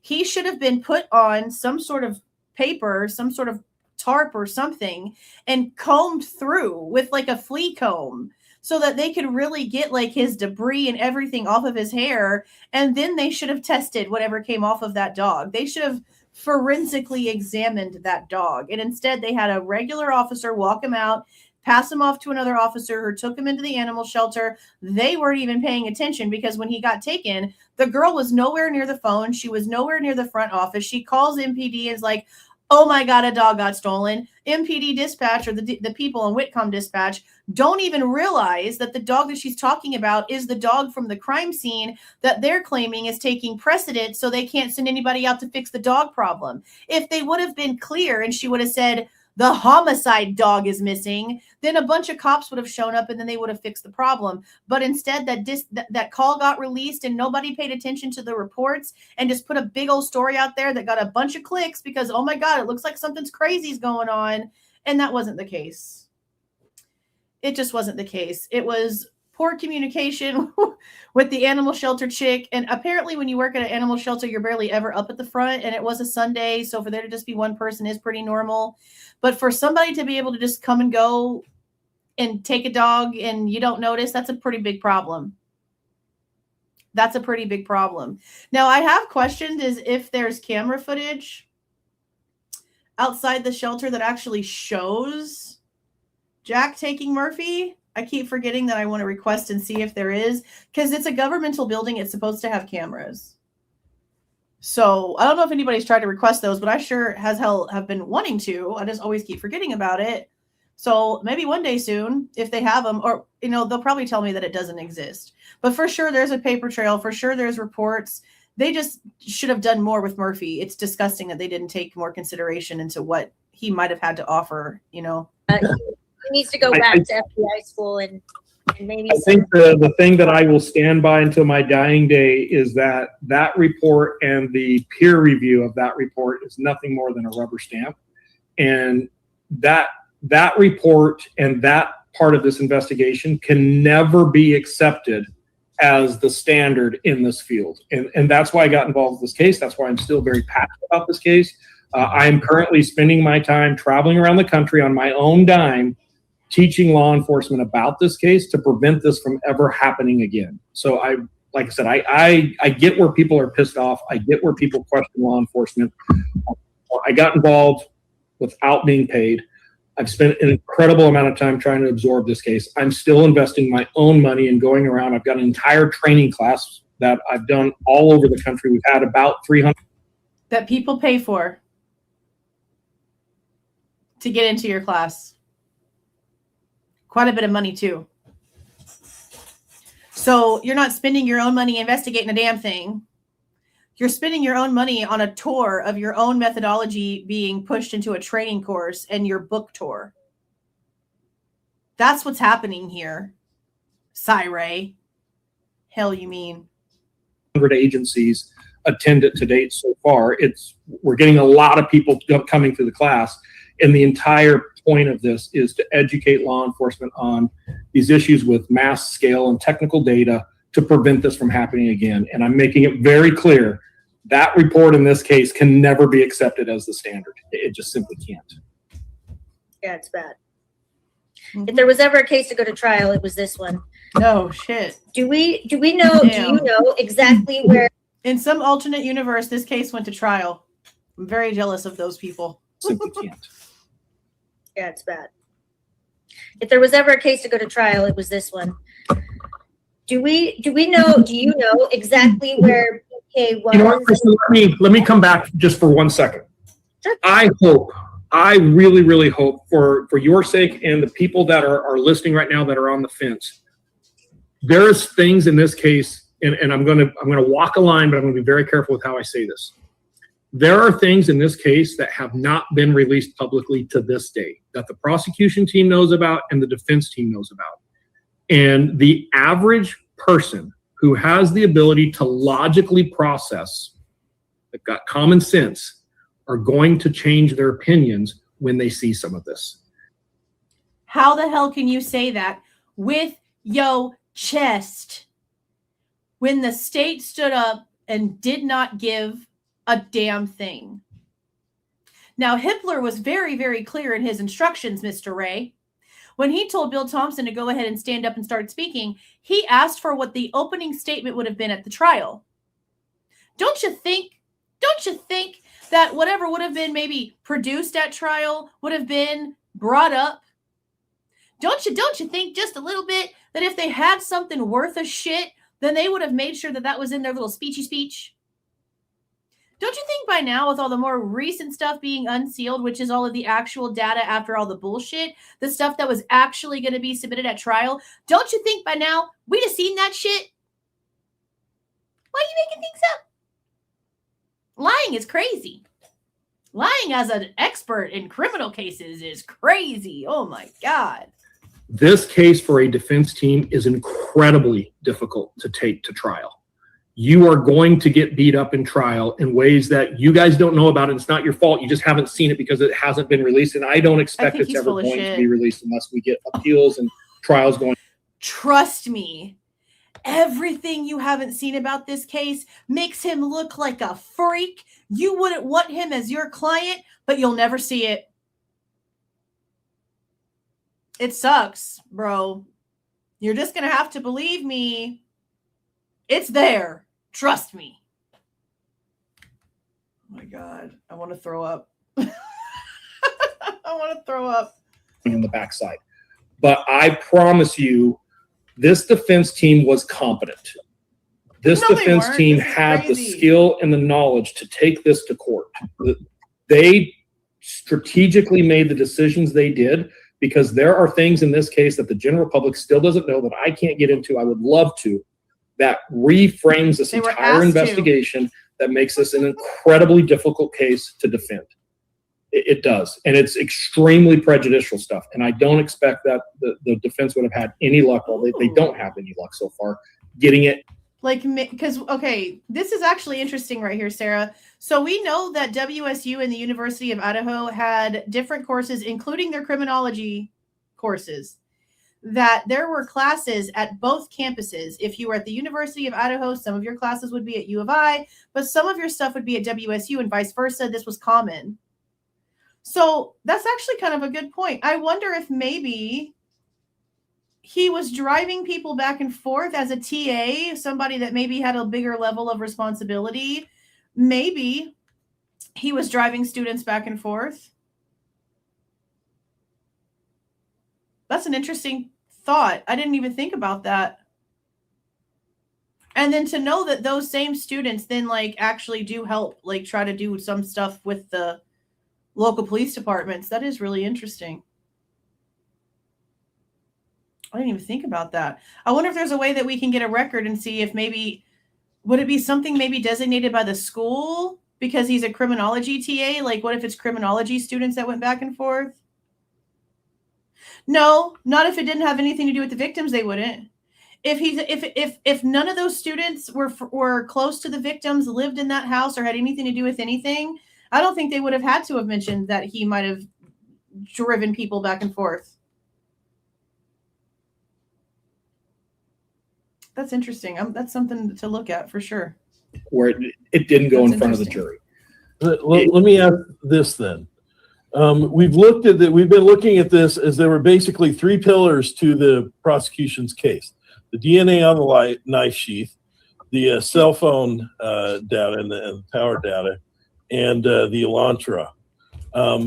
Are there other major pillars to this case, other major categories of evidence that we have not seen, or does this additional evidence fall within those three groups? You know, I'm going to split this into two trials because this is a death penalty case, or was a death penalty case at the time. So we've got the guilt phase and we've got the sentencing phase, right? The guilt phase showing the defendant had access to a murder weapon consistent to the murder weapon that is believed to have been used and consistent to the knife sheath that was found would be very, very easy to make.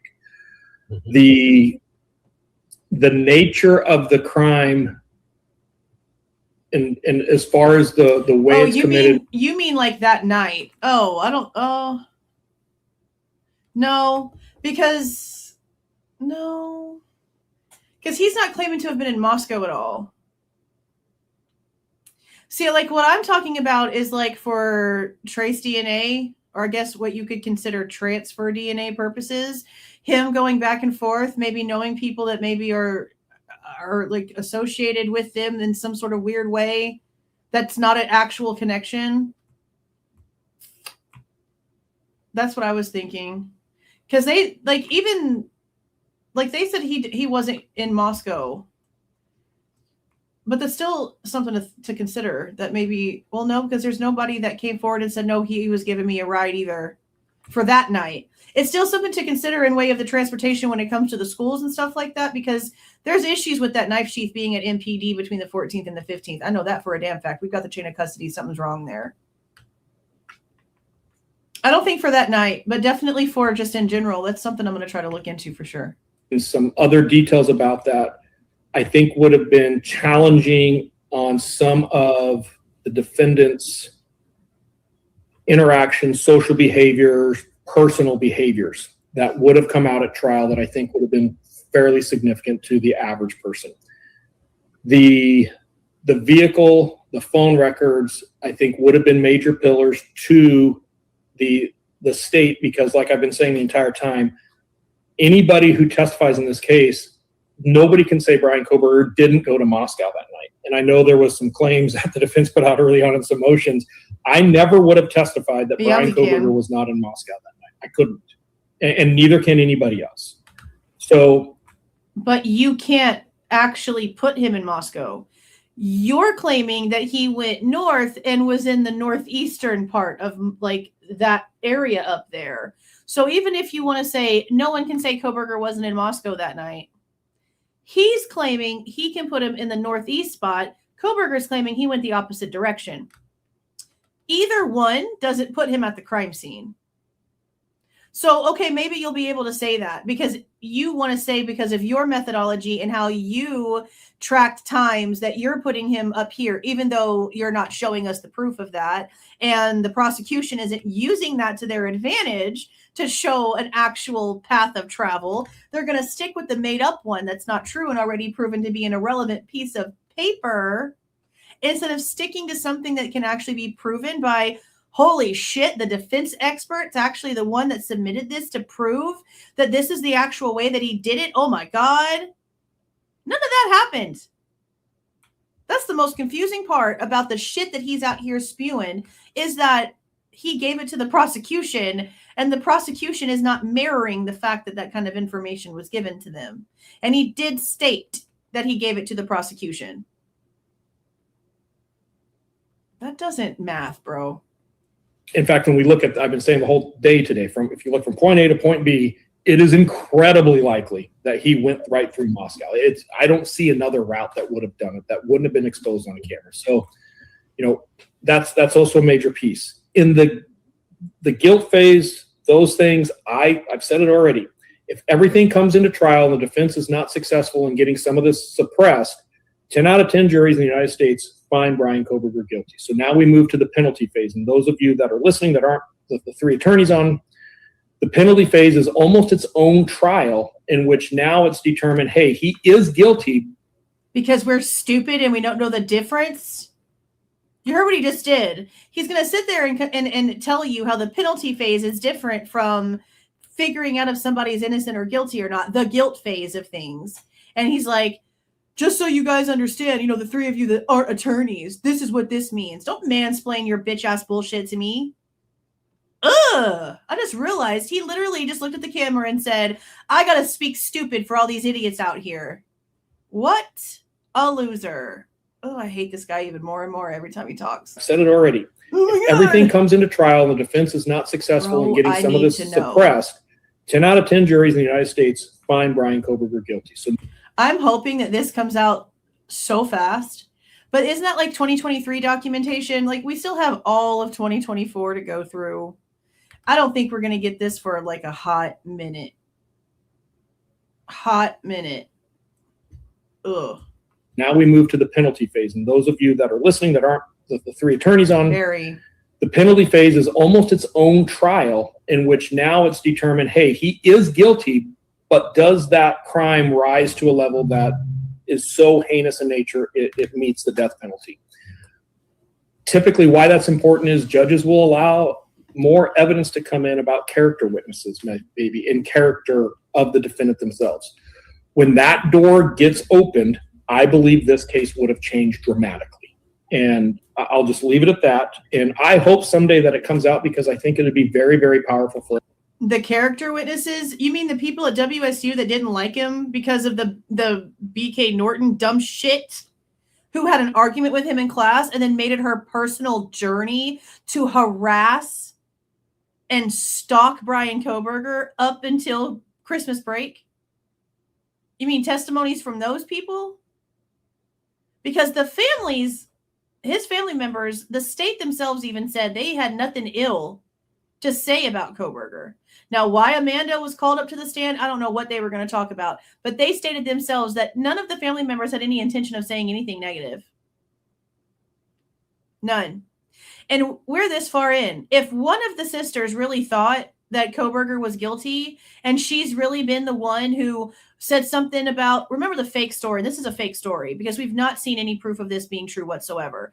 They tried to say, well, they being Howie Bloomblum, whatever, tried to say that one of his sisters was digging through his car and said that he was scrubbing it out with bleach and all this other crazy bullshit. Don't you think that the sister that actually thinks this shit would have come out and said something by now? We had Melissa come out and say all the heartfelt things that we feel for the victims, we feel for the families. We have their birthdays in our phones so that when they go off, we can think of them. We know that our holidays and our birthdays are hard, but this is a million times harder for them because at least we can still hear ours voice and we can still see his face on the tablet. Like, we understand. I feel like if the other sister felt so strongly the opposite direction, there would already be a long enough feud, a long enough divide in that family where she wouldn't feel no type of way about just coming out and being open and honest about how she felt. And that hasn't happened. That's just my opinion. That's just my opinion. Because people want to hold a lot of weight to that. And I'm just like, if she really felt that way, I don't see what would be holding her back from coming out here and saying something. If her entire intention was to do the one thing the rest of the family wouldn't. Why can't they just, especially if it was something bad and now we ended up in a plea, you'd think that would just give her more power to her opinion to come out here and say something. Maybe one day she will, and we'll find out what it was actually going to be that she was going to talk about. But both sides said they had nothing negative to say about him. And I haven't seen proof that they've felt anything negative about him. Nothing out in the public. Door gets opened, I believe this case would have changed dramatically. And I'll just leave it at that. And I hope someday that it comes out, because I think it would be very, very powerful for everybody to see. And I also think it reframes this case. But, you know, my big point here, and like I said, I'm going to try to walk this line very carefully. Those of us that have seen. No, we didn't. We got reports he was being treated like Bundy at home. I mean, honestly, I don't even know what the hell that comment means. I don't even know what the hell that comment means. He was at home doing normal ass shit for Christmas break. Contacted a friend in Arizona, went to go get coffee, went on runs. Like, I don't know what that means. What does that mean? We got reports he's being treated like Bundy at home. You mean by the cops? You mean by the cops? Because I don't know what this statement means. I'm very confused by what that statement means. Like, honestly. Yeah, that's what I just said. We heard from Melissa. And she came out here and she was sweet. She was honest. And she, like I said, mentioned, we know how bad this is. But she also never said anything negative about Bryan. She never said anything bad at all. It was very just sweet. Her entire thing. Very nice, very sweet, very humble. And of course, it didn't matter all the nice emotional things that she said. The Goncalveses still found a way to come out here and say the rudest shit about what she had to say. Of course they did. This data, understand the significance of this data. Those that haven't are not in a position to make the claim that, well, I will never believe that this didn't happen, because there's things out there that I think if a lot of people saw, it might change their opinion. Then show us. And to be clear, you know, we all have our own opinions, and there are certain opinions that you formulated within the scope of your expertise on this case. And then there's. But he's also forming that opinion based off of an 1129 scenario that never happened.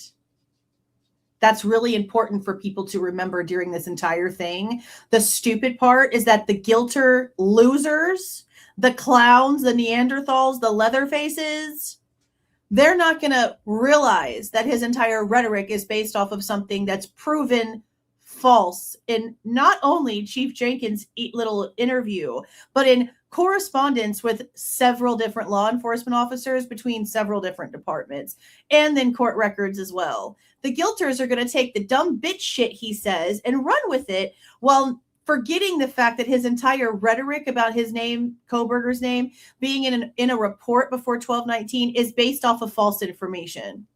They're not going to care about that. They're just going to run with, oh my God, Bryan's name was in a report before 1219.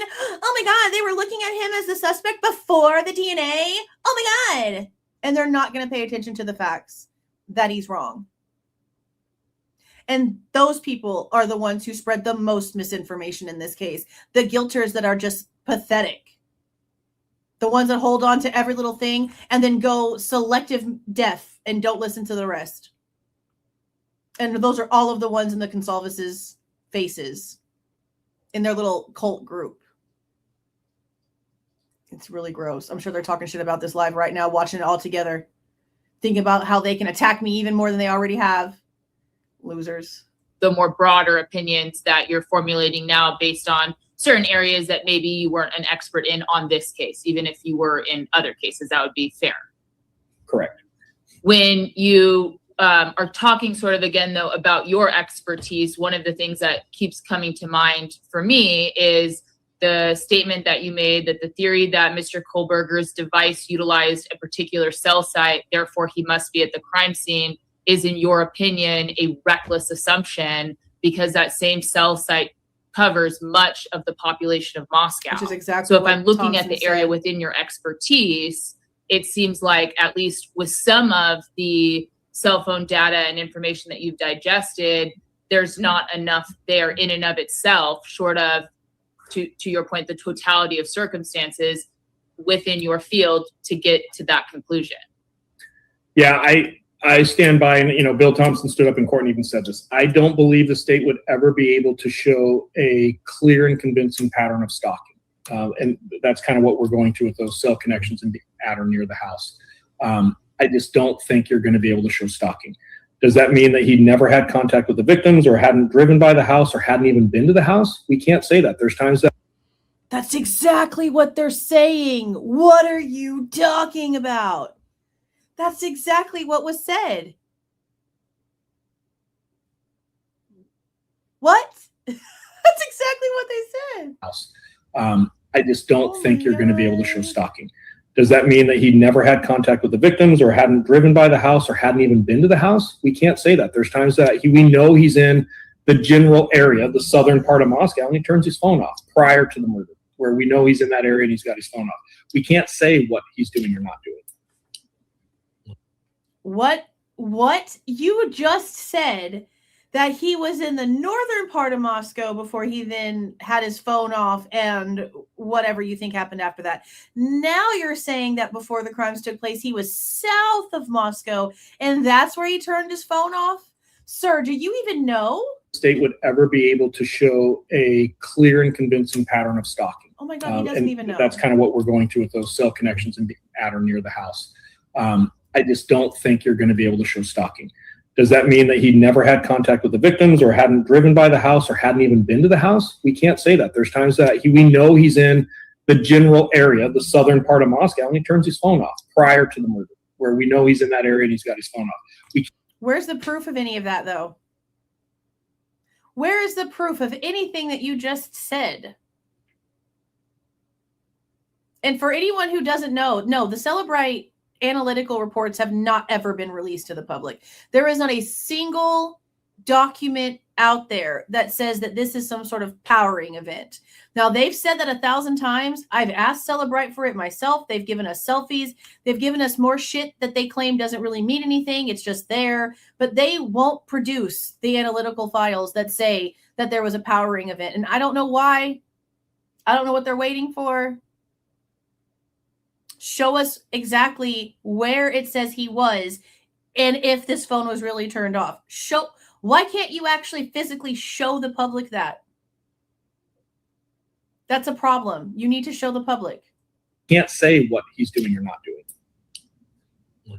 Yeah. And then just, sorry, Ron, I'll let you go. But then just my last point sort of with this information that, of course, is not currently available to us. I think we all have to reserve on that because we haven't had the opportunity to really review that. And see, like, I want to agree with her, but I'm going to still disagree with her. I don't give a shit that he's over here with his weird ass face nodding his head. You cannot come out here saying the crazy ass shit that you're saying and then refuse to produce even a little bit of anything and just say, well, I've seen it and you can't.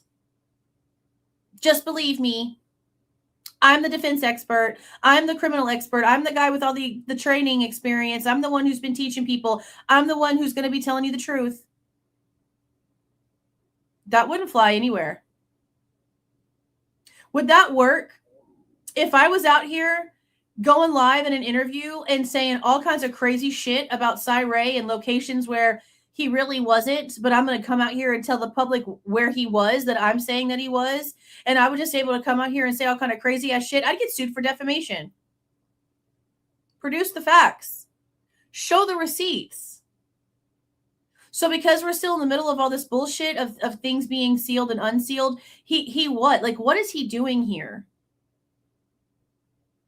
How is what he's doing out here in the public not illegal after what his report says? Shouldn't technically his report and his opinions on things be looked at when he's out here saying this kind of stuff? Shouldn't more things that he's given his opinion on be looked at when he comes out into the public and does this kind of stuff? This is not the intention of your report, sir.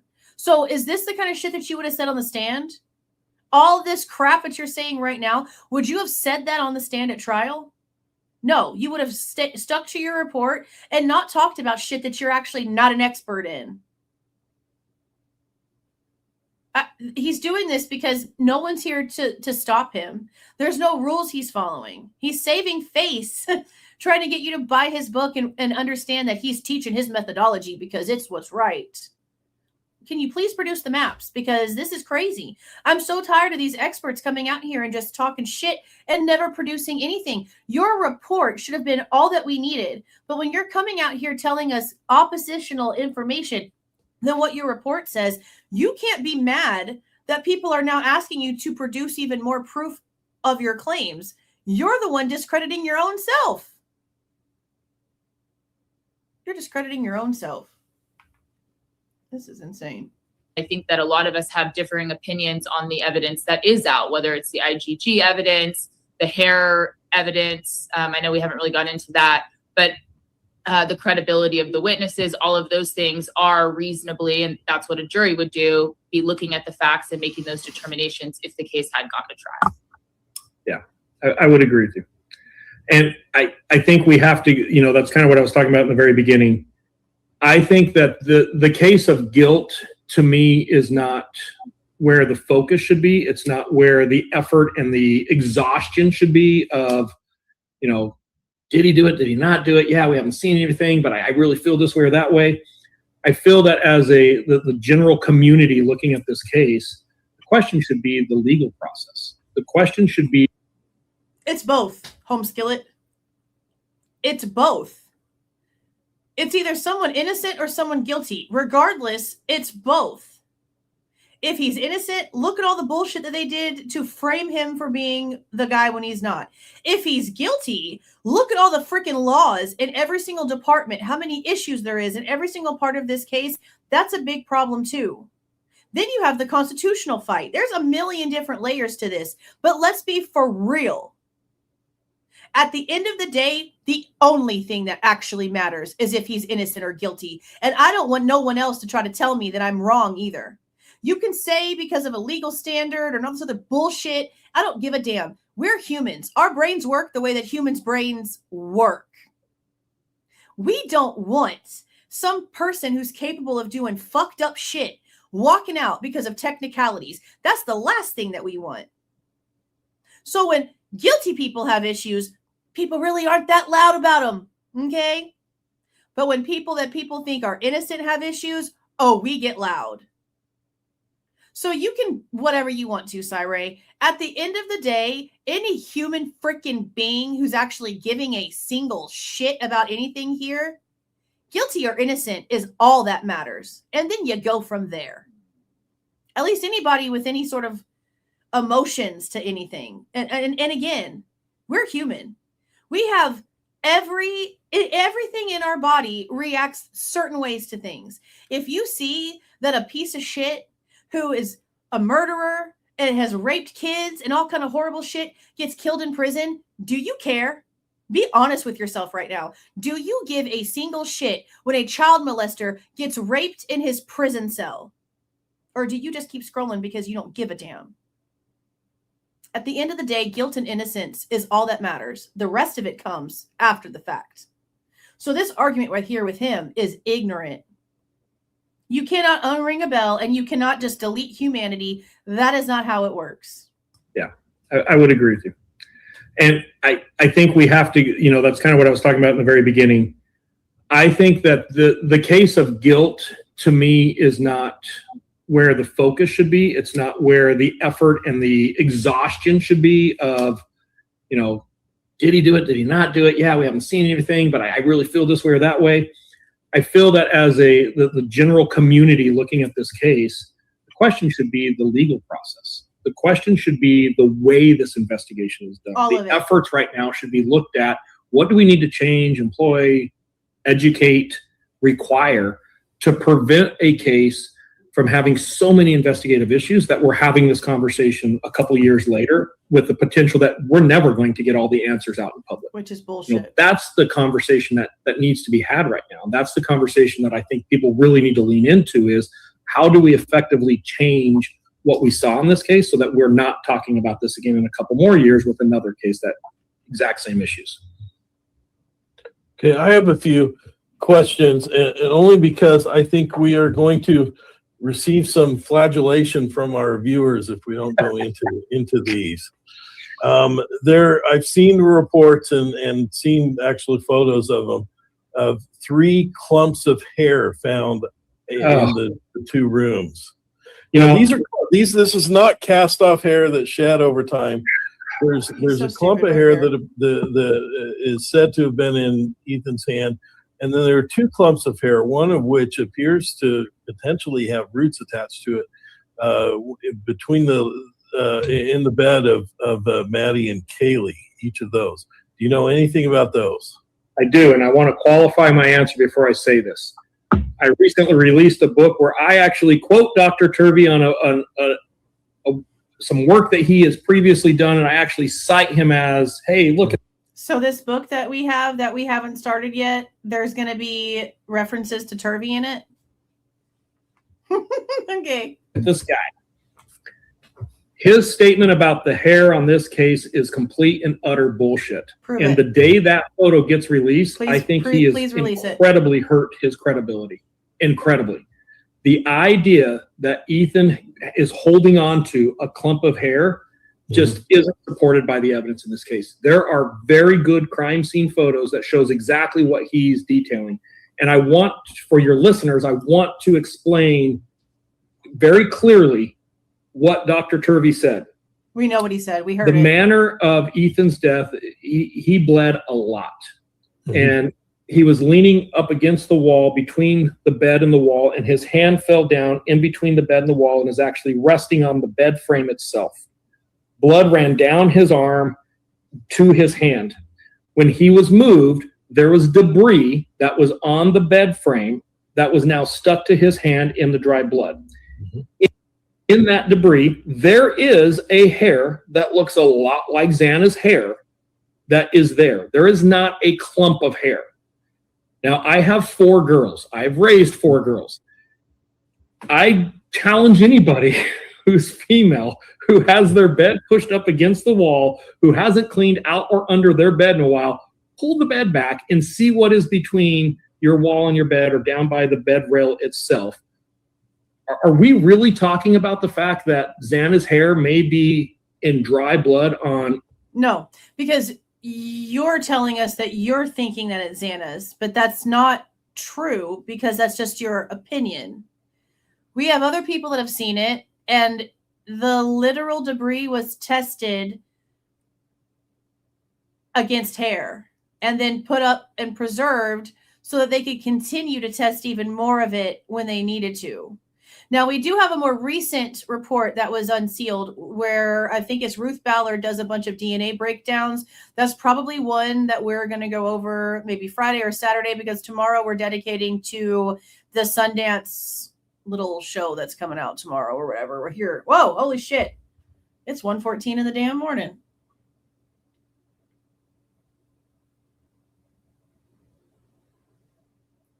Let's see if it shows.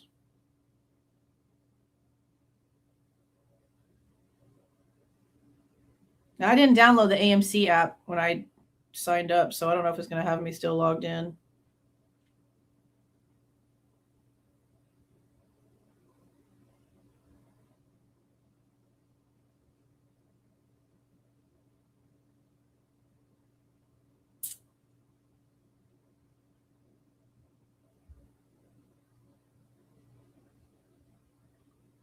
It's not showing up as available to watch yet.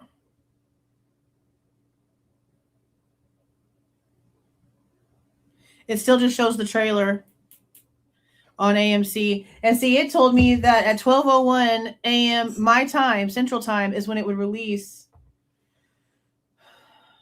Yeah. So in the morning, I guess, after everybody wakes up, I'll check and I'll see if it's on there before I put the schedules out. Because like I said, I want to have like an hour or so in between episode 1 and episode 2, but I don't want to schedule them until we have the actual damn thing out there. Ethan's hand, because it's sitting on her bed frame in between the wall and her bed where things get captured like debris, and really going to write a book and make a claim that Ethan has the suspect's clump of hair in his hand. Like, holy shit, what are we talking about? This is the most nonsensical thing I think I've heard on this case, and it blew me away that Turvey went there. And like I said, the day that... So if he's right, then that's fine. I don't like Turvey's dumbass anyway. He said all kind of stupid ass shit. But what we have are reports where whatever this is being compared to other hair. So if y'all want to have a dick size fight, cool. Do it in the background and just show us the damn picture or shut up. I don't care about your personal opinion on what you saw in a photograph. I don't care about Turvey's personal opinion on what he saw in a photograph. Let the public see it. If it's not a clump of hair and it's just some trash and one little hair that looks like it might be long enough to be Xana's, cool. If it's not and there's more there, then just show it to us. Just show us. You can take away some of the top of Ethan's hand and just leave the piece that's open so that y'all don't freak out about the way that things are coming out. You could show us the damn hair in his hand. It's probably one of the more innocent photos you could release. What's the problem? So if it comes out and Turvey has said that it's this huge clump of hair and he had started all of this nonsense and it's really not, I'll be the first one running my mouth to him. But if it is a clump of hair and it's not just one little bitty strand of some trash, Cyray's going to get what Turvey would have gotten. Somebody's right and somebody's wrong. I'm not going to believe either one of them. Show us yourselves. Like, show us for ourselves. And I don't want... This is like a ego situation, these two. Maybe not so much with Turvey, because he didn't say shit about Cyray, but Cyray has like a personal vendetta. He's using Hippler's words when he's talking about people that have questions about this case because it hurt his little ego so bad. And he is just running his mouth about Turvey. Like, the way that he's acting is honestly like even more unprofessional than the shit that Turvey's done. Gets released, I think he has a real credibility issue. And there's a reason the defense team issued the statement that they did. And I'm not going to get into that background, but I think it was 100% justified. What about the clumps of hair? And there reportedly are clumps of hair that were on the bed with. Of course there is. Where was the focus of that attack with those two victims? Yeah. It's the head. Yeah. The idea that there's pieces of hair mixed in between these two bodies, and I'm not going to get into detail of what this crime scene looked like. Because I would don't even know what the knife sheath blown away if there wasn't remnants of bloody hair there. If they didn't find bloody hair there, I'd be like, well, there's a problem. And, Now, I did say that about the hair on Maddie's bed. When they tried to make it sound like it was like a big deal, we scoured over those damn crime scene photos.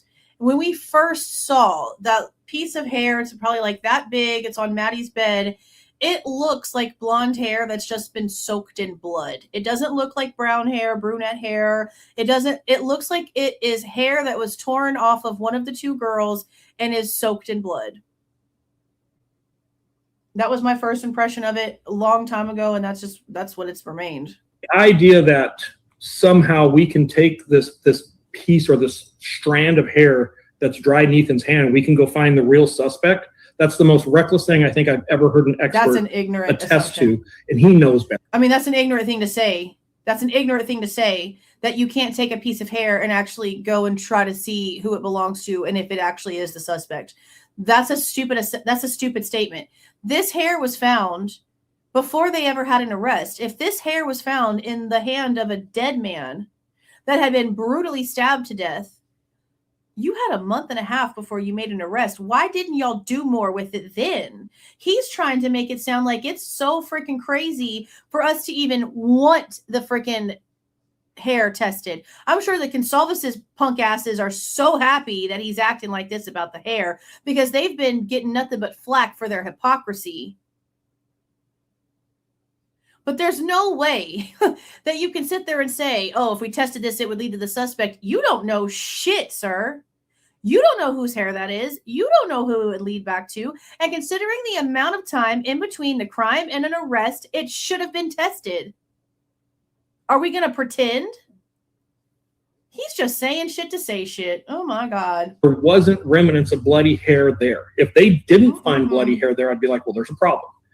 And, the idea that somehow we can take this piece or this strand of hair that's dried in Ethan's hand, we can go find the real suspect. That's the most reckless thing I think I've ever heard an expert attest to, and he knows better. I think you're a lot more reckless, sir. Way better. Let me ask you this, though. It was significant enough to be excluded as Bryan's. So it was at least tested at some level. So sometimes law enforcement has to exclude evidence because of how it looks in court if they don't. I could not agree with you more. 100%. We see a piece of hair, and he made an issue of it. Of course, at that point, they're going to say, well, we'll prove it's not Bryan's. Or we'll test it against Bryan. But No, ma'am, sir, whatever the frick you actually are, wrong. That FBI report where it was tested against Bryan Kohberger's hair was dated January 2023. This wasn't something that happened way on down the line and got argued about in 2025 or right before everything changed or she's making a big fuss about it. No, the FBI was already testing evidence before Kohberger even came into play. They ended up just testing against Kohberger's hair because they already had the damn information with them at their own lab. Why wouldn't you have it tested? Why would it be so, why is it so crazy to want to have this damn hair tested? Why does everybody act like this about this damn hair? Oh my God. Mm-mm-mm. Go ahead. I was going to say, we also have to All the understand time. the testing that can be done. We All don't the have time. roots. It's a strand of hair. It's mitochondrial. We You can can do only testing relate with it no by roots. eliminating people on the mother side That's of good that, enough. the maternal It's a piece. start. So the idea that we can send that. So you can track the mother side of the family for the person who actually owns that hair, and that's not worse of an elimination process than what was done with the IgG. Sounds like the same shit.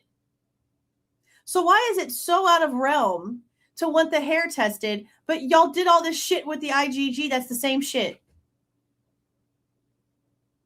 Do they hear themselves? Do they think before they talk? Seriously. We don't have roots. It's a strand of hair. It's mitochondrial. We can only relate it by eliminating people on the mother side of that, the maternal piece. Mm-hmm. So the idea that we Track can that. send that to the lab and actually even develop a DNA profile is nonsense.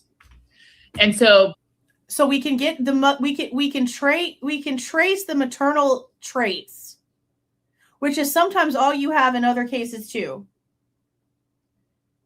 And to think that you can create a profile from that is nonsense, when literally that's what happens every single day. Profiles are created from strands of hair that lead to shit happening all the time. What reality does this clown actually live in? I can't believe he's out here acting like this. This is so much. Oh my God. by that same standard, we can assume that or suggest that maybe it's a victim's hair, but we can't actually confirm that it's her hair. He should be embarrassed. He rarely knows anything. They could have related that it came from somebody on Xana's maternal side. And I kind of wish that maybe they would have done that testing, because I think that would help clear this up. But, you know, the idea that he's grasping or holding hair and that this photo shows him holding a clump of hair, I watched that twice because I couldn't believe what he was saying. And then I went back to my crime scene photos and I actually looked at it and I Show thought, us. man, if these photos ever get fully released. Show us the photo. You don't work for the case anymore. What's going to happen, Cy? You want some credibility? Show us the photo. Show us your little mappy map that you showed these three attorneys on the screen, but you won't show the public. Show us. Bet you won't. Bet you won't. He's done. They should be released so we can put this all to bed. I'm telling you right now, that was just an incredibly reckless thing to hang your hat on. But the FBI does reference the hair in one of their reports. I know that at the beginning it's debris, it's debris, it's debris. There is hair. There's no doubt that there's hair there. I It's agree with listed in their 100%. report. It's hair. There's hair on a male victim who's in a female's room that looks a lot like the female's hair. 100%. But it also is the same color of other people that I think are questionable. And it was my understanding you could test, other than mitochondrial, you could test even if there wasn't roots. Is that not I accurate? don't question the idea that we need to run that hair down. I question the framing that Ethan is holding on to a clump of hair, the way it was described by Turvey as, and it was very clear. Anybody can go back and listen to what he told you guys. He paints a picture like the suspect was tangling with the victim was tangling with the suspect, and Ethan rips out this clump of hair from the suspect as the crime is being committed. And that is not what is in the picture by any play of the word. Show us. And you know what, Got a the great piece pictures. of evidence for law enforcement. If that was the suspect's hair, like, man. I guess we would never know because they won't test Yeah, it. that is curious. And I will say, there was a comment you made not too long ago before we got to the hair, and you said incredibly likely. And I will tell you, incredibly likely to me and probably the other two attorneys sitting here, that does not mean beyond a reasonable doubt. I will agree with you that a lot of my statements with Bryan, and I think you guys can appreciate this, I have to be very careful with how I frame innocence and guilt in my opinions, right? In conversations that I have. What I can tell you is, in looking at the evidence, it is incredibly likely that Bryan Kohberger is the correct suspect. He is by far the best, and I know your viewers having a field day with me using the word candidate. You know, I think we're starting to split hairs, for lack of a better term, at this point. He is the best candidate. There is no alternative suspect who completely outshines this. And for people to run with the conspiracy theory that I'm hearing out there, the hypocrisy of how much weight they're putting on evidence to support their conspiracy theories in spite of refusing to even accept the evidence that exists is pretty insane. But you do agree, like, that hair wasn't tested. The 247 was not accurate. The PCA was wrong. Suspect vehicle 1 wasn't a thing. The FBI report didn't show their math. Like, all those things are also There was an true. intentional withholding of evidence. Admit it. I have documented it. I've written a book about it, and I'm running around the country telling it to every police officer that I can get to listen to make sure that we change it. 100%. The legal issues surrounding this investigation are mind-numbing. I couldn't agree with you guys more. So in conclusion, this really was the worst investigation. I mean, probably, but honestly, he was supposed to go and interview on Truth and Transparency's channel. And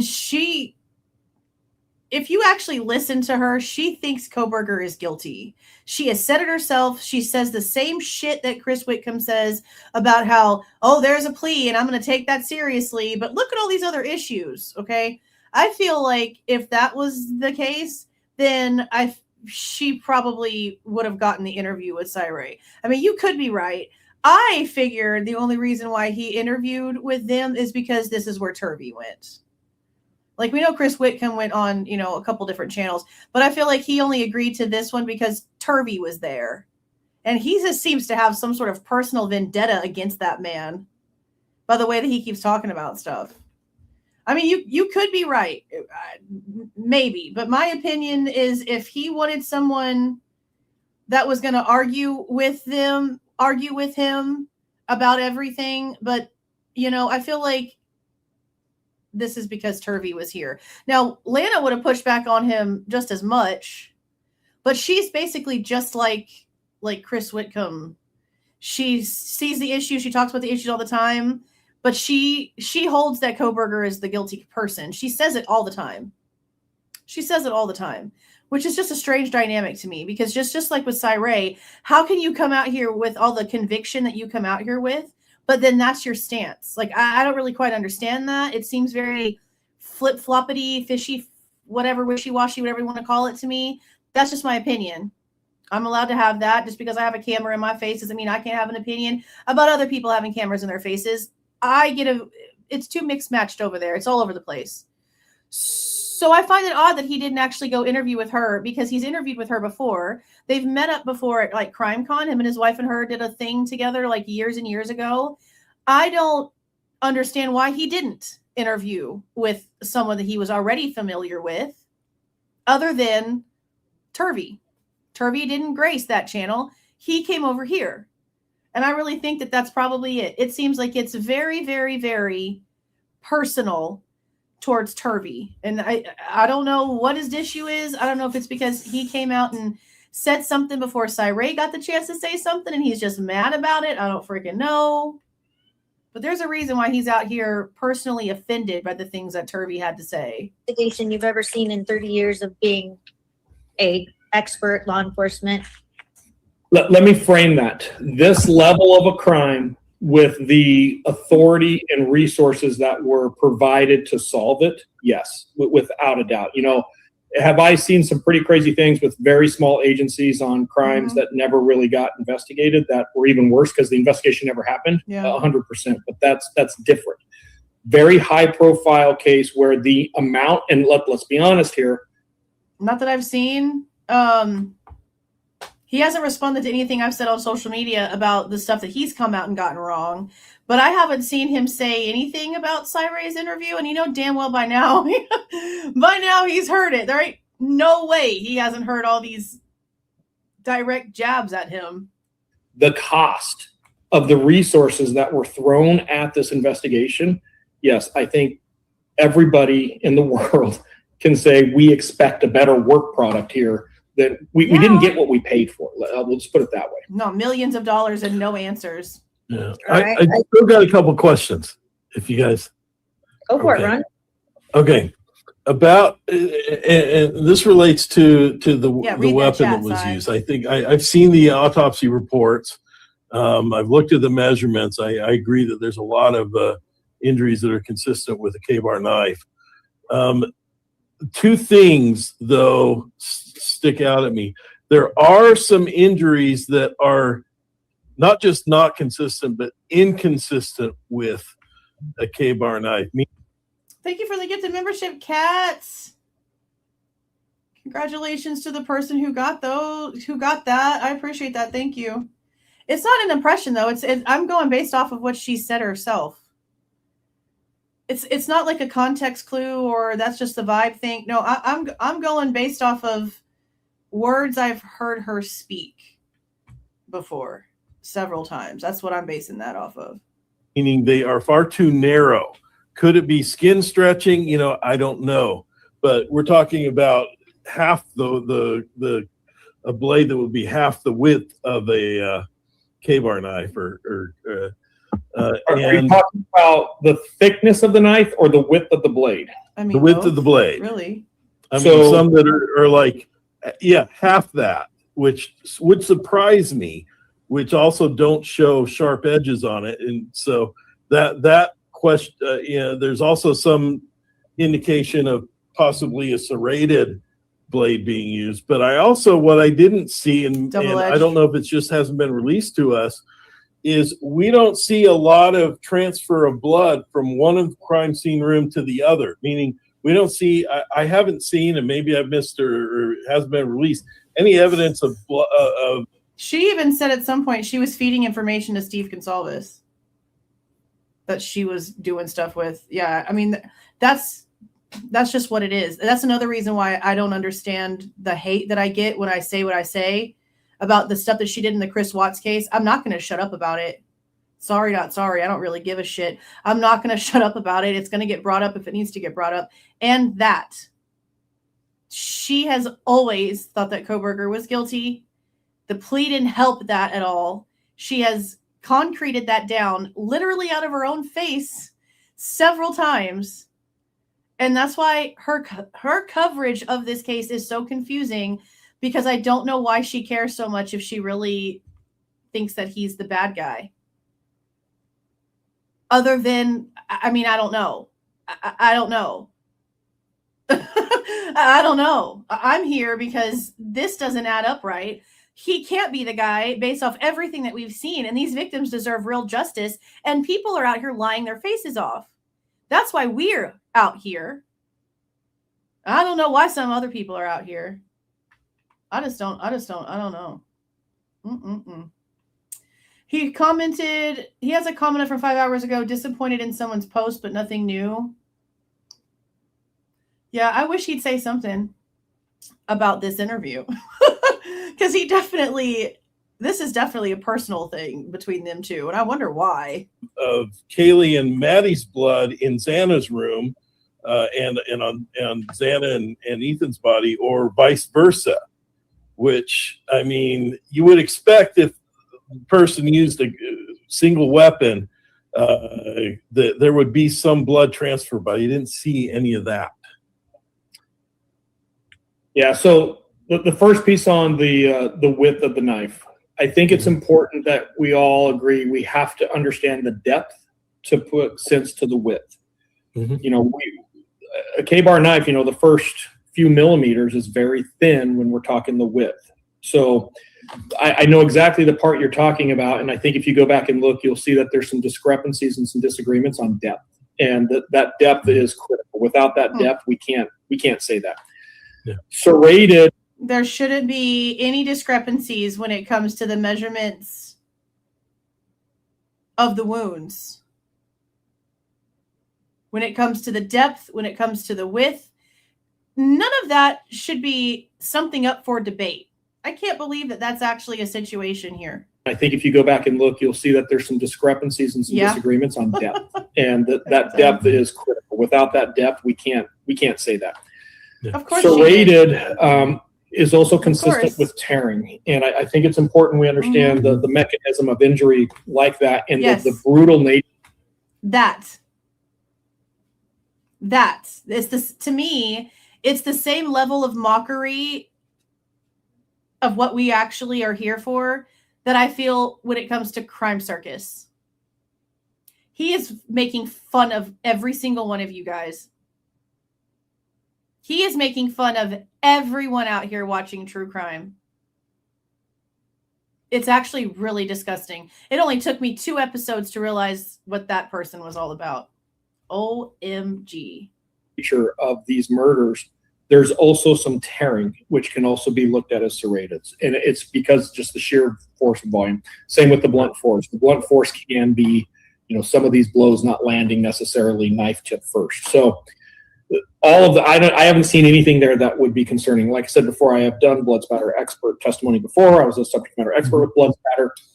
I don't know what all has been released. I believe that there's been quite a bit covered down on this. I will clarify it this way. There is no doubt as to the order of the victims being attacked that evening because of the blood spatter that is found in the different rooms and leading from one room to the other. There is blood from the first 2 victims. There's not really anything at all leading anywhere. Just because Maddie and Kaylee's diluted blood happens to be on some of the walls, that's not leading in between. The whole reason why the crime scene is so freaking crazy is because there's no trails outside of either one of the rooms, no matter which direction. And that shit's crazy. That's not normal, regardless of what this guy tries to say. That shit's not normal. Because of the blood spatter that is found in the different rooms and leading from one room to the other. There is blood from the first 2 victims found throughout the house. What really pissed me off during this interview, if you want someone to take you seriously, you cannot highlight crazy comments that pop up on the screen. And while they didn't pop up very many, there was one about Cy-Ray maybe being threatened by the Jesse James gang that Kristen put up on the screen for a second. And I just don't know why you would do that. Why? When you're trying to be taken seriously and you've got this guy on the thing, why would you just pop up the most ridiculous thing you could possibly put your eyes on in the entire chat? And the same thing went for Birdie. And people don't like me talking about it. I don't give a shit. I'm going to mention it again. My first impression of him was him coming out and telling everyone that Kaylee died on December the 10th. That's his introduction to me on some bullshit. Sorry, first impressions stick, okay? That's just, again, human. Let's remember how our brains and how we actually work here. First impressions are what matters, and that was his first impression to me. When he was interviewing Chris Whitcomb, his stupid ass literally asked Chris Whitcomb in that interview if he saw Kaylee's death certificate and how it says that she died on December the 10th. How can you expect us to be taken seriously when that's the kind of stupid, dumb shit that gets put into these interviews with people that claim to have a stance to things? We're going to keep looking like clowns if that's what keeps being what's our representation is. None of that is okay. You make us look crazy. You make us look crazy. So when we come out here and we're pissed off because people are lying and they're not making any sense, videos from like me or other very small amount of channels that actually pay attention to shit and don't go cray cray are actually looked at. It's the conspiracy, the real conspiracy crazies that get all of the attention. And that's why we can't be taken seriously. That's why if you think that Kohberger is innocent or there's something shady here, they think you're a Looney Tune because of people like that. That shit is what I'm up against all day long. That shit is what gets the most attention because the facts are boring. The facts aren't entertaining enough. I'm not stupid. Go look at my channel compared to Birdie's.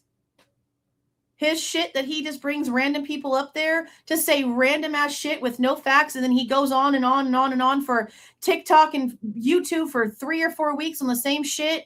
All of that dramatic bullshit gets more information, gets more views, more clicks, more attention, more shares than going over the chain of custody problems. Than getting an actual FOIA from the police department and presenting the information. That crazy, make us look stupid shit gets the majority of attention. Now, is it because YouTube is pushing it out in the algorithm that way because they have an agenda that's paid for by somebody else? Maybe. But I'm not wrong. People don't like what I have to say, but they can never say that I'm wrong. I'm just more open about my opinion than most people are. But unlike Cy-Ray, I really don't have any skin in the game. You're either going to be here for the facts that have nothing to do with me, or you're not going to be here because I don't like bullshit. I mean, there's really just no two ways around it. These aren't my facts. These aren't my stories. I've told my story. People then wish that my ex would come back and find us and finish his job, which was trying to kill us, simply because I think that Kohberger is innocent. That's what it's like being a creator out here. You have to constantly have all the dumb shit in your face while still trying to produce facts because you care. I've wanted to quit so many times over the past 2 months. I was just telling my buddy like two weeks ago, I'm really thinking of just getting whatever's out there that needs to be out there, done and over with, and shutting up shop. Like, it's not even a joke anymore. It's really getting to that point. It really is. You can't be taken seriously. You get a chance to have these people come on your channel and you ruin it by throwing the most absolutely insane stupidity into the ether. And then you wonder why we get nothing but flack all the time.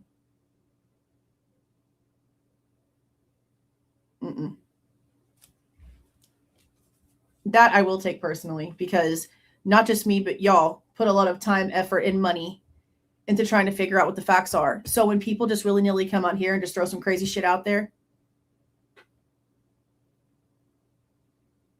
that crazy shit takes over and the truth gets muted and suppressed.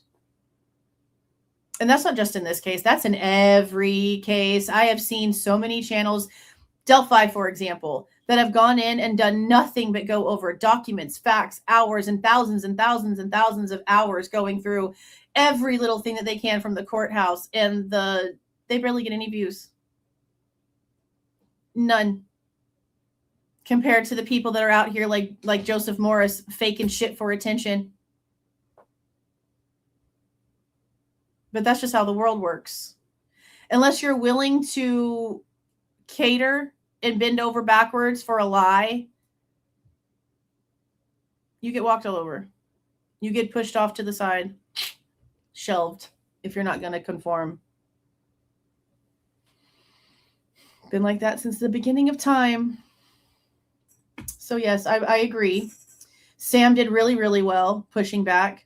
Ron did excellent pushing back. I don't know what, this is what I'm understanding when it comes to Kristen. Her daddy owns the firm. And I don't think you need to know anything further than that, honestly. Going to the bedroom, second two victims. And what order was that? Can you tell us the order? Yeah, the upstairs first. That's been out there for a long time. Yeah, also not proven. Yeah. The other problem, Ron, with some of the blood in, right around Xana and Ethan is the sheer volume of blood. When you have this giant puddle of blood, we don't collect the entire puddle and test all aspects. So there could very easily be blood transfer in that area. And the problem is that this is true. It sounds terrible. It's just so voluminous at that point. You can't test it all. In areas that I would expect to see it, it was seen. Like the blood is really straightforward on this case. Okay. And I think my final question I have is, was there ever discussion of an offered plea? To your knowledge. I'm not aware of any discussion of an offered plea. I'm not aware. Because you weren't told about a plea in general. You just threw a whole hissy fit because Turvey was upset about the lack of common decency. So I guess you wouldn't be the one to actually ask that question because you don't know. Of any real discussion about a plea until the judge promoted it and the state followed up on the judge's promotion. Outside of that, I'm not aware of any discussions of pleas prior to that. Just for people who are watching, an offered plea is one where the defendant pleads guilty but doesn't claim without saying I did it. It's essentially I accept this plea. I'm not saying I did it. That the prosecution had enough evidence to convict him. Did you know about the plea deal before the public did? I don't know when the public knew. He did not. I would say I probably learned about it about the same time everybody else was learning about it. There wasn't necessarily what I would consider a real clear release. It kind of dribbled out, so different people Mainstream. I think, learned at different times. 6:30. And like I said before, the plea deal did not surprise me. I think the opportunity for the state to offer it and the necessity for the defense to seriously consider it was very real on both sides. It was real enough that it happened. I mean, he found out when we all found out. All right. If there is an appeal being worked on or done down the line, I agree with your statement that I don't think this case is remotely over. Are you going to be part of the defense still as well?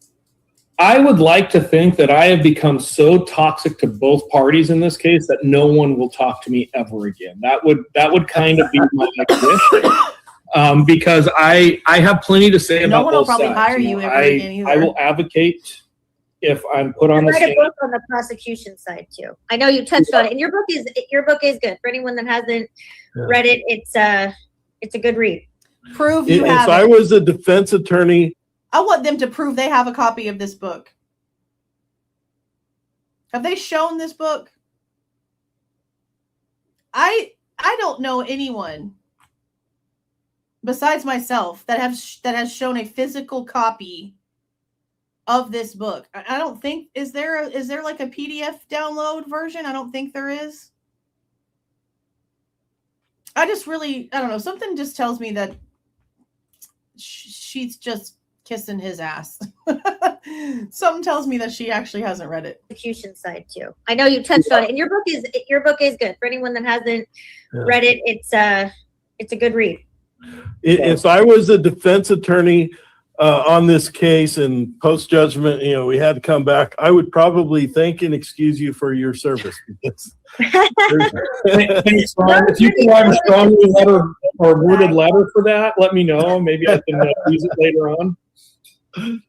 But this case is going. We all have our opinions and thoughts, and it's an area that there's a lot of discussion, and we certainly are grateful to have had this discussion with you and for you to be candid. I think this is pretty much done about this. Certainly. Well, and the decision's pretty much been made. I am done. So this is going to be the one and only interview that I do post report ever. So I've had a lot of phone calls and I've turned them all down. I'm kind of done with. Yeah, I don't know how Lana even can say shit about my kids.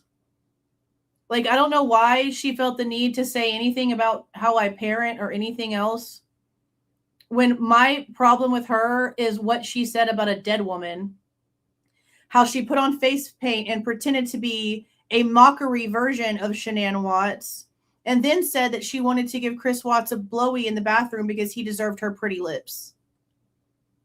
Somehow you can take my parenting style from that. Well, I hope, knowing that I am in complete disgust with that behavior, that should tell you what kind of parent I am. But yeah, she felt the need to talk about my parenting and my kids and shit. My kids ain't got nothing to do with your bullshit ass behavior. You're a grown ass woman who's still actually doing it. And it's gross. There's channels out there that have accumulated everything that Lana has done in way of what happened with the Chris Watts case. And it's disgusting. There's no way that you can watch what this woman has done and the things that she has said out of her own face, and then also know about the protective orders that she has against her. There are other true crime YouTubers that have had to put protective orders against Lana because you can't say anything to her without her coming out and trying to attack you every way that she possibly can. And people know that. Instead of realizing who she is, they'll say stuff to me like, oh, you need to be careful. She's crazy. If you talk shit about her, she'll try to get your information. She'll try to dox you. So if you know that about her, why are you still supporting her? Instead of warning me and then going back and telling her that I'm talking shit, if you know that she's a loser, why do you still support her? I ain't got nothing else to say.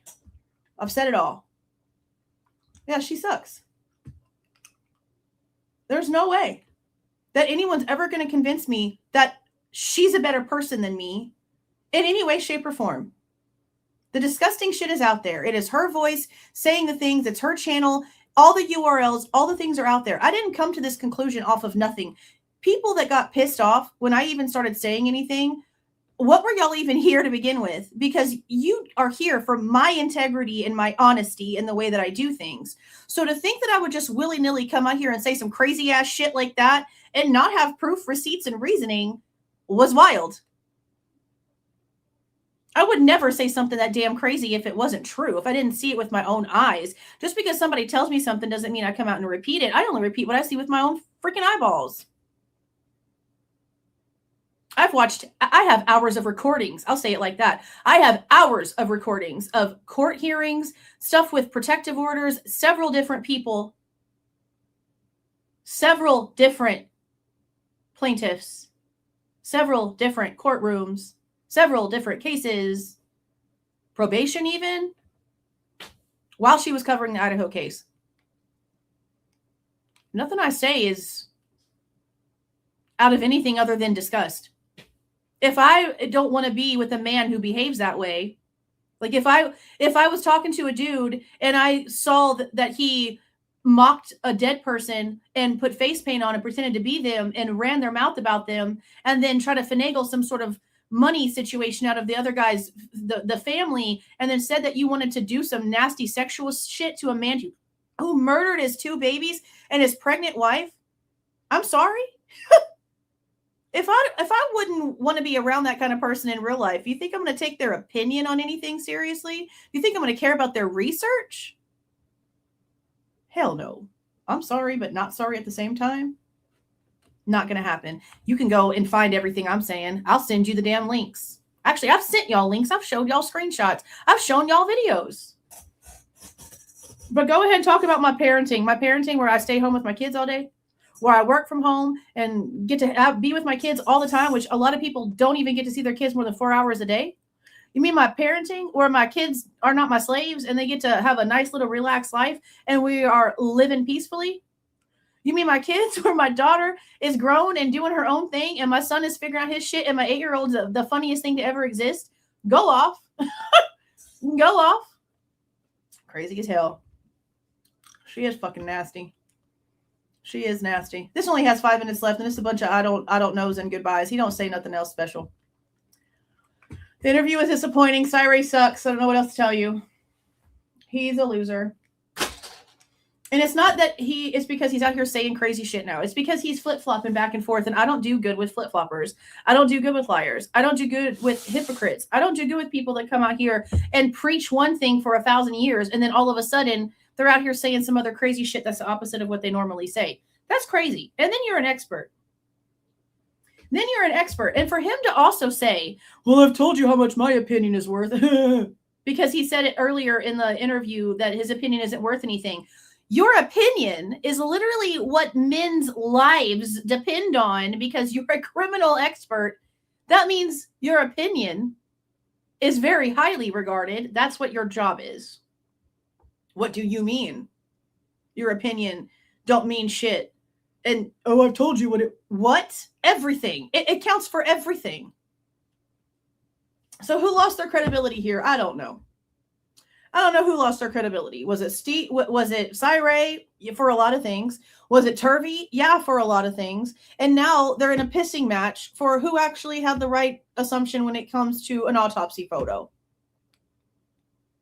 Why can't we just get the freaking facts? How hard is it just to give us the truth? I don't understand. I just don't understand. I don't know how we got here. I don't know how everything got so off the rails. Oh my God. Thank you for the 1999, Amy. I appreciate that. Thank you so much. And thank you for joining, Tyann. I appreciate you joining. Welcome, welcome, welcome, welcome, welcome. Welcome, welcome, welcome. No way. I love those little plushies. They're so cute. Let me see.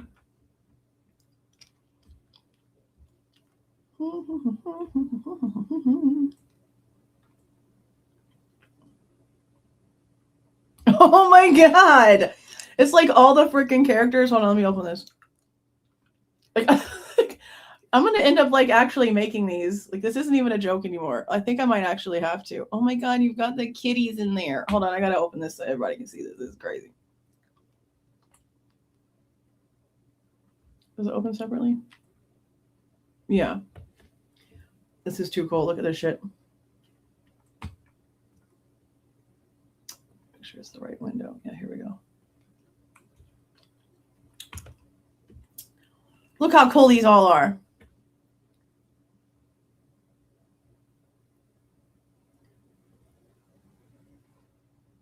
I love how my plushie's hair is longer than her entire body.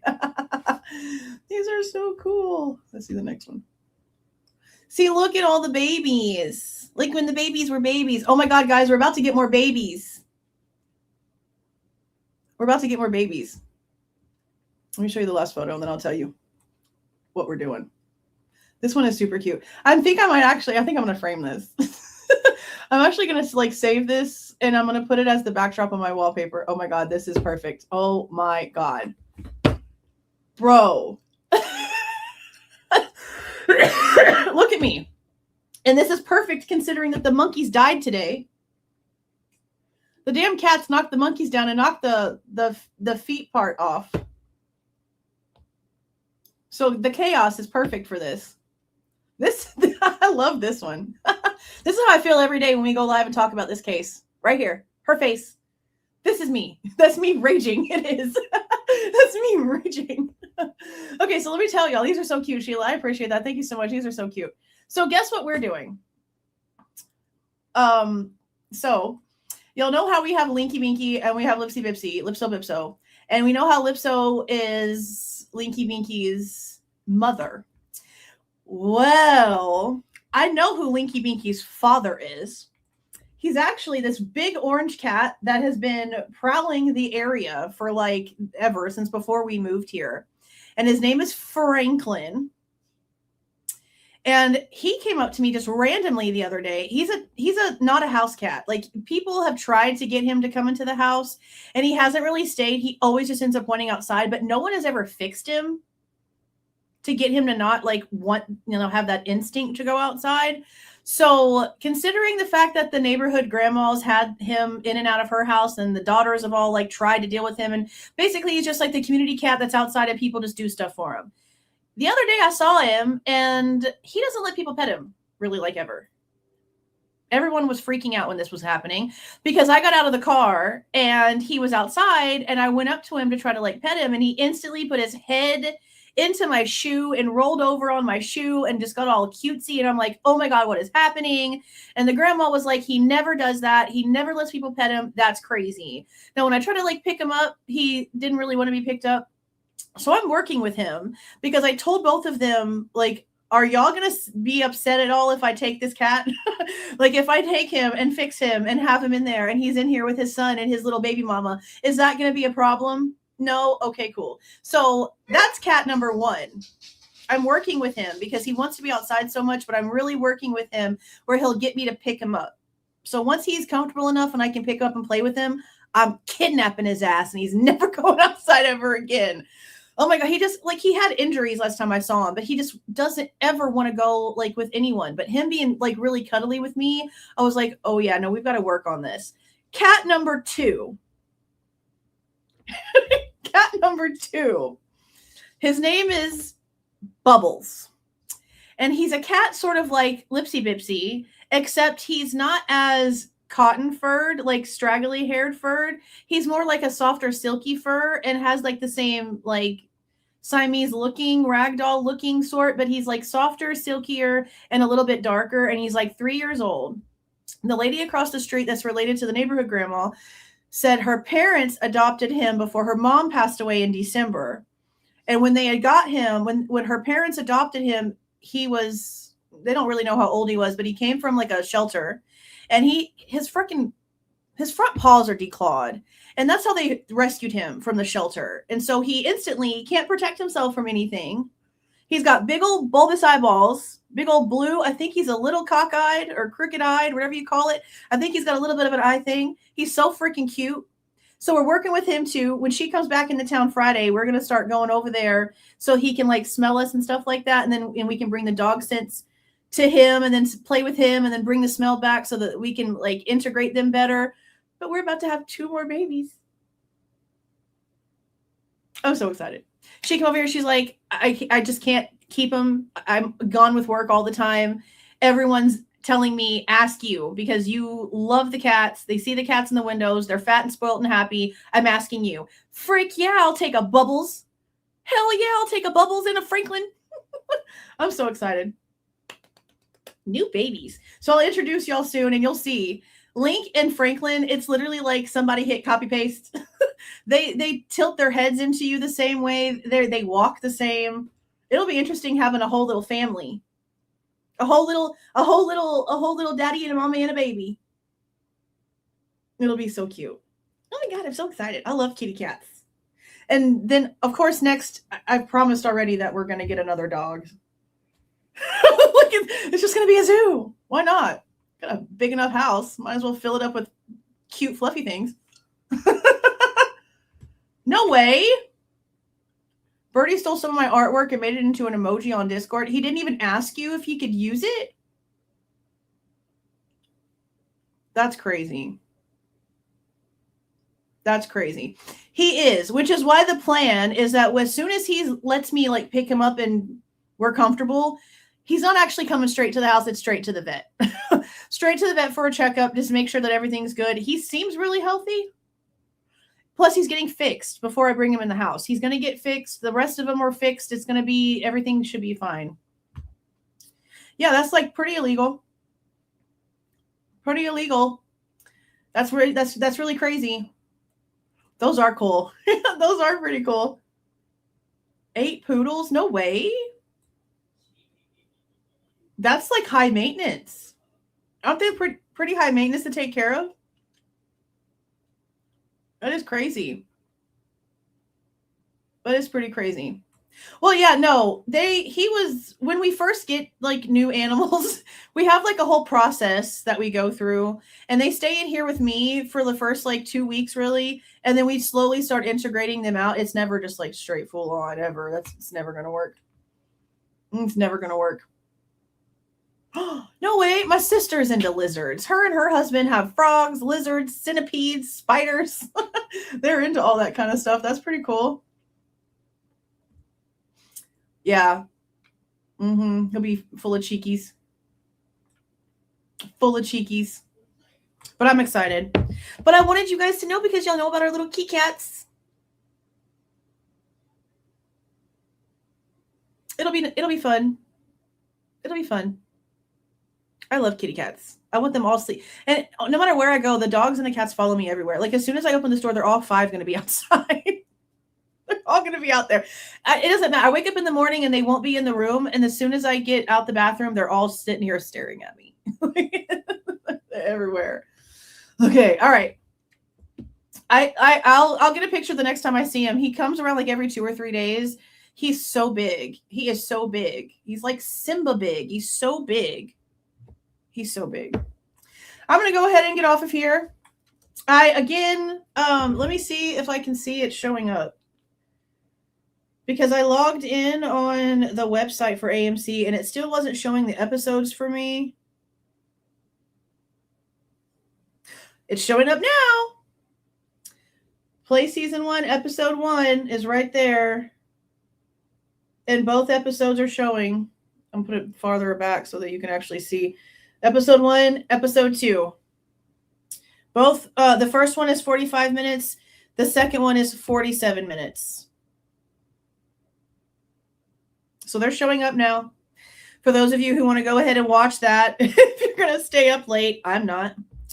I'm going to go ahead and get to bed now that they're showing up.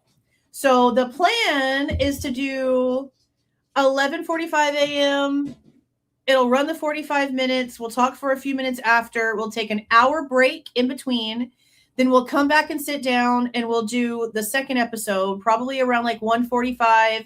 I figure we'll probably be done by 3 at the latest probably. And then I want to come back at around 8 o'clock. how we've been going late like that, 8 o'clock ish, and do a live with just whatever they said that was new information to us and whatever we noticed was wrong. Just to go ahead and get the breakdown done and over with, because these documentaries that don't have shit about shit, I mean, I don't have a lot of hopes, and I hope I'm wrong. I hope we get in there and we watch it and it's more factual than the bullshit, because so far they've all been bullshit. So I guess I am going into this a little bit, bias, because none of them have been good. But that's the plan. Episode 1 in the morning, episode 2 in the early afternoon, and then we'll do a complete recap breakdown Thursday night, and then Friday morning it's right back to normal programming. Friday it's right back to normal until I think it's Wednesday is the 29th. Sunday is the 26th. Let me make sure my days are right. Okay. Thursday the 23rd, Friday the 24th, Saturday the 25th, Sunday the 26th, Monday the 27th, Tuesday the 28th, Wednesday the 29th is when the 4-part Netflix series drops. So we'll be doing what we're doing tomorrow again next week on Wednesday and doing breaks in between. Now it's 4 episodes now. So the recap will probably have to be the next day. We'll probably do a recap. Our Thursday morning live will be a recap of the Netflix series, and we'll spend the entire day Wednesday doing 1 episode, hour break, 1 episode, hour break, 1 episode, hour break. That's what we'll do. That's what we'll do. Some people are going to want to watch the whole thing through, but I want to be able to really pay attention to it. So that's how I want to do stuff. Oh my God. Oh, that's not the one. I was making a face of the Gypsy Rose stuff. The Gypsy Rose stuff. Yeah, I still want to go through and listen to Nick Godejohn's interviews. See, and that's what I have a feeling that it's not. College Town Nightmare, I think. A College Town Nightmare. Because Netflix just called theirs College Nightmare. And AMC's is called A College Town Nightmare. So they basically stole each other's titles. Ridiculous. Absolutely ridiculous. All right, you guys. I'm going to go ahead and get off of here. Thank you for coming in here. We spent another over 5 hours, almost 5.5 hours going through the last half of Cyray's interview. And again, this was not how I expected to do this. I really was hoping that it would be a note-taking breakdown situation. I wasn't expecting for him to come out here and just say the most insane shit, being the most hypocritical, ridiculous human being I think I've ever dealt with in my entire life. It's actually crazy.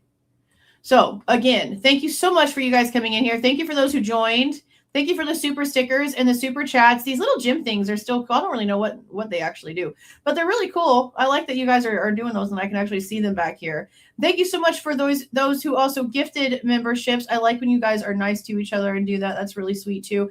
Also, don't forget that this Monday coming up on the 27th is our July 2026 members only live, where we'll be doing our merch giveaways. So don't forget about that. That's in just a few days, smack dab in between doing these reviews with these shows. So it's going to be busy. We still have reports and other things to go through. It's definitely not slowing down. So you guys get some sleep. We have some interesting stuff to look at and watch tomorrow and take notes on.